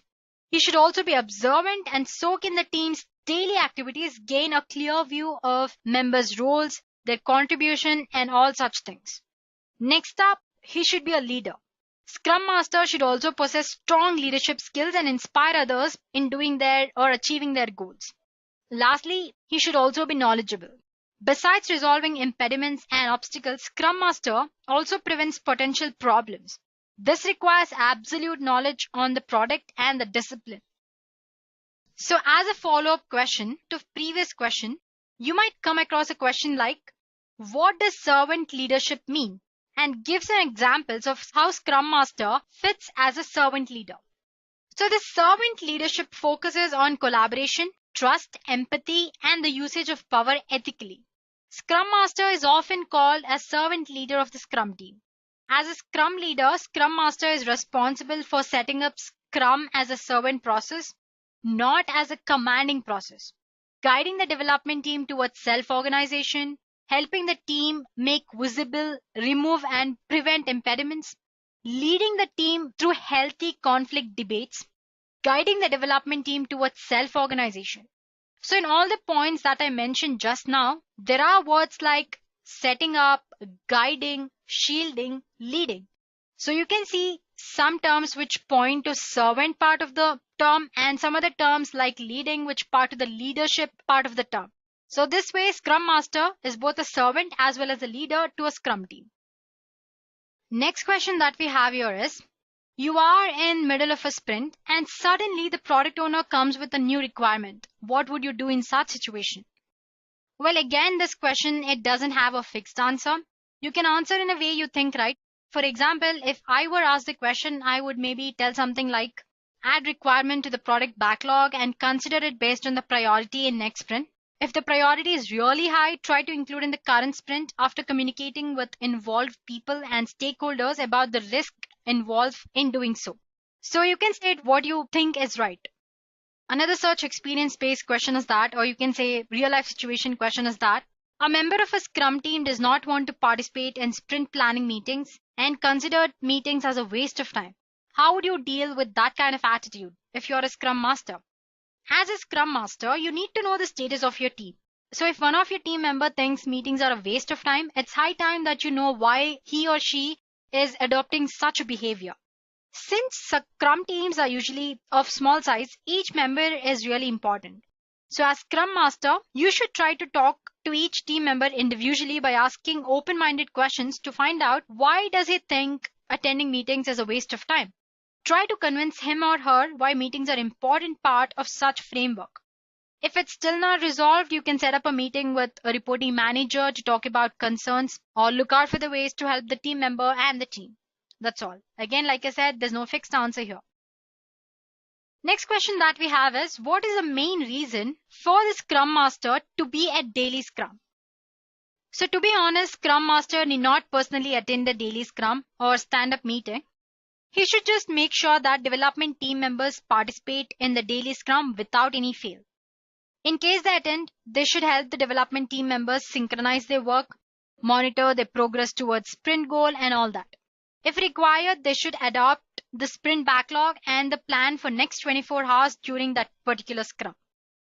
So one thing that you should point out here is that Scrum Master need not compulsorily attend the meeting, but he should just make sure that the rest of the development team members do attend it. Next up, we have a question which seems very interesting. Your team is picking reasonable action items but is later not delivering on them. So how do you handle this if you were a part of the team? So as a Scrum Master, first of all, you need to do a follow-up to solve the issue. Find out the root cause, see if the problem is due to external factor or internal factor. If it's external factor, you need to address and eliminate the cause. The team can then catch up during a later sprint, as in you can explain them what was the issue and how did you resolve it. If there's no external impediment, it means that the problem is likely due to motivation, attitude, or personal issues within the team. In that case, you need to encourage your team members responsible to do the right thing and overcome the problem in a perfect manner. Next up, we have another interesting question. One of the Agile Manifesto values says people over process. Isn't the Scrum Master role which enforces the process a contradiction? What's your say in this matter? It's important to understand what exactly does enforcement mean here and what is the boundary here. Enforcement doesn't mean forcing the team to follow the process, but it simply means putting in practice the core features or entities of Scrum to help the team to achieve their goals. Scrum Master is basically a facilitator helping the teams reach their goal. So from time to time, Scrum Master should try to show the benefits of adopting such process, help the team acquire an understanding of entire Scrum process, which is like showing the right path, but it's up to team if they want to walk through it or not. So basically, you're not forcing anyone here. You're basically making them understand why it is important to follow the right way. So the Scrum Master will act as a coach for the team to help them outshine in their agile journey and to be successful. So the main thing that you have to understand here is, or you might have to state when you are asked such question as that, Scrum is not about enforcing or forcing someone to do it, but it's just encouraging them. If they want to do it or not, it's up to them. That's all. Another question that you might come across is, as a Scrum Master, how do you ensure that transparency, inspection, and adaptation are implemented in your team? In Scrum Framework, planning takes place in 4 meetings, which is like sprint planning, daily scrum, sprint review, and sprint retrospective. Through these meetings, a Scrum Master should make sure that transparency, inspection, and adaptation are being followed in the Scrum team. How does he do it? In sprint planning, he can inspect the team velocity, inspect the product backlog. In daily scrum, he can inspect the team board and inspect the impediments board. In sprint review, he can inspect the increment, as in the product increment that you get after each sprint. Inspect the next release plan. In sprint retrospective, he can inspect the entire process that's been followed till now and make future plans. This way, he can make sure that the entire team knows what they're doing. Everything that's coming out or that's being published is being inspected. And if there are any new requirements, the increment or the product which is being released adapts to that requirements. Next up, we have a question which says, how to measure if Agile is working in your organization or not? Well, there's no definite answer to that, but there are certain indicators that you can use to measure if Agile is working for your project, for your organization or not. For example, increasing velocity of team and continuous improvement, which says that your team is going in the right path and Agile is working for you and your team. An increase in the quality of the software that you're producing. So basically, you have less technical debt, less bugs, and generally better maintainability. All these indicate that everything is going well for you. Even increased participation of stakeholders in Agile meetings, for example, during the sprint demo and all that, is also another indicator which states that the Scrum or the Agile framework is working well for you.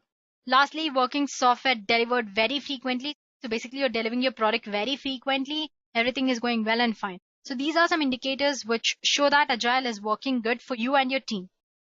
Here's another interesting question. In case you receive a story at last day of the sprint to test and you find there are defects, what will you do? Will you mark the story to be done or will you just include the story in the current sprint? So basically, a story is said to be done or it's included in the done list when it's completely developed, when it has passed through QA, acceptance criteria is met, it is eligible to be shipped into production. If it passes all these strategies, only then you can say that your story is perfect and it can be added to the done list. In case there are defects, the story is partially done and not completely done, you can add it to the next sprint. You shouldn't be irresponsible and just say that since there are only few defects, I'll go ahead and add this to the sprint and look after the issues which I might face later on.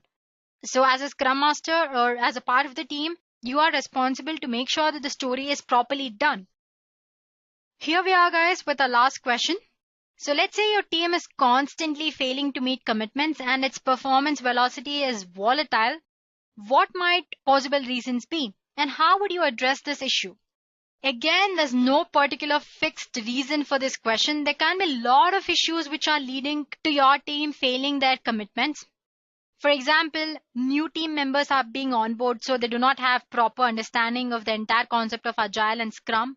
Some team members, experienced team members, are just leaving left and right. And there are levels of seniority, so there's a misconception or there's misunderstandings between your team members. And the team people are made to work in unfamiliar or uncharted territory, or it could be due to you working with legacy code. So probably it's undocumented, so you do not have the enough content to research and improvise it and such things. Or you might be facing some unexpected technical debt. So many people are taking holidays and sick leaves, or it could be some executive intervention and many things. All of these factors could lead you and your team failing your commitments. And again, how do you face these issues? Again, it's up to you. What do you think is the right method so that you can keep up to your commitments and goals? So imagine yourself in such situation and please do say whatever you feel right or what you would do in such situation. That's all. Again, so all these experience-based questions, whatever I said, do not have a particular definite answer. These are just my thoughts and some suggestions which I have found elsewhere. Apart from that, you can answer them in your own words.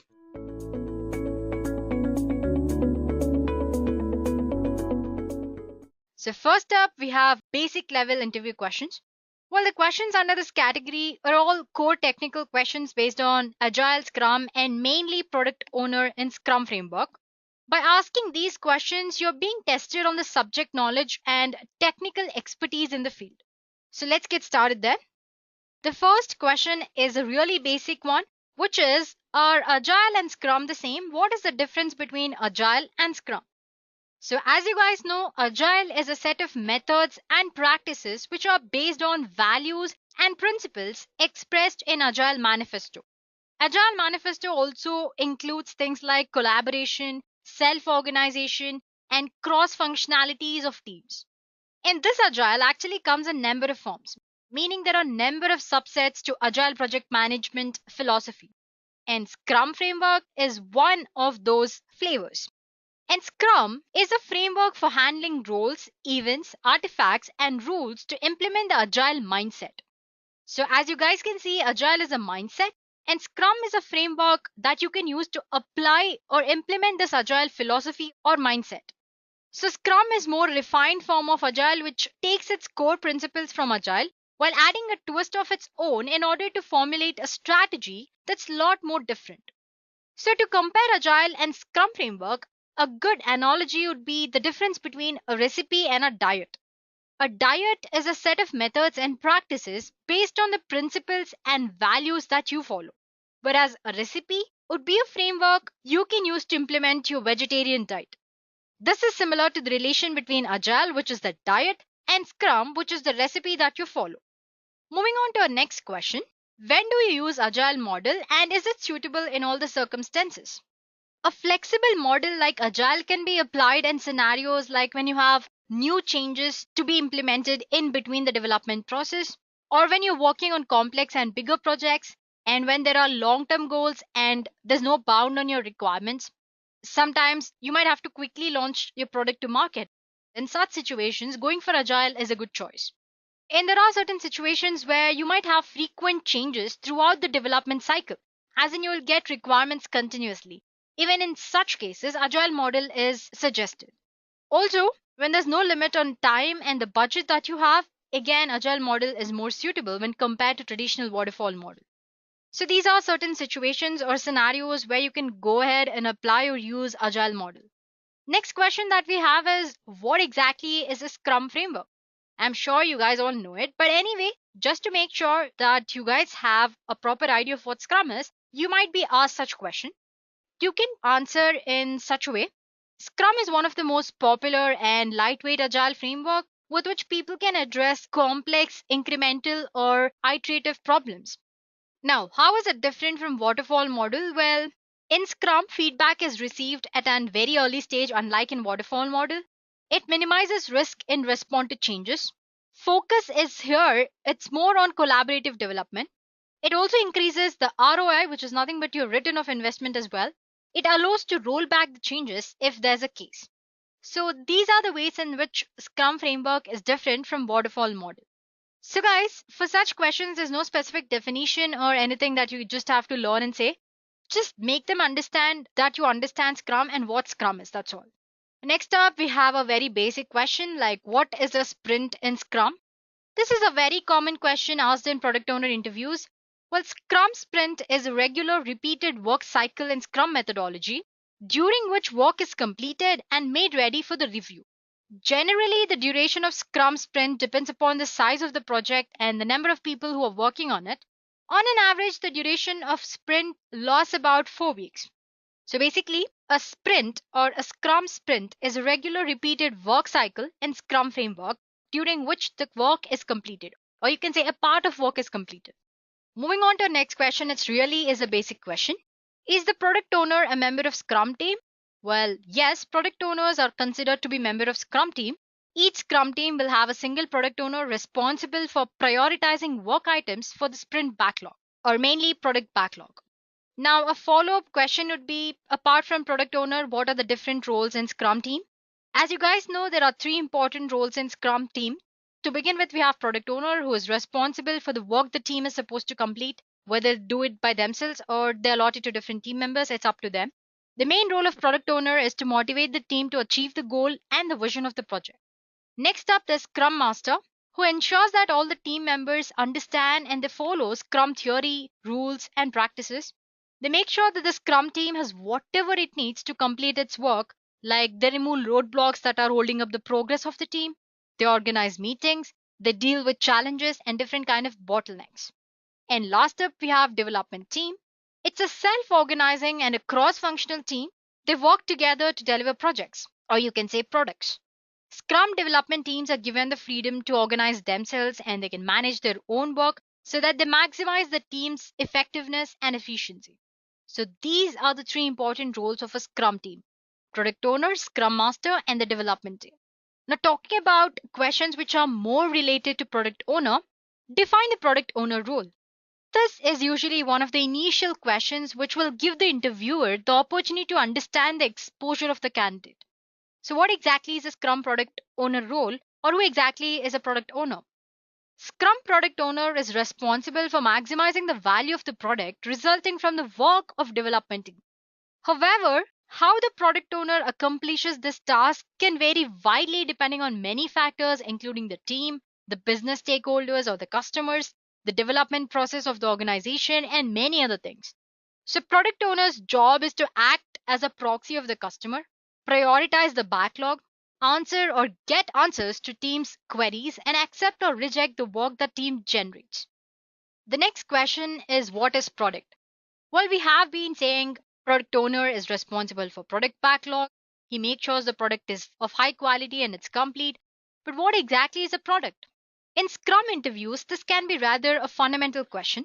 After all, an organization cannot identify appropriate product owners, teams, and roles without first knowing what product is, right? So, what exactly is a product? Product is something, physical or not, that's created through a process and that provides benefit to market.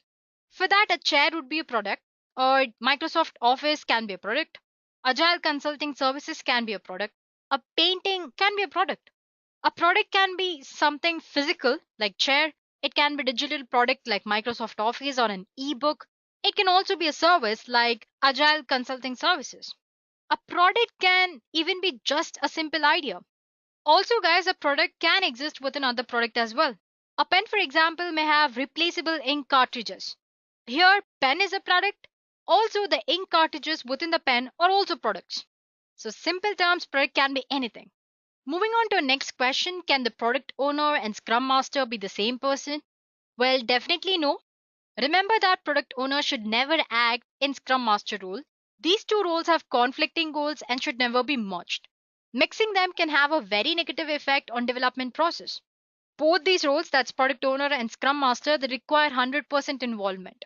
Scrum Master at times needs to act as a mediator between development team and product owner when their goals start to diverge. In such a case, if same person is acting as both as product owner as well as Scrum Master, there'll definitely be a conflict of interest which will affect the team's progress.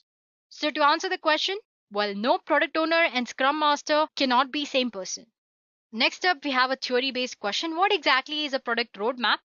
A product roadmap is a high-level visual summary that maps out the vision and the product strategy and plan for product development.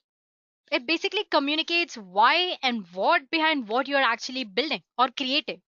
It's a guiding strategic document as well as a plan for executing the strategy.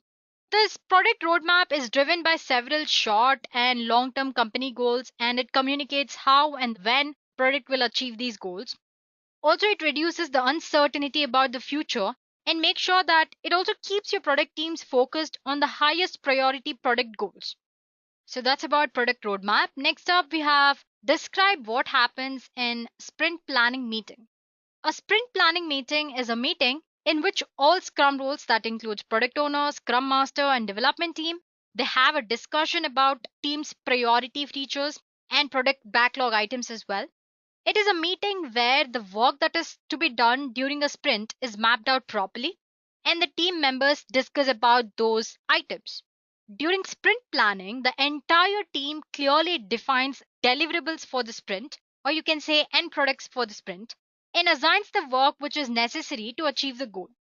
It's an event where you can get answers to following questions.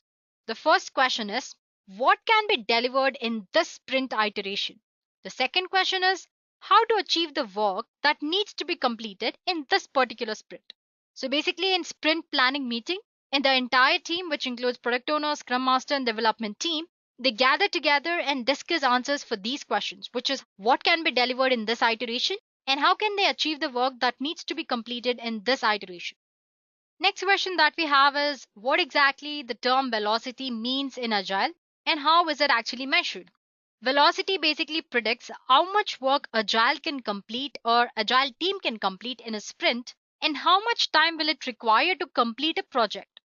In mathematical terms, the number can be obtained by adding all the story points from the last sprints or previous sprint stories. Moving on, what are the desirable qualities of a vision? So there's something called vision. Vision basically is a goal you set for your organization, the product, or it can be for yourself.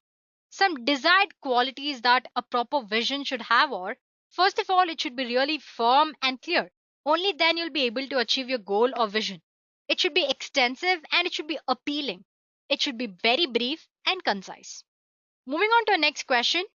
What are the characteristics of a good product backlog item? As you guys know, product owner is responsible for handling the product backlog.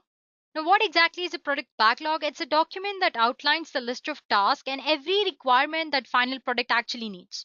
It lists all the features, functions, requirements, enhancements, and fixes that need to be developed for product release. The thing is, a good product backlog exhibits or shows certain characteristics or features, and the DEEP or deep criteria is useful determining if a product backlog has a structured way or if it's good enough or not. Now, what exactly is this deep? It's nothing but a product backlog should be detailed appropriately, it should be emergent, it should be estimated and prioritized. Let's quickly go through what these terms are. So, the first term that we have here is a product backlog should be very detailed and it should be detailed in an appropriate manner. Next off, it should be emergent. So as long there's a product being developed or maintained, the product backlog is never complete or frozen, right? That's what Scrum is. The requirements are never fixed. Instead, it is continuously updated based on a stream of information that you receive from the customers. For example, customers might change their mind about what they want, or your competitors might make bold and they might make unpredictable moves, which might force you to change your way of implementing the product. Or there might be some unforeseen technical problems. So, what I'm saying here is that a product backlog is never constant. The structure of the product backlog is therefore constantly emerging over the time. So a good product backlog should be emergent. Next up, it should be estimated. Each product backlog should have a size estimate that corresponds to the effort required to develop that particular item. The product owner uses these estimates to help determine a product backlog item's priority. Next up, it should be prioritized. Although the product backlog is prioritized list of PBIs, it's unlikely that all the items in backlog will be prioritized. It's useful to prioritize the near-term items that are required to be developed in the next few sprints. Teams always complete high priority entries to ensure that the value of the product or the system that they are developing is maximized. So in simple terms, a good product backlog should be detailed appropriately or in a proper way. It should be emergent. It should be estimated and it should be prioritized. Moving on to our next question, vision, strategy, and roadmap. We keep using these words, but what do they actually mean? Now, we already discussed about vision. It's basically a goal that you set for your organization or your product or even for yourself. A vision statement, it describes the desired future position of the company. There are three elements which constitute a vision on a broader level, which are the purpose, the picture, and the value. Next up, we have strategy. A strategy is simply a system of achievable goals and visions which describe who the customers are, how the product fits into the current market, and how it will achieve the business goals. In contrast to product vision, whose lifetime is about many years, the product strategy is typically seen to look at a horizon of months to few years. Lastly, we have roadmap. We already discussed this as well. It describes what products and features will be built to realize the strategy and vision, who is responsible for building those product features, and sometimes even an estimate of when those products and features will be released. That's a roadmap. So vision is basically a goal that you set. Strategy is a collection of goals and visions, describes how to do it, when to do it, and for whom you're doing it. Roadmap describes what products and features you're going to build and how you're going to achieve your strategy and vision, who are responsible for these products, and even the estimates sometimes. Moving on to our next question, what we have here is what are the qualities or characteristics of a good product owner? The role of a product owner not only requires a thorough understanding of the product, but the analytical skills and business strategies. The person who wants to become a good product owner needs to understand the market and the customers, or in technical terms, stakeholders equally. He should be able to create a vision for the team to follow. So basically, a product owner should have certain characteristics. And what are those? He should be knowledgeable. He should be able to make quick decisions, as in, he should be a quick decision maker. Most importantly, he should have efficient communication skills. He should be a conflict resolver when needed. On top of that, he should also be an excellent researcher and a superb leader. So these are certain characteristics which companies look for when they're hiring a product owner. Next is a simple question. What exactly is a product increment? Product increment is the sum of product work completed during a sprint combined with all the work completed during previous sprints. So important point is that increment must be in usable conditions regardless of whether the product decides to release it or not. So in simple terms, it's an end product of a sprint. Product increment is one of the most important artifacts used in the Scrum framework. Moving on to next question, we have a simple question. What is a user story in Scrum and how does a good user story actually look? A user story is a tool which is used in agile software development that represents a small piece of business value or a product that a team can deliver in particular sprint. It creates a simplified description of users' requirements. So basically, user story is a simplified description of user requirements. It's defined incrementally in 3 stages. First of all, you have who are we building it for and who the user is. Next up, what are we building and what is the intention of building that particular user story? And lastly, why are we building it? What value does it bring to user? So these are 3 stages based on which you create a user story. A good user story should be independent, negotiable, it should be valuable, estimable, small, and testable. In short, it should follow a philosophy called invest. Moving on to our next question, we have what's the difference between the product manager and the product owner?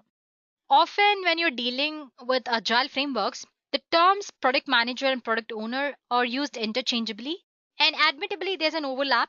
Yes, those two are indeed different roles. Product managers are more strategic. They focus on product's vision, company objectives, and market. Mainly, they're accountable for strategic roadmaps and business outcomes. That's about product managers.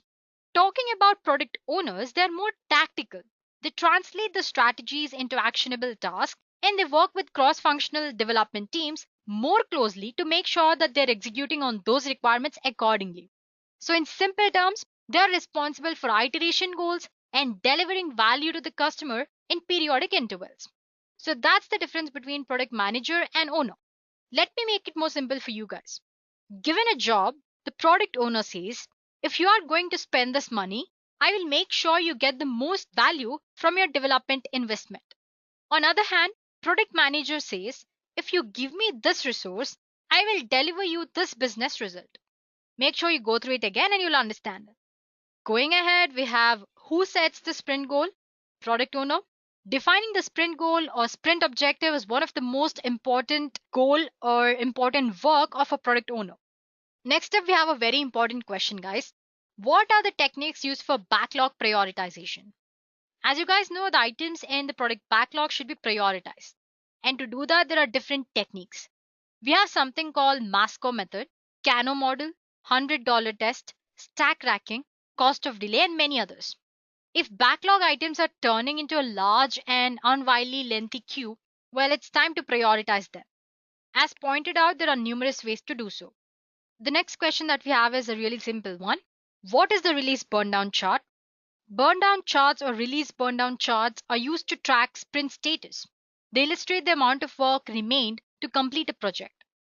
Also, sometimes they highlight the area where you can see redundancy or repeated work.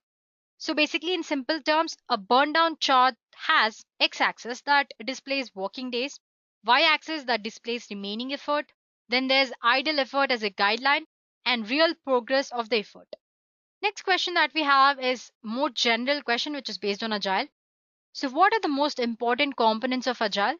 The most important components of Agile model are stand-up meetings which are done on a daily basis, class responsibilities and collaboratory cards, time-boxed task boards, iterative planning meetings that carry out the iterative development, TDD, that's nothing but test-driven development, continuous integration, regular code reviews, pair programming, automated builds, and many others. Most importantly, all the things that you have to remember are time-boxed approach, stand-up meetings, collaboratory cards, and iteration planning. So these are some important components of Agile, or the most important components that you will find in any Agile framework. The next question that we have is, list some popular Agile frameworks, and do you know any other Agile methodology or framework apart from Scrum?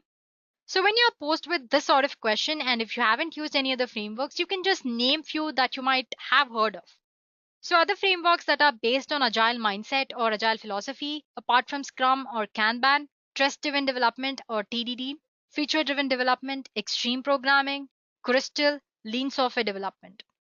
So guys, now that we have finished the basic technical questions, let's move on to advanced level product owner interview questions. So the first question that we have under this category is, as a product owner, what will be your responsibilities? The job description of a product owner is fairly straightforward. Product owner's typical responsibilities include creating and managing the PB, that's nothing but product backlog, and making sure that it's visible, transparent, and clear to entire team, guiding the team to achieve the best goals and mission in desirable time, processing the value of work which is done by the team, and making rational decisions whenever needed. Also, product owner is responsible for collaborating with the development team and communicating the status to the stakeholders, internal as well as external stakeholders. He is also responsible for managing team economics and actively participate in meetings like daily stand-up scrums, sprint planning, sprint review, and retrospectives. A product owner should also ensure transparency into upcoming work of the product development team. In simple terms, product owner also represents customer and stakeholders' interests and needs. He also engages their feedback to validate priorities and compromises. So basically helps them negotiate. Now, to fulfill all these responsibilities, a product owner needs skills such as facilitation, conflict management, decision making. It should be knowledgeable and it should have the ability to influence the team and other people involved when developing a simple product. So these are the most core responsibilities of a product owner, or the things that you will be responsible to do as a product owner. So guys, the next question that we have is, what is the difference between a product manager, a product owner, and a business analyst? We already discussed what's the difference between a product manager and a product owner. Let's quickly go through it again anyway. So like I said earlier, product managers are more strategic. They focus on product's vision, objectives, market. Mainly they're accountable or responsible for the roadmaps and the business outcomes. On the other hand, product owners are more tactical rather than strategic. They translate the strategies into tasks and they work together with cross-functional teams to achieve the goals. In simple terms, they're responsible for iteration goals and delivering value to the customer. So that's about product owner and product manager. Now talking about business analyst. So first of all, product owner role is much wider in its scope and it comes with a lot more responsibilities. He's responsible for a particular product and he works to grow it right from its starting stage to maturity or the final stage with a proper vision. That's about product owner. Unlike product owner, a business analyst on the other hand would work on parallel lines as a product owner, but he would be limited to the scope of work. Usually a business analyst would be responsible for a particular section of the product and he would work towards its requirement or coming up with ideas to improve or innovate that part of the product. The main difference between a product owner and the business analyst here is the scope or the amount of field that is exposed to is limited when it comes to business analyst, unlike product owner, whose scope is really high. So that's about it. That's the difference between product manager, product owner, and business analyst. Moving on to next question, what are the skills which are required to become a product owner? It's quite natural that every role demands certain skills to meet the expectations of their role, right? Same goes with product owner. Few of the essential skills that you need to have to become a proper product owner are knowledgeable, Product owner should be immensely knowledgeable about the product. Additionally, he or she should not only think about the product, but also what is the scope of the product in the market. He should be an excellent communicator, or in other words, he should have excellent communication skills. It's important for product owner to have excellent communication skills that can adapt to different teams and behavior types. He or she needs to work with business to understand the vision and development teams to bring it to reality. For that, he needs a highly impeccable communication skills. Next up, he should be committed. Product owner should be committed to project, vision, team, and business. He should clearly communicate the vision between the small backlog items and the larger business goal. He should be available all the time. A product owner should be available for stakeholders, the customers, the development team, and the Scrum Master to discuss their issues whenever needed. And he should be an excellent decision maker. Product owner should have ability to judge the scenarios and make decisions that affect the team and the progress of the work that the team is doing. So these are certain characteristics that a team or a company expects you to have when you're applying for a product owner's role. So that's about it. Moving on to next question. How does the product owner filter the user stories before putting an idea in backlog as a product backlog item? So what are the stages or the steps that he goes through before actually adding an item in product backlog? So the thing is, product owner should not outrightly reject any of the ideas, nor can he or she accept all of them, right? So every idea that comes to product owner needs to be analyzed. And this analysis can be done in several ways, like analyzing through creating a prototype, working on pilot customers. You can categorize them based on experience and many other features. And based on the result of the analysis that product owner does, product owner should decide if the idea should be added to the product backlog. Is it going to add value to the product in the end or not? Let's go ahead and look at the next question that we have. Mention some scenarios where you think using Scrum is not suggested at all. Not every story about Scrum is a success story, right? Scrum can fail too. It's not suggested to use Scrum when the requirements do not evolve much, as in when you have requirements that do not change, when you are working with huge groups, or when you have more responsibilities, when the organization is not willing to adapt to Scrum framework, and sometimes when there's a frequent need to respond which like quicker than a Scrum sprint allows. So these are certain cases when it's not suggested to implement Scrum. Moving on, a simple question. We did discuss what a sprint is. So what are the properties a particular sprint should have? Like any other entity, a Scrum sprint also has certain properties that you should be aware of. First of all, it should be time boxed. Literally almost everything in sprint is time boxed, whether it is a Scrum event or a sprint itself. Time boxing helps the team to focus, and it allows the space for discipline and closed boundaries for any planned activity. It can be an event or the sprint itself. Time boxing also creates a cadence. It helps in generating metrics in study particular intervals. Apart from time boxing, a sprint should be protected from any changes. According to Scrum Guide, once the team has made a commitment in sprint planning, the scope of the sprint will be locked. Any changes in commitment in terms of scope change is not encouraged at all. But if these changes are literally small enough to be incorporated in a sprint, the team should follow the suggestions which are listed in Agile Manifesto. And lastly, the maximum duration of a sprint should be 2 to 3 weeks long. Let's move on to our next question, which says explain the Morse code technique used for backlog prioritization. Earlier, we had a question asking to list the different backlog prioritization techniques, and one of them is Morse code technique. The term Morse code itself is an acronym which is derived from the first letter of each of the 4 prioritization categories. First of all, the first 2 letters MO stands for must be. The requirements that are critical and must be applied to a product as a matter of priority, those come under this category. Even if one of them is not taken into account, the release is considered to be unfulfilled here. So these come under the category must be. Then there's should. It includes requirements which are important but not critical for the release. Such requirements are not very sensitive to time. Next up, we have could or CO. This includes the requirements which are desirable but not mandatory for the release. These are usually low cost improvements for the product. And lastly, there's W, which is nothing but would. These are considered the least critical or may not correspond to the product strategy at all. They can be ignored and can be revised for future releases. So Morse code prioritization is an effective prioritization method or technique for teams who would like to include representatives from whole organization in their process. Another reason the companies want to use Morse code prioritization is It allows the team to determine how much effort goes into each category. Therefore, you can ensure that you're delivering a good variety of initiative in each release. So each requirement here will have the priority, which would be tagged to Moscow, and with M being the highest and W being the lowest priority. So every requirement that comes across product owner or in the product backlog will be assigned a priority based on M, S, or CO and W. Next up, the question that we have is it ever suggested to use waterfall over Scrum? If yes, explain when. We might have already touched this sort of question. Anyway, when your requirements are really simple, well defined, fully understood, predictable, and are not subjected to change until the completion of project, you might as well go for waterfall instead of Scrum. Moving on, how non-functional requirements can be dealt with within the product backlog. Non-functional requirements play a very important role in overall product development and delivery. They are requirements without which the functional part cannot be termed as complete. There are different ways of handling these non-functional requirements, like you can create user stories in backlog and you can include them in the definition of done, and there's certain acceptance criteria that you can use as well.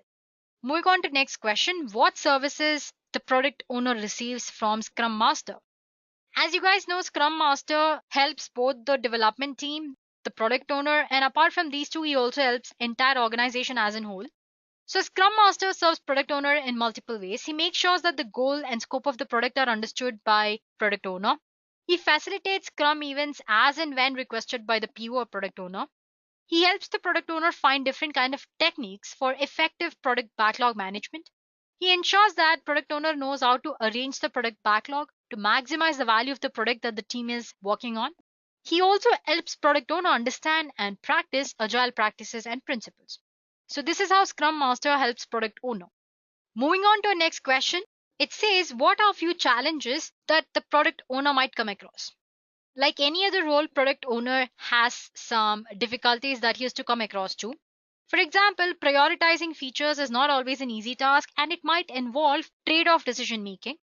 Product owners often find it difficult to transform customers' requirements or ideas into tangible product deliverables. Apart from that, aligning the entire Scrum team with customers' requirements and articulating the customer's requirements and product goal to the team is really a challenging task. Apart from that, at times the product owner often fails to understand the fundamental of the role and what the product owner is responsible for, and in turn, it's reflected in the performance of the entire team. Product owners sometimes might find it challenging to plan releases and sprints to deliver maximum value at the earliest. Well, often they do come across difficult customers as well, and dealing with customers who do not understand the process of Scrum is another difficulty. Providing timely and constructive feedback to team to improve the quality of deliverables or the end product is not always a straightforward process, and this can be considered a difficulty or a minor problem that product owners often face. So these are certain challenges the product owner often come across. Well, guys, with this we have finished the theory based questions. I hope the concept is clear to you guys. Now let's move on to the next set of questions in this product owner interview session. We have real world scenario based questions. They are nothing but the questions which are based on experience, or you can say practical questions. The first question that we have in this category are, is it a product owner's responsibility to track or measure the performance of the team on the project? It definitely is. Generally, while the development team is one who measures sprint performance, it's product owner's responsibility to measure project performance. Moving on, how does product owner maximize the value of development team's work? A large part of product owner role is literally to establish the mission and vision for the teams for their work efforts, right? So product owner can increase the value of the team through different strategies. He can opt for continuous interaction, which contributes to maximum value being delivered. Domain training, that's investing time in teaching the development team about the domain, helping them understand the concept, the business, and how it works in the background and all that. Vision, he can take out time to explain the vision for the product and the organization. Value delivery, that's nothing but making the team understand the value which is being delivered at the story level. So using these techniques, product owner can maximize the value of development team's work. All these things not only encourage the team and helps them develop the product, but it also helps the overall business. Moving on to the next question.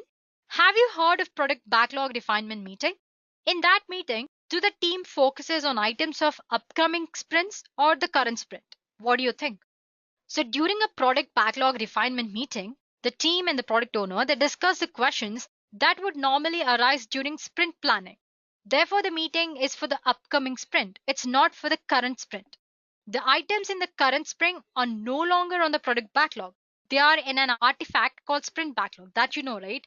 Sprint backlog is like a subset of product backlog, and it has list of items that need to be achieved for that particular sprint. So the items in current sprint are no longer on the product backlog, and therefore product backlog refinement meeting is all about the upcoming sprints. Moving on to next question, it's really interesting. If you were a product owner, how would you deal with the uncooperative stakeholders? What would you do? There's no definite answer for this question. You can list out the strategies that you think you will do when you become a product owner and come across such situation. The best way is to find a way to convince them that their presence and contribution to this project is really important. Also, a product owner should win their confidence by engaging them through regular meetings, discussions, and demonstrating the value of the agile product development. If it still fails even after doing all this, even they're not cooperative, the product owner should seek help from a sponsor. Also facilitate workshops, training events, etc. to get participation from uncooperative stakeholders. So like I said earlier, there's no specific definite answer for this. There are different strategies that you can go and research on. Well, the next question that we have here is a really common one. Are you a certified Scrum product owner? This is one of the most commonly asked questions. So don't panic if you do not have a certification and they ask you this question. So be confident and answer if you do have a certification or not. If you are a certified Scrum product owner, just share the details of your certification, like the type, the score that you've obtained, the year of passing, and all that. Well, in case if you're not certified, do highlight your experience in the particular field that you have worked till now and let the interviewer know that you're planning to take one in the future. Well, if you are. Moving on to next question, as a product owner, who should you report to? Every organization has its own reporting hierarchy, right? Scrum does not provide any mandatory ground rule on reporting structure for the product owner. In large organization, when the product is fairly big and they use agile frameworks, large scale agile frameworks such as SAFe, they have product managers at highest level who are like the main owners of the product. At the team level, they have product owners who constantly stay in touch with the product managers and report to them. But again, there's no set criteria or hierarchy being followed at these organizations. The next question is, as a product owner, how would you communicate your marketplace knowledge to the Scrum team? As a part of Scrum team, it's really important and very much required that the development team and Scrum Master is aware of the changes that are happening in the marketplace. And making sure that the Scrum team is up to date on marketplace knowledge is one of the important responsibilities of product owner. So as a product owner, how would you communicate the knowledge that you have to Scrum team? Product owner does it continuously as a part of his informal interactions with the development team and the Scrum meetings. He also does that through formal discussions and meetings that are part of Scrum Framework. So the next question that we have is, how do you align the product roadmap with the product backlog and user stories? You don't align the product roadmap with the product backlog and user stories. The product roadmap, it describes what products and features will be built to realize the vision, who is responsible for building those products and features, and sometimes an estimate of when those products and features will be released. It should generate user stories for team's product backlog, and therefore it should be a parent-child relation between these two. Moving on, the development team is repeatedly failing to fulfill their sprint commitment or their goal. As a product owner, what would you do? It's very important for product owner to understand the reasons for the failure of the development team. Product owner should continuously progress the work status of development team. It could be due to multiple reasons that the development team is failing. It might be because of the incorrect estimation or overcommitment, or it might be because of the lack of trust or collaboration in the team, or it might be because of the team is not understanding the user story and not slicing it correctly. So a product owner needs to identify which amongst these reasons and many other reasons are responsible for the failure of the team. And based on the reason, product owner needs to work with the development team and the Scrum Master to find the proper solution. Moving on, can a person be product owner for multiple teams? Product owner is owner of single product. He or she focuses on the given product by constantly being in touch with customers. So aligning a product owner for multiple projects will impact the quality of deliverables and will also affect the duties of individual who is acting as a product owner for that particular product. The thing is, the main objective of product owner in any team is to maximize the value of product, right? So if a PO is in charge of multiple products, imagine the focus will get divided. The time will also get broken down between different products, which in turn creates a mess for product owner. So it's not suggested, or a single person cannot be a product owner for multiple teams. Moving on to next question. How will you know if you're successful as a product owner or not? What are the key factors that will point out your success in this field? Generally, the success of product owner, it depends on how much invested the person is in this particular role and how much he understands the true meaning of being a product owner. Certain parameters that would help you evaluate yourself are the strength of the product backlog that you're responsible for, constant delivery of value, attaining of release goals on proper time, understanding of product vision by team members, defining a successful product roadmap, and when the customer is satisfied and pleased. But guys, in no way these are only parameters. There are many parameters to access the success of these roles. Next up, we have a very simple question. Well, do you hold any Agile certification, and why did you choose this particular certification? This sort of question might seem awkward if you do not have any certification. In such cases, just stay calm and just let the interviewer know if you're planning to take any in future or not. Well, if you hold a certification, then mention which one and what is the reason for opting that particular one. Popular Agile certifications are ACP, that's nothing but Agile Certified Practitioner, CSM, CSPO, that's Certified Scrum Product Owner, Certified Scrum Master, Agile Scrum Master, then there's Professional Scrum Master, Safe Agilist, and many more. Moving on to next question. Should the team accept changes in sprint as requested by the product owner? As you guys know, Agile model has helped the teams to manage changes within the development process model. According to Agile principles, if the change is being requested by product owner, the team has to decide if they should accept it or not. There will be a negotiation between the product owner and the development team. The team gets to take the final call on the acceptance of the change. The next question that we have is a fairly simple one. Your team is constantly failing to meet commitments and its performance velocity is really volatile. What might be the possible reasons for this? This question basically addresses various issues. There are many possible factors that might contribute or combine to make a team's velocity volatile. Like your team might be hiring lots of new people, team members are leaving frequently, the levels of seniority in the team is causing a lot of issues, working in an uncharted territory, working with a legacy code and probably undocumented as well, and when there's an unexpected technical depth, and there are way too many holidays and sick leaves. So these are certain cases that might contribute to the team failing to meet their requirement and their performance velocity becoming volatile. Well, we've come to our last question. List some of the most popular project management tools that you've heard of. Some popular tools used in project management are Rally Software, Version 1, Xplanner, Easy Backlog, Agile Fant, and many others.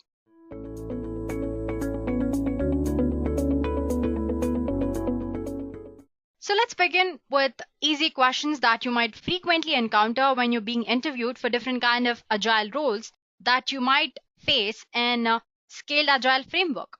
Here we go. Well, the first question is, what is agile? Explain agile in 2 minutes. It sounds simple, right? But it's a tricky question and controversial question as well, since the definition of agile is not commonly agreed upon. Is agile a framework? Is agile a methodology? What is it?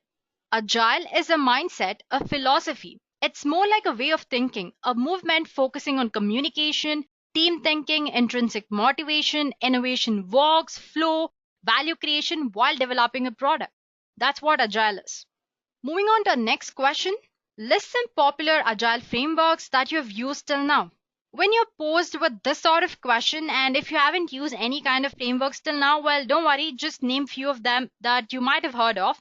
Apart from Scrum, other popular frameworks that follow Agile principles are Kanban, you have test-driven development, feature-driven development, extreme programming, which is also sometimes known as XP. Then there's Crystal and lean software development and many more. Though all these frameworks actually work on the basic principle of Agile, which is to divide your complex programs into smaller ones and work upon them in an iterative and incremental manner, when coming to the practical implementation part, all of these methods differ. Moving on to our next question.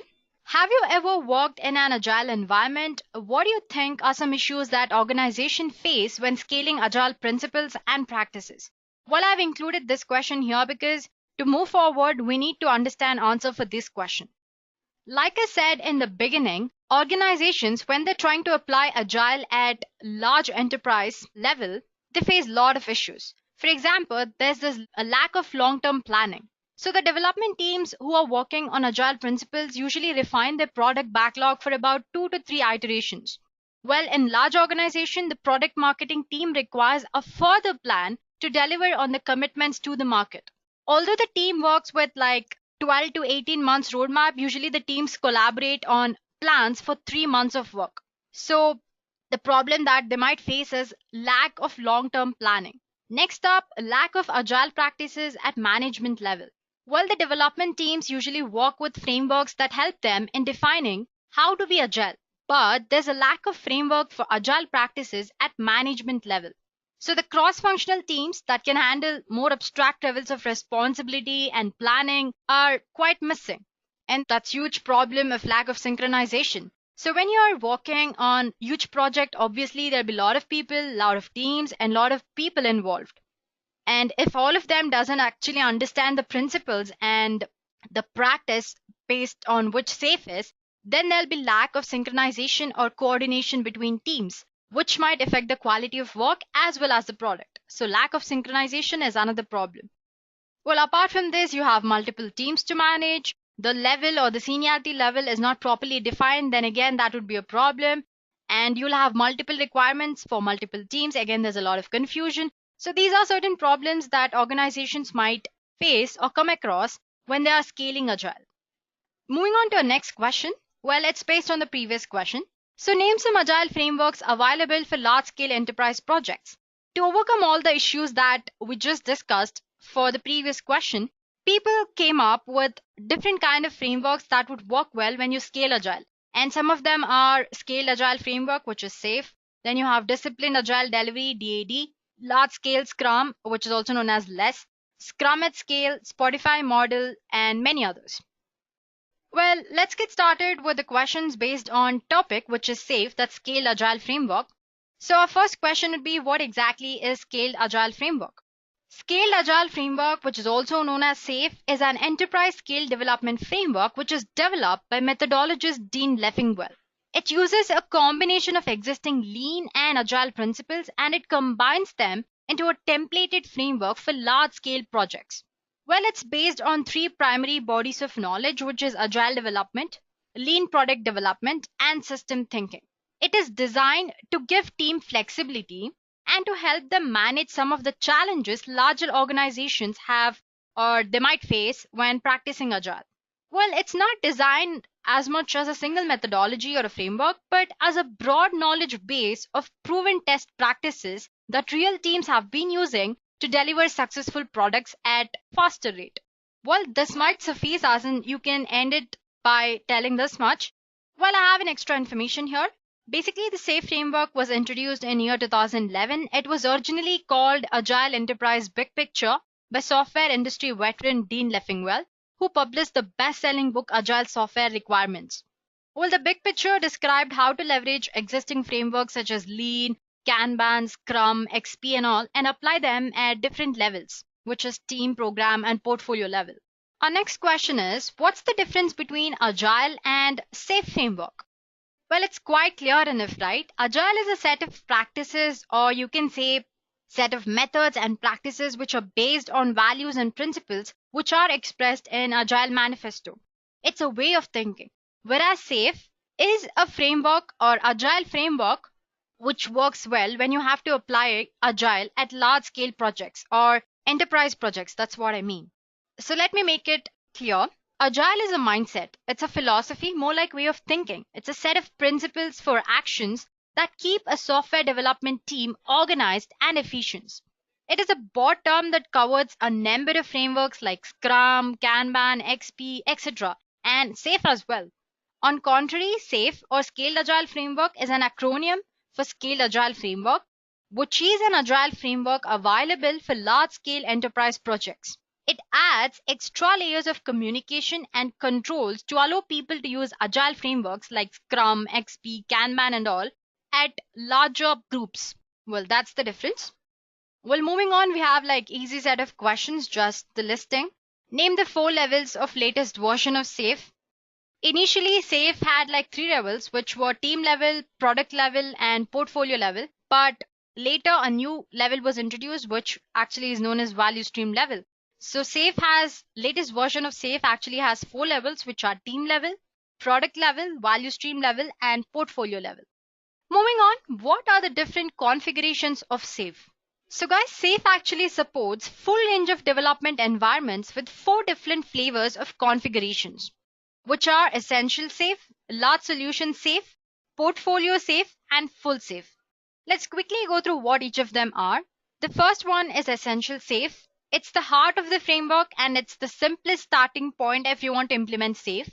Well, you can say it's the basic building block for all of the configurations, and it uses most critical elements that are required to make use of the majority of this framework's benefits. To be precise, it actually consists of team level and program level of SAFe, which I listed out in the previous question. Moving on, we have large solution SAFe. This configuration is for developing the largest and most complex solutions, which typically require multiple agile release trains.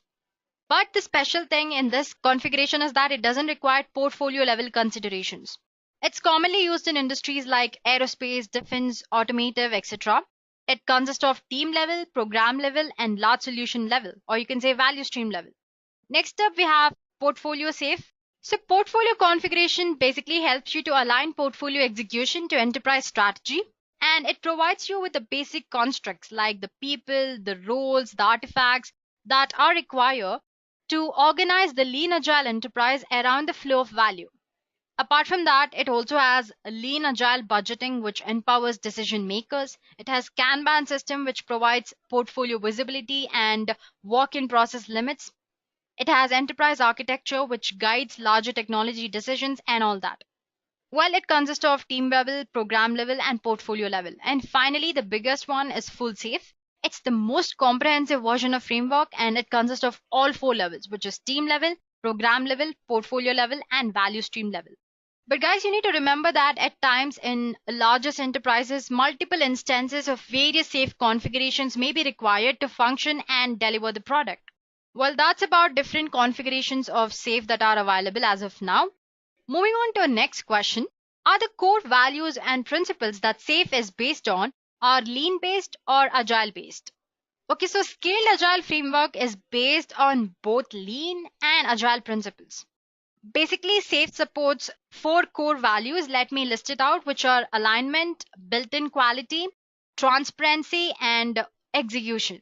So alignment, like you have cars out of alignment, just like that, if people are misaligned in companies, they can develop serious problems. Like for example, if your car is out of alignment, they're hard to steer and they don't respond well to changes in the direction, right? Even if it's clear where everyone thinks that you're headed, the vehicle is unlikely to go there. Similarly, it's necessary to keep up with the rapid change and the disruptive competitive forces and the geographically distributed teams when you're working with large scale projects with large scale teams. So alignment is really important. Next up, we have built-in quality. It basically ensures that every element, every increment of the build that you're building are up to same high standard of quality throughout the development lifecycle. Quality is really important, right? Without it, organizations will likely operate with large batches of unverified, unvalidated work. So that's where built-in quality comes in. Next up, you have transparency. Well, developing products at large scale is not an easy task. To achieve best results, transparency within the organization is really important. Well, transparency and trust ensure that the business and the development can confidently rely on each other with integrity, particularly when they're facing trouble. And last up, we have program execution. Naturally, nothing matters if teams can't execute and continuously deliver the best results to end users. And that is why SAFe places an intense focus on working systems and business outcomes. Well, that's about the core values. Apart from this, SAFe is based on both lean and agile principles. To be precise, it's based on 9 principles. And to know more, you can actually refer to the official Scaled Agile Framework website and go through each of these 9 values and what do they mean when applying SAFe. One of the most important questions that you might come across is what is an agile release train? An agile release train is a long-lived self-organizing team of agile teams which, along with other stakeholders, they incrementally plan, develop, and deliver a continuous flow of value to the customer. Well, to make it simpler, I did mention that SAFE has 4 levels, right? Team level, program level, portfolio level, and value stream level. So at team level, you have a set of agile teams working, or you can say few agile teams working. And when you go up to the program level, you have more number of people working. There's more number of people together combined, or what we call agile release train. They are like team of agile teams. That's simple, right? Well, why do you think it's called agile release train? Why the metaphor? Well, the train departs the station and it arrives at the next destination on reliable cadence, schedule, standard velocity, and at predictable planning. All the cargo that goes in the train, as in the goods, includes prototypes, models, software, hardware, documentation, and many other things. And most people who are needed on the train are usually dedicated full time, no matter what their functional reporting structure might be. So if you want to participate, you need to be on the train. And agile teams that you might come across and team level take the train. They are cross-functional, self-organizing entities that can define, build, and test a feature component. So one primary consideration about agile release train here is that its size. Effective agile release train typically consists of about 50 to 125 people. So the next question that we have here is, what is program increment? So guys, you will encounter this word which is program increment usually in the program level. So the agile release train that was talking about, which usually has like 50 to 120 people, they work together and each ART has about 5 to 12 agile teams and they deliver value incrementally through program increments. And these program increments are usually 8 to 12 weeks long. A program increment basically is a time box during which agile release train actually develops the value in form of working, tested software and systems. So just like how you have an iteration for every agile team, or you might have heard of the word iteration when you were when you were reading about Scrum, right? Just like you have an iteration there, in a program level, you have something called program increment. And program increments are usually about 8 to 12 weeks long. And generally, program increment and program level has 4 development iterations and 1 innovation and planning iterations. Well, it's all about program increment. The next question that we have here is, who is the release train engineer? So guys, apart from just the agile teams who board the agile release train, there are other important people who board the train as well. You have product management, release train engineer, business owner, system architect, and many other people. So who exactly is release train engineer? Well, you can think of release train engineer as a servant leader and the chief scrum master for the agile train. The release train engineer optimizes the flow of value through different mechanisms such as program Kanban, inspect and adapt workshops, program increment planning, and all that. Apart from that, release train engineer, or referred to as RTE, he aggregates team PI objectives and program PI objectives and publish them for visibility and transparency so that the entire people who are present on release train will know what they're working on. He encourages the collaboration between all teams and solution architects, engineers, user experience team, basically all the teams. He works with product owners, product management, and other value stream stakeholders to ensure strategy and maintain alignment with teams. He tracks impediments and help manage risks and dependencies. And also he acts as a chief scrum master. And as a scrum master, obviously he'll coach the leaders and team and make sure that they understand what actually Scrum is and what's it's based on and how is it implemented. Well, these are the core responsibilities of a release train engineer. And remember guys, release train engineer is one of the important role that you will encounter when you're learning about program level of SAFE. Next question that we have here is quite simple. What is iteration review in SAFE? So in talking about team level, you have your agile team, which includes your product owner, your development team, and Scrum Master working together to deliver a product or a piece of working product via an iteration. During this entire cycle, they have set of meetings. In the beginning, they have planning meeting. After that, they have execution. Once they have released the product, they have this review meeting and retrospective. And one such meeting is iteration review. Iteration review is a cadence-based event in which every team inspects the increment at the end of every iteration to access the progress. And then they adjust the team backlog based on the feedback which they receive in the meeting. It's simple enough, right? So all the work that's done during the iteration is reviewed during this iteration review meeting. The next question that we have here is, what is the difference between a capability and a feature? So guys, the entire process of software development is user specifies his requirements and the responsible personality of the organization notes them down and conveys it to the team, and the team works on it to deliver value.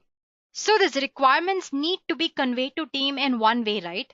For that to do, this SAFe uses different kind of artifacts, or you can say tools.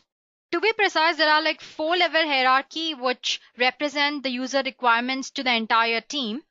Out of that 4-level hierarchy, 2 of them are feature and capabilities. Well, you will encounter feature in the program level and capabilities in the next level, which is value stream level.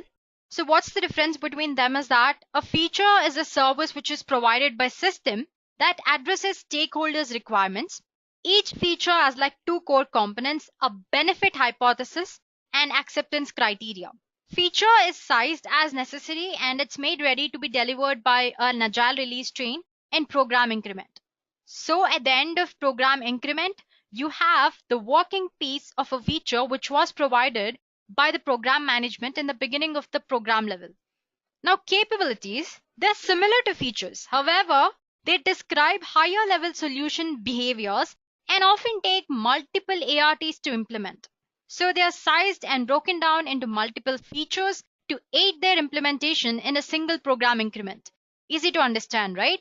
So features, they describe the user behavior or requirement and program level. In next level, you have capabilities that are quite similar to feature, except that they describe high level solution behaviors. That's it.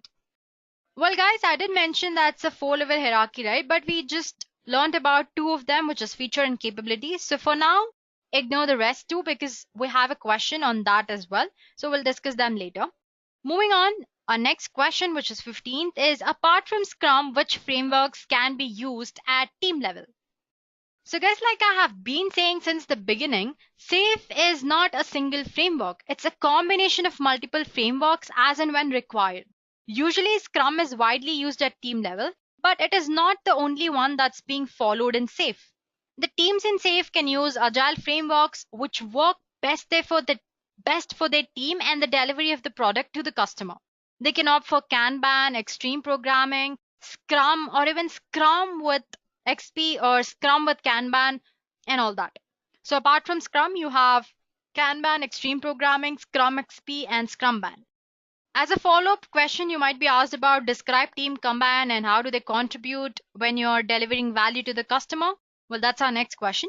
So guys, team Kanban is a method that helps team facilitate the flow of value by doing 3 things, which is by visualizing workflow, by establishing working progress limits measuring throughput, and continuously improving their process. This Kanban team is usually used at portfolio, value stream, and team levels of SAFe. But unlike other frameworks, Kanban is basically described as a pull system. As in, teams pull work when they know that they have capacity for it, rather than having scope being pushed on them. So that's how Kanban usually referred to as pull system and how it differs from other frameworks. Next question that we have here is what are stories? Can you explain it with an example? So I did talk about 4-level hierarchy that represent user requirements, right? And one of them, or the basic primary artifact, is story. Stories are a short description of a small piece of desired functionality and feature which is written in user's language. There are primary artifacts which are used to define system behavior in Agile Lean framework. And the stories are usually of 2 types, user stories and enabler stories. As for user stories, they are primary means of expressing the needed functionality. And as for enabler stories, sometimes team may need to develop the architecture or infrastructure to implement some user stories or support components of system. In this case, the story may not directly touch any end user. These are enabler stories and they support exploration, architecture, or infrastructure part of the product they're working on. So basically, enabler stories can be expressed in technical, rather than user-centric language. That is why these are called enabler stories and the other ones are called user stories. Next question that we have here is somewhat similar to the previous question, or actually the same one. That is, what's the difference between user stories and enabler stories? Let's go through it quickly since we have already discussed. So like I said, the stories, which are the primary artifacts which are used to define system behavior in Agile, are of two types, which are user stories and enabler stories. User stories are from user perspective, as in they are the primary means of expressing users' functionality or users' need or users' requirement. When it comes to enabler stories, these enabler stories can be expressed in technical rather than user-centric language. They support architecture, infrastructure, and exploration part of the product. Let's take a simple example. Let's say we have a business feature which says improve the realism of the ride. So if you have to express that in terms of user stories, you can write it as a rider, I want to hear acceleration, braking, skidding, crashing, and all that sound so that I'll feel that I'm actually riding and I'm immersed in the ride experience. That if you put it in form of enabler stories, then test the two optional sound systems in the right tunnel so that we can select a system. As you can see, there's a lot of technical stuff that you can notice in the enabler stories. It says check for the two sound systems to select the proper one. As in the user story, it's just listing out the user requirement as it is. So that's the basic difference between user stories and enabler stories. Well, guys, with this, we have finished the basic level questions. Now let's move on to intermediate level questions. So under this category, the first question that we have is, when do you actually use Scaled Agile Framework? What are the scenarios that suggest you to use Scaled Agile Framework? Well, Scaled Agile Framework can be used when the team is actually interested to implement an Agile approach consistently across larger, or you can say enterprise level. And when multiple teams are already implementing Agile, but they're regularly facing different kind of issues, obstacles, delays, and failures, even then, Scaled Agile Framework is suggested to be used. When teams want to work independently or in a decentralized decision-making government, even then Scaled Agile Framework is suggested. Because the ninth principle, which the SAFe follows of Linear Agile principle, is that decentralized decision-making. So if the teams want to work in such environment, then Scaled Agile Framework is definitely suggested. Well, there's this scenario when you can apply Scaled Agile Framework. Let's say there's a need to scale Agile across organization, but the people in organization are not sure what new roles may be needed and what existing roles need to change and how and all that, the basic details. Even then, Scaled Agile Framework is good. And lastly, if an organization needs to improve its product development lead time and wants to know how other companies have succeeded in scaling Agile and if it's suitable for them, the only way is they can try it and use it. Moving on to our next question. Can you describe the 4-tier hierarchy of artifacts that describe functional system behavior? Well, we did discuss the 3 of them. So guys, SAFe actually defines an 4-level artifact hierarchy, which is epic, capability, feature, and story if I come in decreasing order. Well, stories, as we already discussed, are the primary artifacts where each story provides a small independent behavior that can be implemented incrementally and that provides some value to the user. Next up, we have feature and program level. A feature is a service which is provided by the system that addresses stakeholders' requirements. Each feature has like 2 core components, a benefit hypothesis and acceptance criteria. And next up, we have capabilities. Well, they're very similar to features except that they describe higher level solution behavior and you might need multiple ARTs to actually make them real. And lastly, in the final level, that's portfolio level, you'll encounter something called epics. Epics are usually defined at portfolio level and they are containers for significant initiatives that help guide value streams toward large aim of the portfolio. Well, when I say portfolio level, it usually has larger aims when compared to other 3 levels, which is value stream, program, and team level. So this epics, these are like containers, like they have the initiatives that help or they guide the multiple value streams to achieve the goal of the portfolio. They're large and typically cross-cutting, cross multiple value streams and agile release streams. And the next question that we have is explain what is Scrum of Scrums. Well, this is one of the most commonly asked interview questions because they might ask you, since there's already Scrum of Scrums, why would you need SAFe? For that, you exactly need to know what Scrum of Scrum is. For example, let's say there's an active project with 7 teams working on it. The number of members in each team is also 7, and they're all responsible to lead their own Scrum meeting. But in order to coordinate and communicate with different teams, they need to organize a separate Scrum meeting.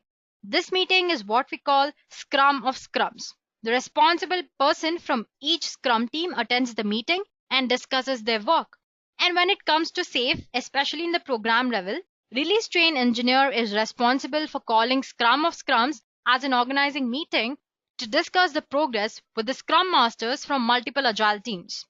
The next question is regarding the configurations of SAFe, which we discussed.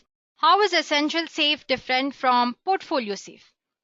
Well, for a starter, Essential SAFe is the simplest configuration of SAFe. It's the heart of the framework, and it's the simplest way you can start implementing SAFe. Though it is initial level for organizations opting to implement SAFe, it consists of most critical elements which are needed to make use of the benefits that SAFe offers. Talking about Portfolio SAFe, it helps you to align portfolio execution to enterprise strategy, and it provides the basic constructs like different people, roles for organizing the lean agile enterprise around the flow of value. So Portfolio SAFe actually has like team level, program level, and portfolio level, whereas Essential SAFe usually has team level and program level. That's all. Next up, we have what's the difference between customers and business owners. When we were discussing Agile Release Train, I did mention business owners, right? Those are one of the people who board the Agile Release Train. So what's the difference between them and the customers? Well, customers are an integral part of lean agile development, and they're ultimately the economic buyer of every solution, because the every value that the team is working on, be it a team level, program level, portfolio level, or value stream level, in the end, it's being bought by the customer, or it's all meant for the customer. Whether internal or external, they're increasingly demanding and they have their choices and requirements. They want more value. They want their solution providers to continuously improve the quality of the product and services. So those who customers are. Next up, we have business owners. These business owners are a critical group of about 3 to 5 stakeholders who have shared fiduciary, governance, efficacy, and return of investment responsibility for the value delivered by a specific release train. As for business owners, they are a critical group of about 3 to 5 stakeholders who have this shared responsibility regarding governance, fiduciary, efficacy, and return of investment for a specific agile release train. For each train, the role is actually fulfilled by the people who are best suited to be business owners. While they play a very key and active role in helping the train deliver value to the customer, among other duties, they have specific responsibility during program increment planning, where they participate in decision making, planning, and drafting plan reviews, and management review, and problem solving, and all that. They do assign business value to program increment objectives, and they finally approve the plan as well. But the good thing is, business owners just don't disappear after the PI planning. Active and continuous involvement by business owner is a determining factor in success of each train. So now you understand the difference between customer and business owner, right? Yeah. So the next question that we have is, what exactly is a value stream and SAFe? A value stream is a long-lived series of steps used to deliver value to the customer or end user. You can see a simple image here. An event, it triggers the flow of value. Well, it can be customer request or a new feature requirement or anything. It just triggers the flow of value. It ends when some value has been delivered, like a shipment or the customer purchase or solution development, either way. The activities in between are basically the steps that enterprise uses to accomplish the task, as in to satisfy the customer. So basically, a value stream contains the people who do the work, the systems the developer operate, and the flow of information and the materials that are required to achieve the task. That's what value stream is all about. Moving on, who are suppliers in SAFe and what do they actually do? As you know, the goal of Lean Agile principle is basically to deliver value to their customers in shortest possible time and with highest possible quality. To achieve that, they engage suppliers to develop and deliver components and subsystems.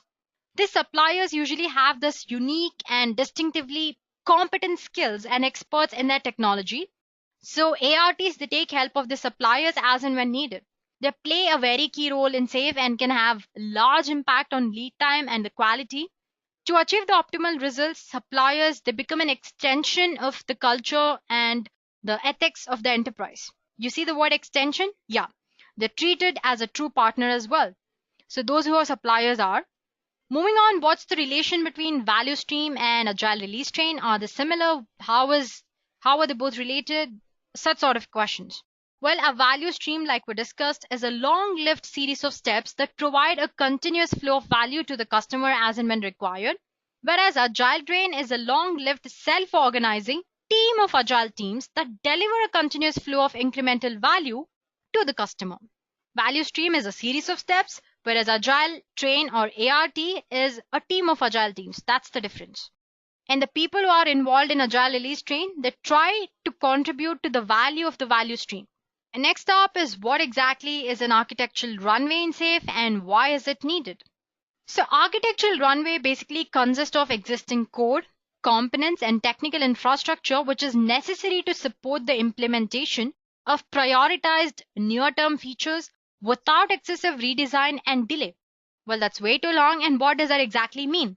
Agile development actually avoids the waterfall way of thinking and big upfront design concept, and it replaces it with a simple belief that the best architectures, requirements, and the designs emerge from self-organizing teams. So it follows the practice of emergent design.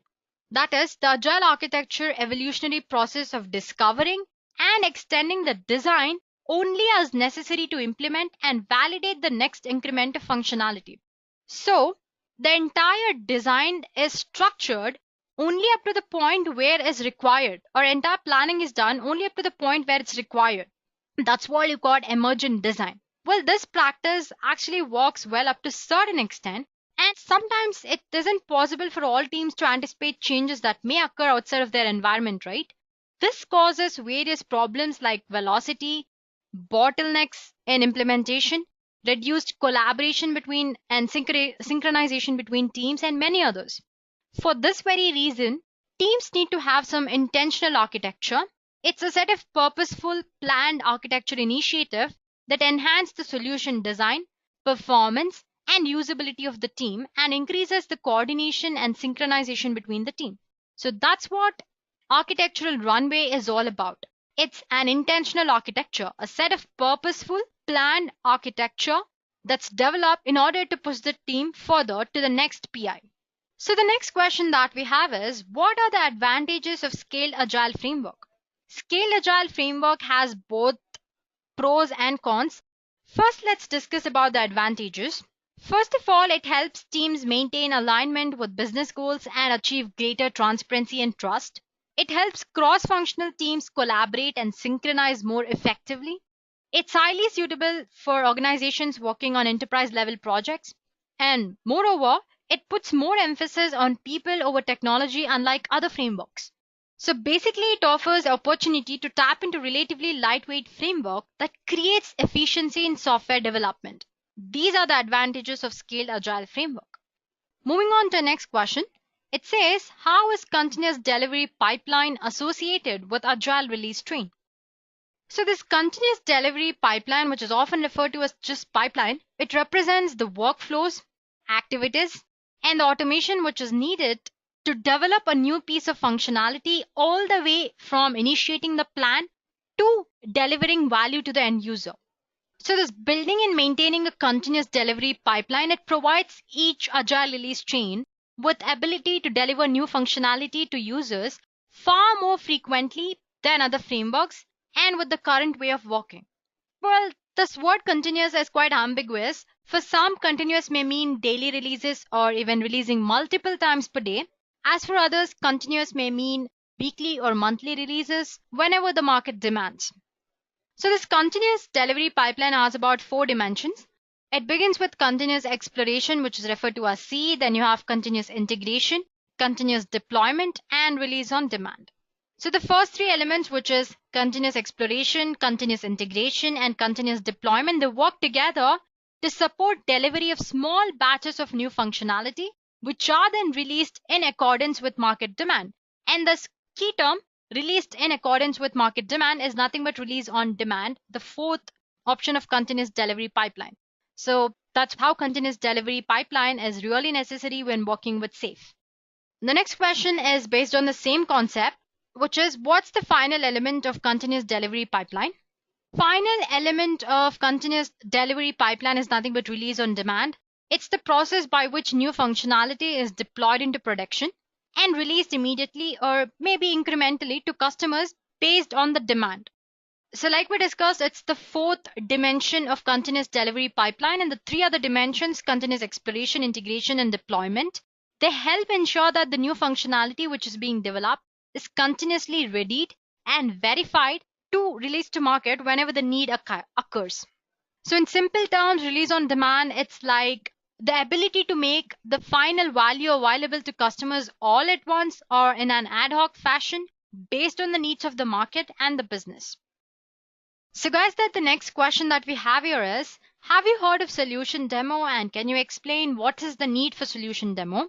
Well, solution demo is where the results of development efforts from the solution train or agile release train are integrated, evaluated, and are made visible to customers and other stakeholders. So each solution demo actually represents a significant learning point in the history of solution or the product, converting some product development uncertainty to knowledge. Though the team is intimate about the product they're developing, often the feedback from the third party, which is nothing but customers and other stakeholders, will make a difference. And how is that feedback collected? Through solution demo. And results of this demo determine the future course of action for the investment in the portfolio or the program increment. Well, that's what solution demo is, and it's really important. The next question that we have is, what is innovation and planning iteration in SAFe? So guys, we did discuss about what an program increment is, right? It's a time box during which Agile Release Train or ART delivers incremental value in form of working, tested software and systems. And this program increment is usually depicted, or it has 4 development iterations and 1 innovative and planning iteration. This innovation and planning iteration, it provides a regular cadence-based opportunity for teams to work on activities that are actually difficult for them to fit in their schedule. Well, those activities can actually be time for innovation or exploration. Apart from the things that they're working on the team, it's necessary for the team to know new things as they come up. So these actions can be time for innovation and exploration. Well, a dedicated time for PR system demo, inspect and adapt workshops, planning events, or educating the team members on some required information. Final integration of the solution to see if it's working as expected. Work on technical infrastructure, tooling, and other systematic impediments. So that's what this last iteration, which is innovation and planning iteration, is all about. Well, let's move on to our next question, which is customer actually a part of value stream? Yes, customer is a part of value stream. And when it comes to customer, there are 2 types of customer: internal customer and external customer. Internal customer can be from one of the departments within the organization requesting to build solutions based on certain requirements. Coming to external customers, these are the people who are the ultimate receivers of the value from the entire SAFe organization, or they're the direct economic buyer of the solution from the organization that's implementing SAFe. So yes, customer is a part of value stream. Let's see what we have next. The next question is, what are epics? Explain with the help of an example. We have been talking about the 4-level hierarchy of primary artifacts that are required to represent the user requirement, right? And epics are one of them. So these epics are usually defined at portfolio level, and they are containers for significant initiatives that help the value stream toward achieving the aim of the portfolio. Well, there are 2 types of epics, business epics and enabler epics. Business epics are directly, so basically this business epics directly deliver business value, whereas enabler epics are used to evolve the architectural runway to support upcoming business epics. So both of these business epics and enabler epics may occur at portfolio level, large solution, or program levels as well. So epics are another way of representing user requirement, but at portfolio level, or you can say at huge level. With this, we have finished the intermediate level questions. So let's move on to next level, which is advanced level scale agile interview questions. So the first question that we have is, SAFe is based on lean product developments. So what's the goal of lean thinking actually? In the beginning, when we were discussing the definition of SAFe, I did say it's based on three things: system thinking, agile development, and lean product development. So what exactly is the goal of lean product development? So the goal of lean is to deliver maximum customer value while minimizing the waste and providing the highest possible value to the customer and the society as a whole. The two things that you need to concentrate here on: you need to minimize the waste, but you need to deliver the maximum possible value to the customer as well as society as a whole. And how do you do that? By optimizing the flow of products and services, by proper planning, by providing a better understanding of system development process using agile, by incorporating new tools and techniques that leaders and teams can use to deliver best results to customers, and more importantly, putting more importance on respecting people and culture rather than tools and technology. The next question that we have is, does SAFe actually follow agile architecture, or does it have its own model? Like we have been discussing, Scaled Agile Framework is based on agile architecture, which applies to all levels of SAFe. It's based on 9 immutable underlying lean principles, which are: take an economic view, apply system thinking, assume variability and preserve options, build incrementally with fast integrated learning cycles, base milestone on objective evaluation of working systems, visualize and limit the working progress, reduce batch size and manage queue length, which all comes under one value. The next value is apply cadence, synchronize with cross-domain planning, unlock the intrinsic motivation of knowledge workers, and lastly, decentralized decision making. So these are the core 9 principles on which SAFe is based on. Well, it does follow agile architecture and it's based on these principles. So the next question that we have is, what are product managers responsible for in SAFe? You can encounter the product management in the program level of SAFe. So this product manager has content authority at program level and is responsible for program vision and program backlog. Program backlog is like a list of features. So program manager is responsible for creating that program backlog and conveying it to the team to deliver the product, or ART actually. So some of the main responsibilities in context to agile release train of product manager are: first, he should understand customer needs and participate in the validation of proposed solution. And he has a responsibility to understand and support portfolio work.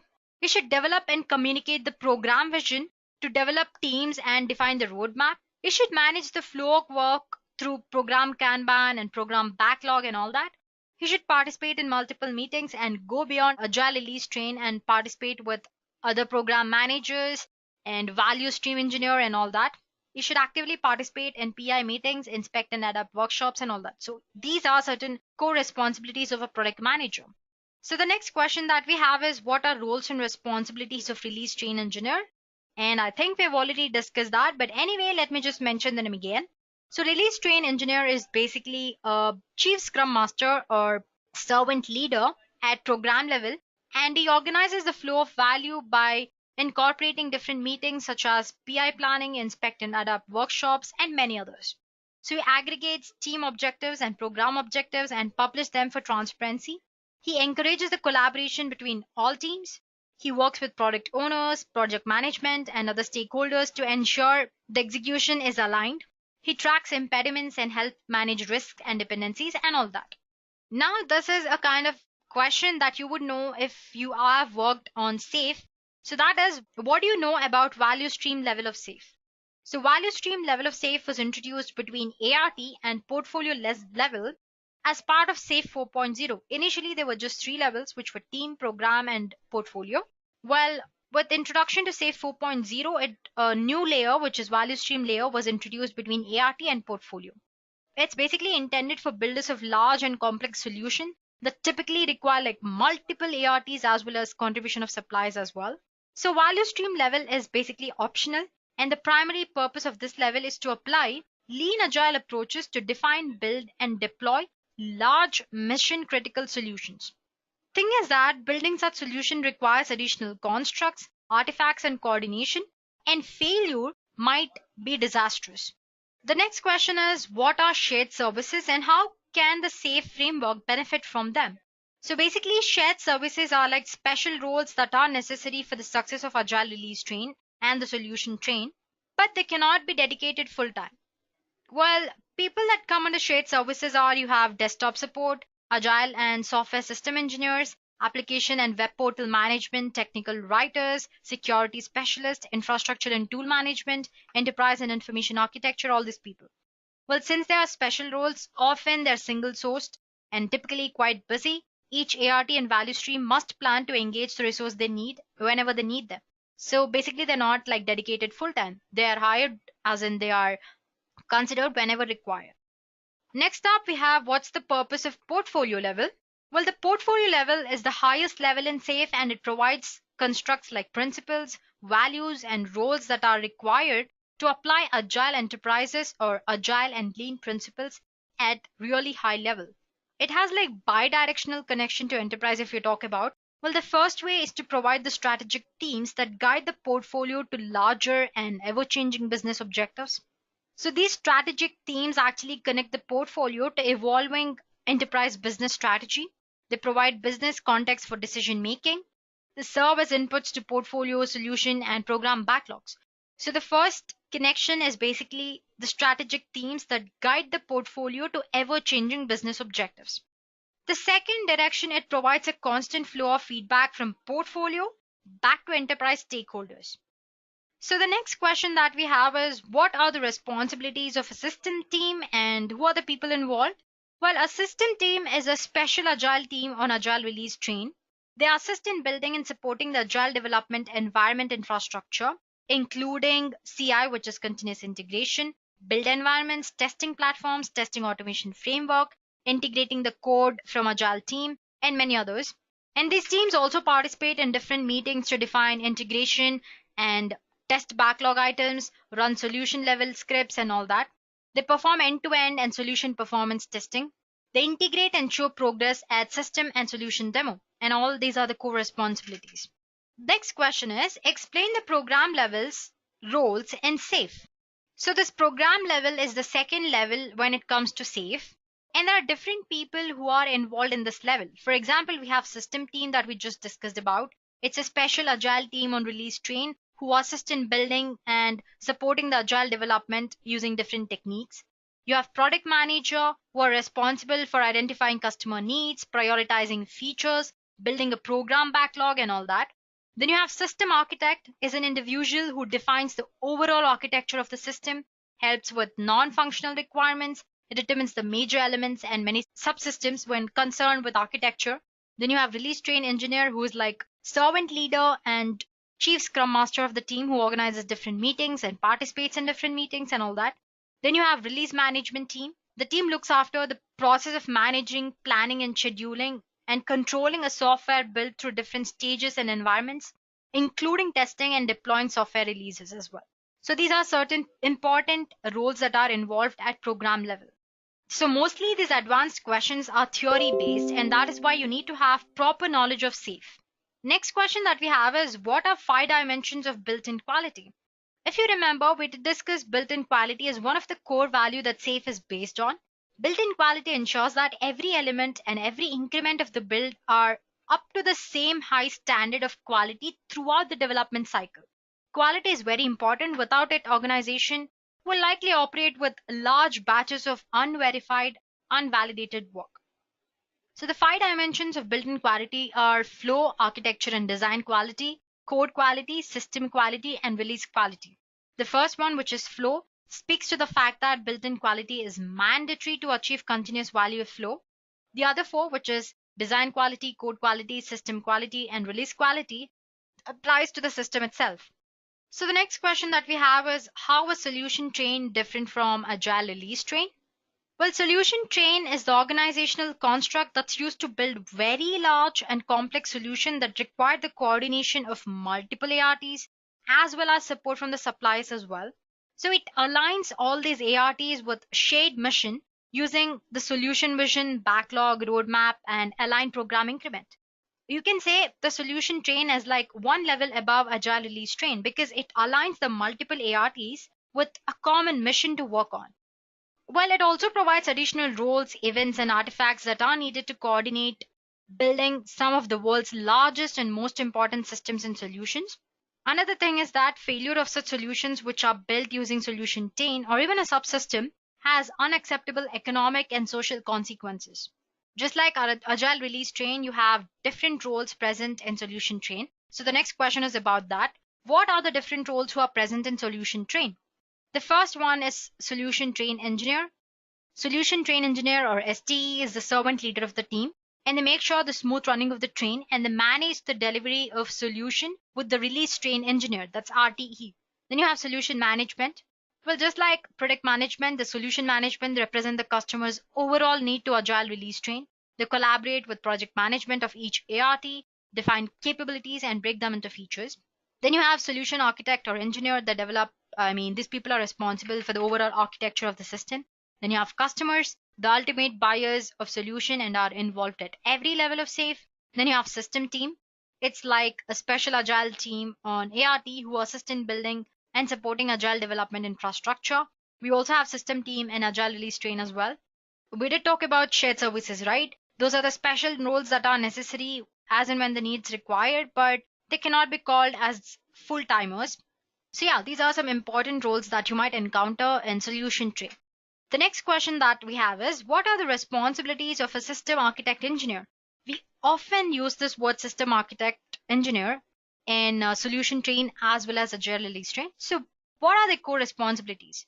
Well, the safe system architects or engineers are individuals and teams who have the technical responsibility for overall architecture and engineering design of system or solution.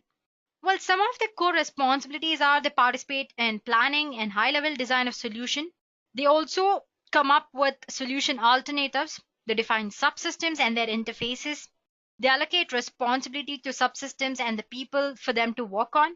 They understand solution deployment and they communicate the requirements with other teams.